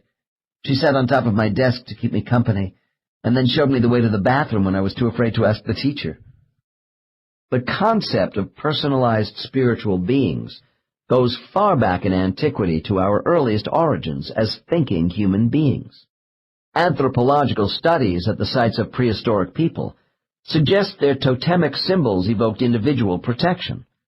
Later, some 5,000 years ago, as city-states arose, official deities became identified with state religions. These gods were more remote and even generated fear. Thus, personal and family deities assumed great importance in the day-to-day life of people for protection. A personal soul deity served as a guardian angel to each person or family, and could be called upon for divine help during a crisis. This tradition has been carried down into our cultures of today. We have two examples at opposite ends of the United States. Aumakua is a personal god to Hawaiians. The Polynesians believe one's ancestors can assume a personal god relationship, as humans, animals, or fish, to living family members. In visions and dreams, Aumakua can either assist or reprimand an individual. In northeastern America, the Iroquois believe a human's own inner spiritual power is called Orenda, which is connected to a higher personal Orenda spirit. This guardian is able to resist the powers of harm and evil directed at an individual. The concept of soul watchers, who function as guides, is part of the belief system of many Native American cultures. The Zuni tribes of the Southwest have oral traditions in their mythology of godlike beings with personal existences, They are called the makers and holders of life paths, and are considered the caretakers of souls. There are other cultures around the world which also believe someone other than God is watching over them, to personally intercede on their behalf. I think human beings have always needed anthropomorphic figures below a supreme God to portray the spiritual forces around them. When people pray or meditate, they want to reach out to an entity with whom they are acquainted for inspiration. It is easier to ask for aid from a figure which can be clearly identified in the human mind. There is a lack of imagery with a supreme God, which hinders a direct connection for many people. Regardless of our diverse religious preferences and degrees of faith, people also feel if there is a supreme God, this divinity is too busy to bother about their individual problems. People often express an unworthiness for a direct association with God. As a result, the world's major religions have used prophets who once lived on earth to serve as our intermediaries with God. Possibly because some of these prophets have been elevated to divine status themselves, they are not personal enough anymore. I say this without diminishing the vital spiritual influence all the great prophets have had on their followers. Millions of people derive benefit from the teachings of these powerful souls who incarnated on earth as prophets in our historical past. And yet, people know in their hearts, as they have always known, that someone, some personal entity individual to them is there, waiting to be reached. I have the theory that guides appear to people who are very religious as figures of their faith. There was a case on a national television show where the child of a devout Christian family suffered a near-death experience and said she saw Jesus. When asked to draw with crayons what she saw, the little girl drew a featureless blue man standing within a halo of light. My subjects have shown me how much they depend upon and make use of their spiritual guides during life. I have come to believe we are their direct responsibility, not God's. These learned teachers remain with us over thousands of earth years to assist in our trials, before, during, and after countless lives. I notice that, unlike people walking around in a conscious state, subjects in trance do not blame God for their misfortunes in life. More often than not, when we are in the soul state, it is our personal guide who takes the brunt of any dissatisfaction. I am often asked if teacher guides are matched to us or just picked at random. This is a difficult question to answer. Guides do appear to be assigned to us in the spirit world in an orderly fashion. I have come to believe their individual teaching styles and management techniques support and beautifully integrate with our permanent soul identity. For instance, I have heard about younger guides whose past lives included overcoming particularly difficult negative traits, being assigned to souls with the same behavior patterns. It seems these empathetic guides are graded on how well they do in their assignments to effect positive change. All guides have compassion for their students, but teaching approaches vary. I find some guides constantly helping their students on earth, while others demand their charges work out lessons with little overt encouragement. The maturity of the soul is, of course, a factor. Certainly graduate students get less help than freshmen. Aside from the developmental level, I look at the intensity of individual desire as another consideration in the frequency of appearance and form of assistance one receives from his or her guide during a life. As to gender assignments, I find no consistent correlation of male and female subjects to masculine or feminine appearing guides. On the whole, people accept the gender portrayed by their guide as quite natural. It could be argued that this is because they have become used to them over eons of relative time, as males or females, rather than the assumption that one sex is more effective than another between specific students and teachers. Some guides appear as mixed genders, which lends support to souls being truly androgynous.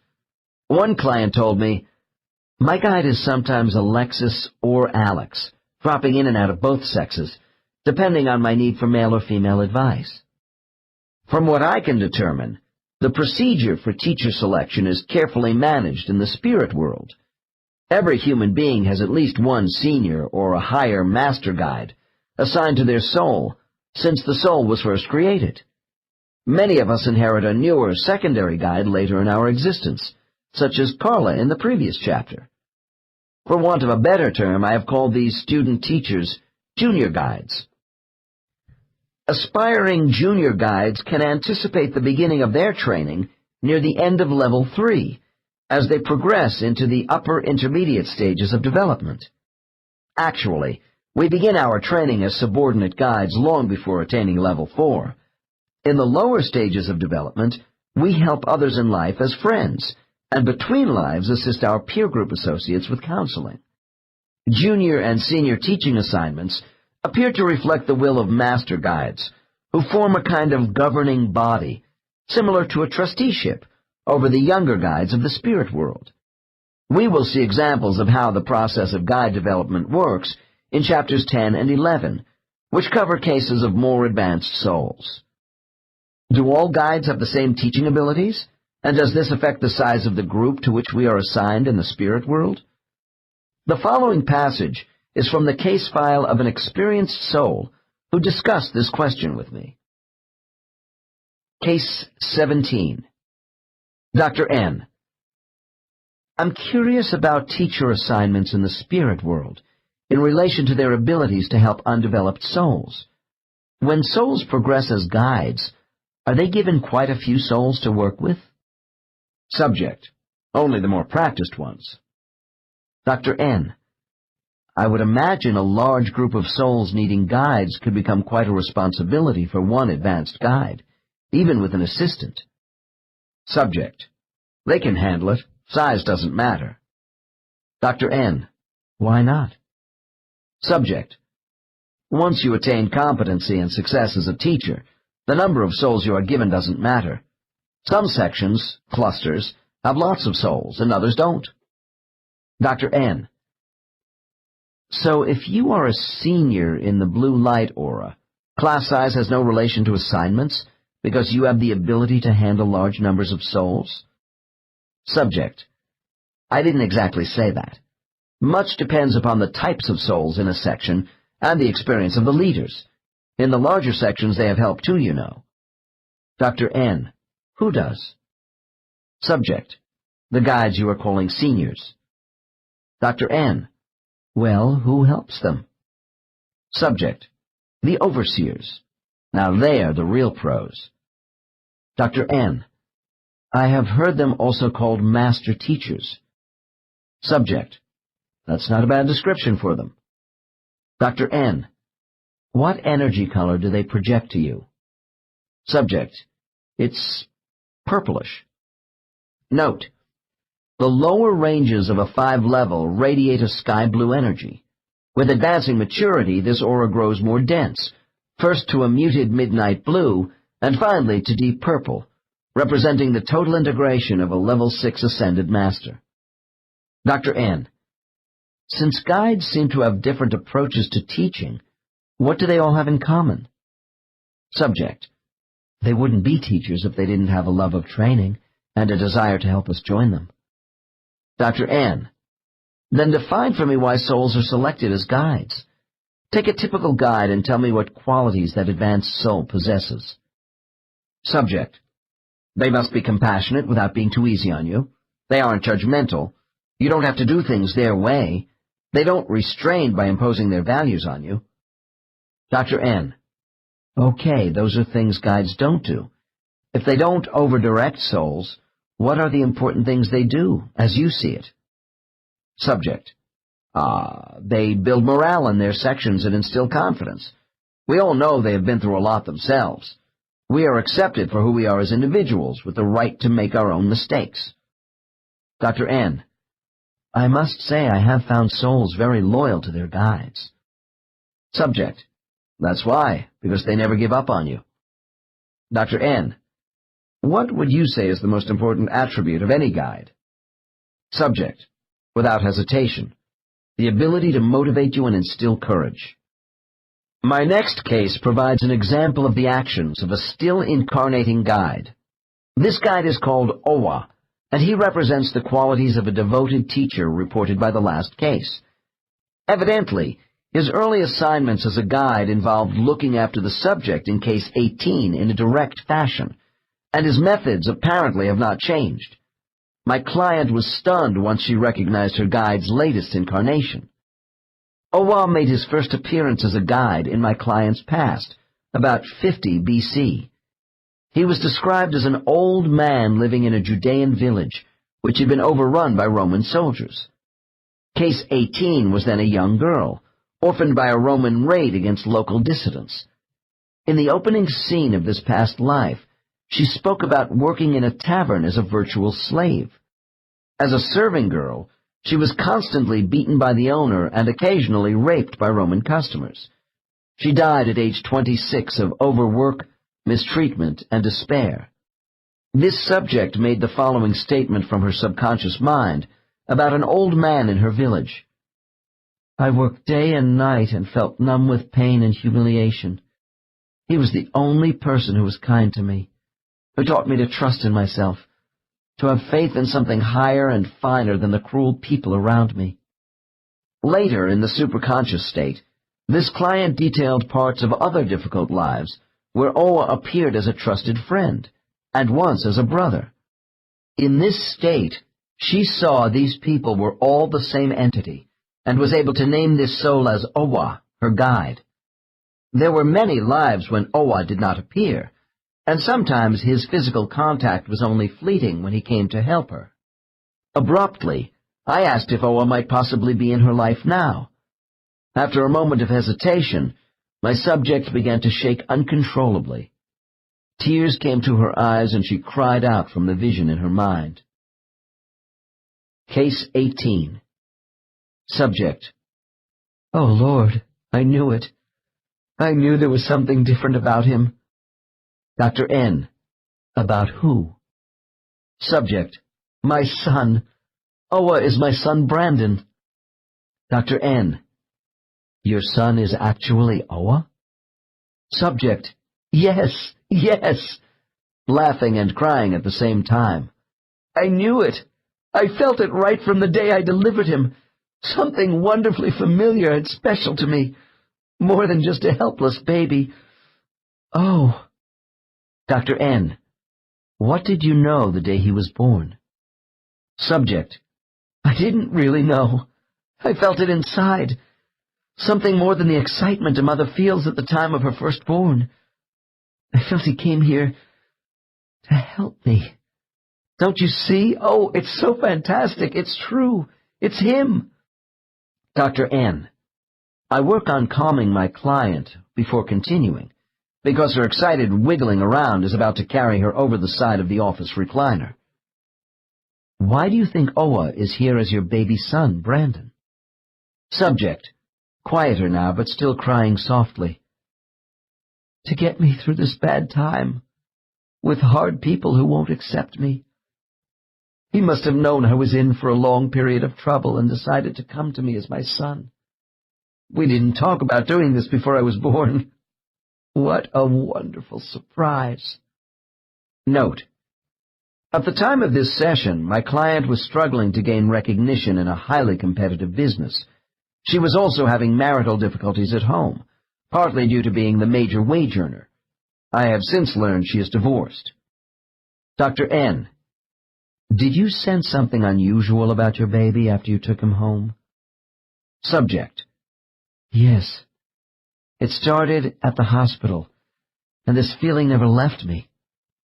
When I look into his eyes, he soothes me. Sometimes I come home so worn out, so tired and beat down. I am short-tempered with him when the babysitter leaves, but he is so patient with me. I don't even need to hold him. The way he looks at me is so wise. I didn't fully understand what this meant until now. Now I know. Oh, what a blessing. I wasn't sure if I should even have the baby. Now I see it all. Dr. N., what do you see? Subject, in a firm voice. As I try to advance in my profession, people are getting harder, not accepting what I know and can do. My husband and I are having trouble. He puts me down for pushing too hard, wanting to achieve. Brandon is here to keep me strong so I can overcome. Dr. N. And do you think it is all right we discovered your guide is with you as Brandon in this life? Subject. Yes. If Owa didn't want me to know that he decided to come into my life, I wouldn't have come to see you. It wouldn't have been on my mind. This exceptional case represents the emotional intoxication a subject feels when an in-life contact is made with their guide. Notice the role Owa chose did not infringe upon the most typical role usually taken by a soulmate. He did not come through as her spouse, and never has in any of her past lives. Certainly, soulmates take other roles besides spouses, but an incarnating guide does not normally take on a role which might transgress between two soulmates working on their lives together. This client's soulmate happens to be an old flame from high school. Based upon all the information I was able to gather, Owa seems to have moved into the level of a junior guide in the last 2,000 years. He may possibly graduate into the blue level of a senior guide before this client has qualified herself to rise from white to a yellow energy aura. Regardless of the number of centuries this takes, Owa will remain as her guide, even though he may never incarnate again with her in a life. Do we ever catch up to our guides in development? Eventually, perhaps, but I can say I have not seen any evidence of this in my cases. Souls who develop relatively fast are gifted, but so are the guides who assist them. It is not uncommon to find guides working in pairs with people on Earth, each with their own approaches to teaching. In these cases, one is dominant, although the more experienced senior guide may actually be less evident in day-to-day activities of their charges. The reason for this spiritual arrangement in tandem is because one of the pair is either in training, such as a junior guide under a senior, or the association is so long-standing between the two guides, as with a senior to a master, that a permanent relationship has evolved. The senior guide may have acquired his or her own cluster of souls, which is still monitored by a master overseeing a number of soul groups. Teams of guides do not interfere with each other in or out of the spirit world. I have a close friend whose guides illustrate how two teachers working together complement each other. Using this individual's case is appropriate because I have observed the way this person's two guides interact in various life circumstances. My friend's junior guide appears in the form of a kindly, nurturing Native American medicine woman called Kwan. Dressed simply in a deerskin sheath, her long hair pulled back, Kwan's soft face is bathed in vivid light during her appearances. When she is called, Kwan provides a vehicle for insight and understanding events, and the individuals associated with those events, which are troubling to my friend. Kwan's desire to lighten the load of the rather difficult life my friend has chosen is tempered by a challenging male figure called Giles. Giles is clearly a senior guide who may be close to being a master in the spirit world. In this capacity, he does not appear nearly as often as Kwan. When Giles does come into my friend's higher consciousness, he does so abruptly. Here is a sample of how a senior guide operates differently from one of junior status. Case 19. Dr. N. When you are in deep reflection over a serious problem, how does Giles come to you? Subject laughs. Not the same as Kwan, I can tell you. Usually he likes to hide a little at first, behind a shadow of blue vapor. I hear him chuckling before I see him. Dr. N. You mean he appears first as a blue energy form? Subject. Yes, to hide himself a bit. He likes to be secretive, but it doesn't last long. Dr. N. Why? Subject. I don't know. To make sure I really want him, I guess. Dr. N. Well, when he shows himself, what does Giles look like to you? Subject. An Irish leprechaun. Dr. N. Oh, then he is a small man. Subject laughs again. An elf figure, tangled hair all over his wrinkled face, He looks a mess and moves constantly in all directions. Dr. N. Why does he do that? Subject. Giles is a slippery character. Impatient, too. He frowns a lot while he paces back and forth in front of me, with his arms clasped in back of him. Dr. N. And how would you interpret this behavior? Subject. Giles is not dignified like some guides, but he is very clever, crafty. Dr. N. Could you be more specific as to how this conduct relates to you? Subject, strained. Giles has made me look upon my lives as a chess game with the earth as the board. Certain moves bring certain results, and there are no easy solutions. I plan, and then things go wrong during the game in my life. I sometimes think he lays traps for me to work through on the board. Dr. N. Do you prosper with this technique of your advanced guide? Has Giles been a help to your problem-solving during the game of life? Subject. Pause. More afterward. Here, in the spirit world. But he makes me work so damn hard on Earth. Dr. N. Could you get rid of him and just work with Quan? Subject smiles ruefully. It doesn't work that way here. Besides, he is brilliant. Dr. N. So we don't get to choose our guides? Subject. No way, they choose you. Dr. N. Do you have any idea why you have two guides who approach your problems so differently in the way they help you? Subject. No, I don't, but I consider myself very fortunate. Quan is gentle and steady with her support. Note: the embodiments of Native Americans who once lived in North America make powerful spiritual guides for those of us who have followed them to live in this land. The larger number of Americans who report having such guides lend support to my belief that souls are attracted to geographical settings that they have known during earlier incarnations. Dr. N. What do you like most about Giles' teaching methods? Subject, pensively.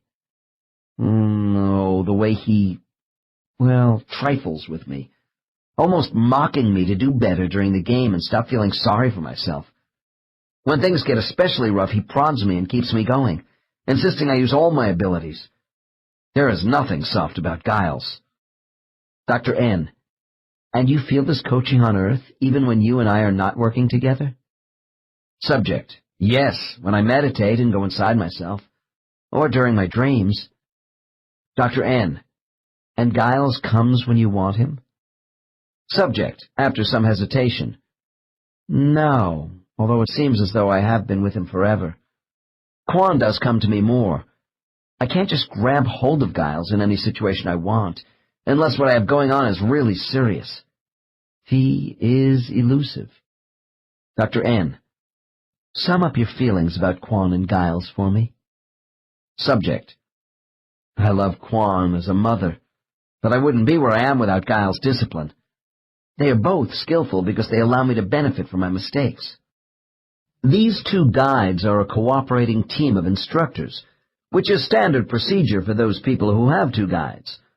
In this case, Giles enjoys teaching karmic lessons by the Socratic method. Providing no clues in advance, he makes sure problem-solving on major issues is never easy for my friend. Quan, on the other hand, provides comfort and gentle encouragement. When my friend comes to me for a hypnosis session, I am aware that Quan remains in the background when Giles is on board and active. Giles is a caring guide, as all guides are, but without a trace of indulgence. Adversity is allowed to build to the absolute limits of my friend's ability to cope, before solutions suddenly begin to unfold. To be honest, I see Giles as a wicked taskmaster. This view is not really shared by my friend, who is grateful for the challenges offered by this complex teacher. What is the average spiritual guide like? In my experience, no two guides are the same. These dedicated higher entities give me the impression of having attitudinal swings toward me from one session to the next, and even within the same session with a client. They can be cooperative or obstructive, tolerant or disobliging, evasive or revealing, or just flat-out unconcerned with anything I do with a subject. I have great respect for guides because these powerful figures play such an important part in our destiny, but I must admit they can frustrate my inquiries. I find them enigmatic because they are unpredictable in their relations with me as a facilitator. Early in this century, it was common for mediums working with people in hypnosis to call any discarnate entity in the room a control, because they acted as the director of communications on the spiritual side for the subject. It was recognized that a spiritual control, whether a guide or not, had energy patterns which were in emotional, intellectual, and spiritual attunement with the subject. The importance of a harmonious energy pattern between facilitator and these entities was also known. If a control is blocking my investigations with a client, I search for the reason why this is happening. With some blocking guides, I must fight for every scrap of information, while others give me a great deal of latitude in a session. I never forget that guides have every right to block my approach to problems with souls under their care. After all, I have their people as my subjects for only a short while. Frankly, I would much rather have no contact with a client's guide than work with one who might assist me at one point and then block the rhythm of memory in the next portion of a session. I believe a guide's motivation for blocking information goes far beyond resisting the immediate psychological direction a therapy session is taking. I am constantly searching for new data on the spirit world. A guide who lends support to a free flow of past life memories from one of my subjects may balk at my far-reaching questions about life on other planets, the structure of the spirit world, or creation itself. This is why I am only able to collect these spiritual secrets in fragments from a large body of client information reflecting the discretion of many guides. I also feel that I am receiving assistance from my own spiritual guide during communications with subjects and their guides. Occasionally, a subject will express dissatisfaction with his or her particular guide. This is usually temporary. At any time, people are capable of believing their guides are too difficult and not working in their best interests, or just not paying enough attention to them. A subject once told me that he had tried for a long time to be assigned another guide. He said, "My guide is stonewalling me. She doesn't give enough of herself." The man told me his desire for a change in guides was not honored. I observed that he spent considerable time alone, without much group interaction after his last 2 lives, because he refused to deal with his issues.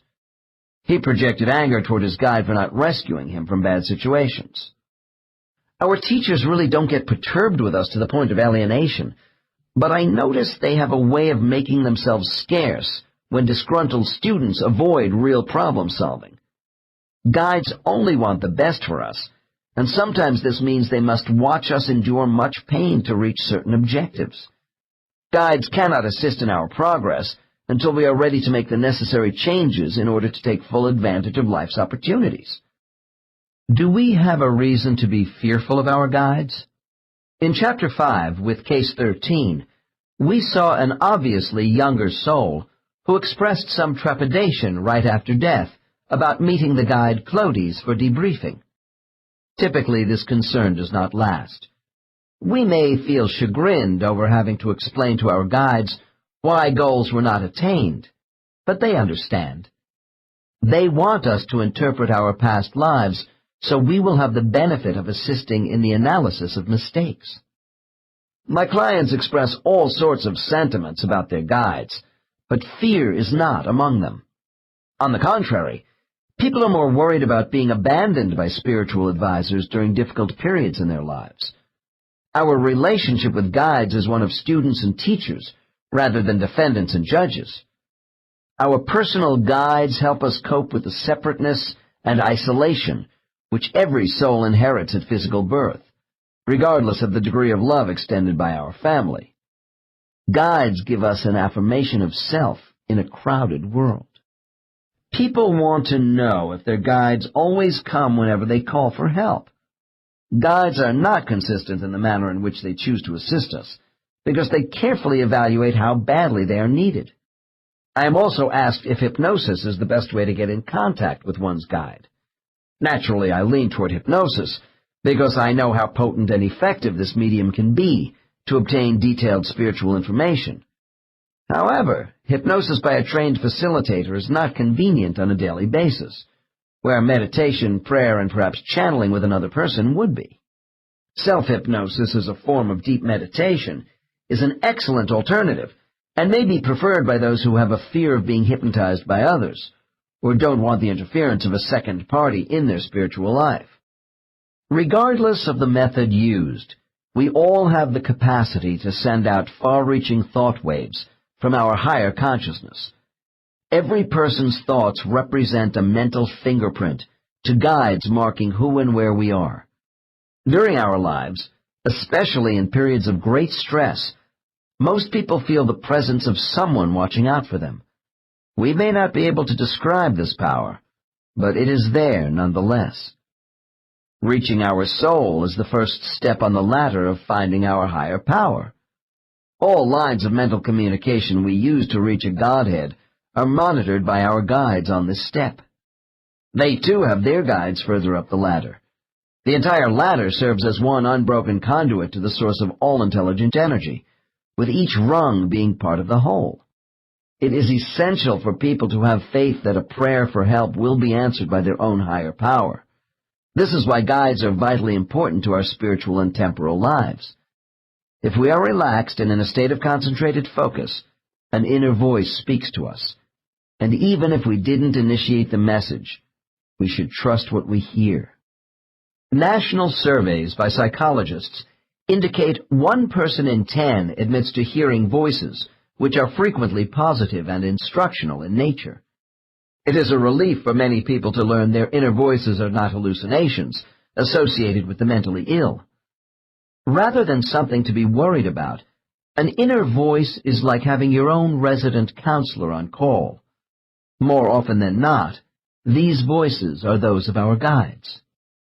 Guides assigned to different souls do work together relaying urgent mental messages for each other. People unable to help themselves in critical situations may find counselors, friends, and even strangers coming to their aid at just the right moment. The inner strength which comes to us in our daily lives does not arrive as much by a visual picture of actually seeing our guides as from the feelings and emotions which convince us we are not alone.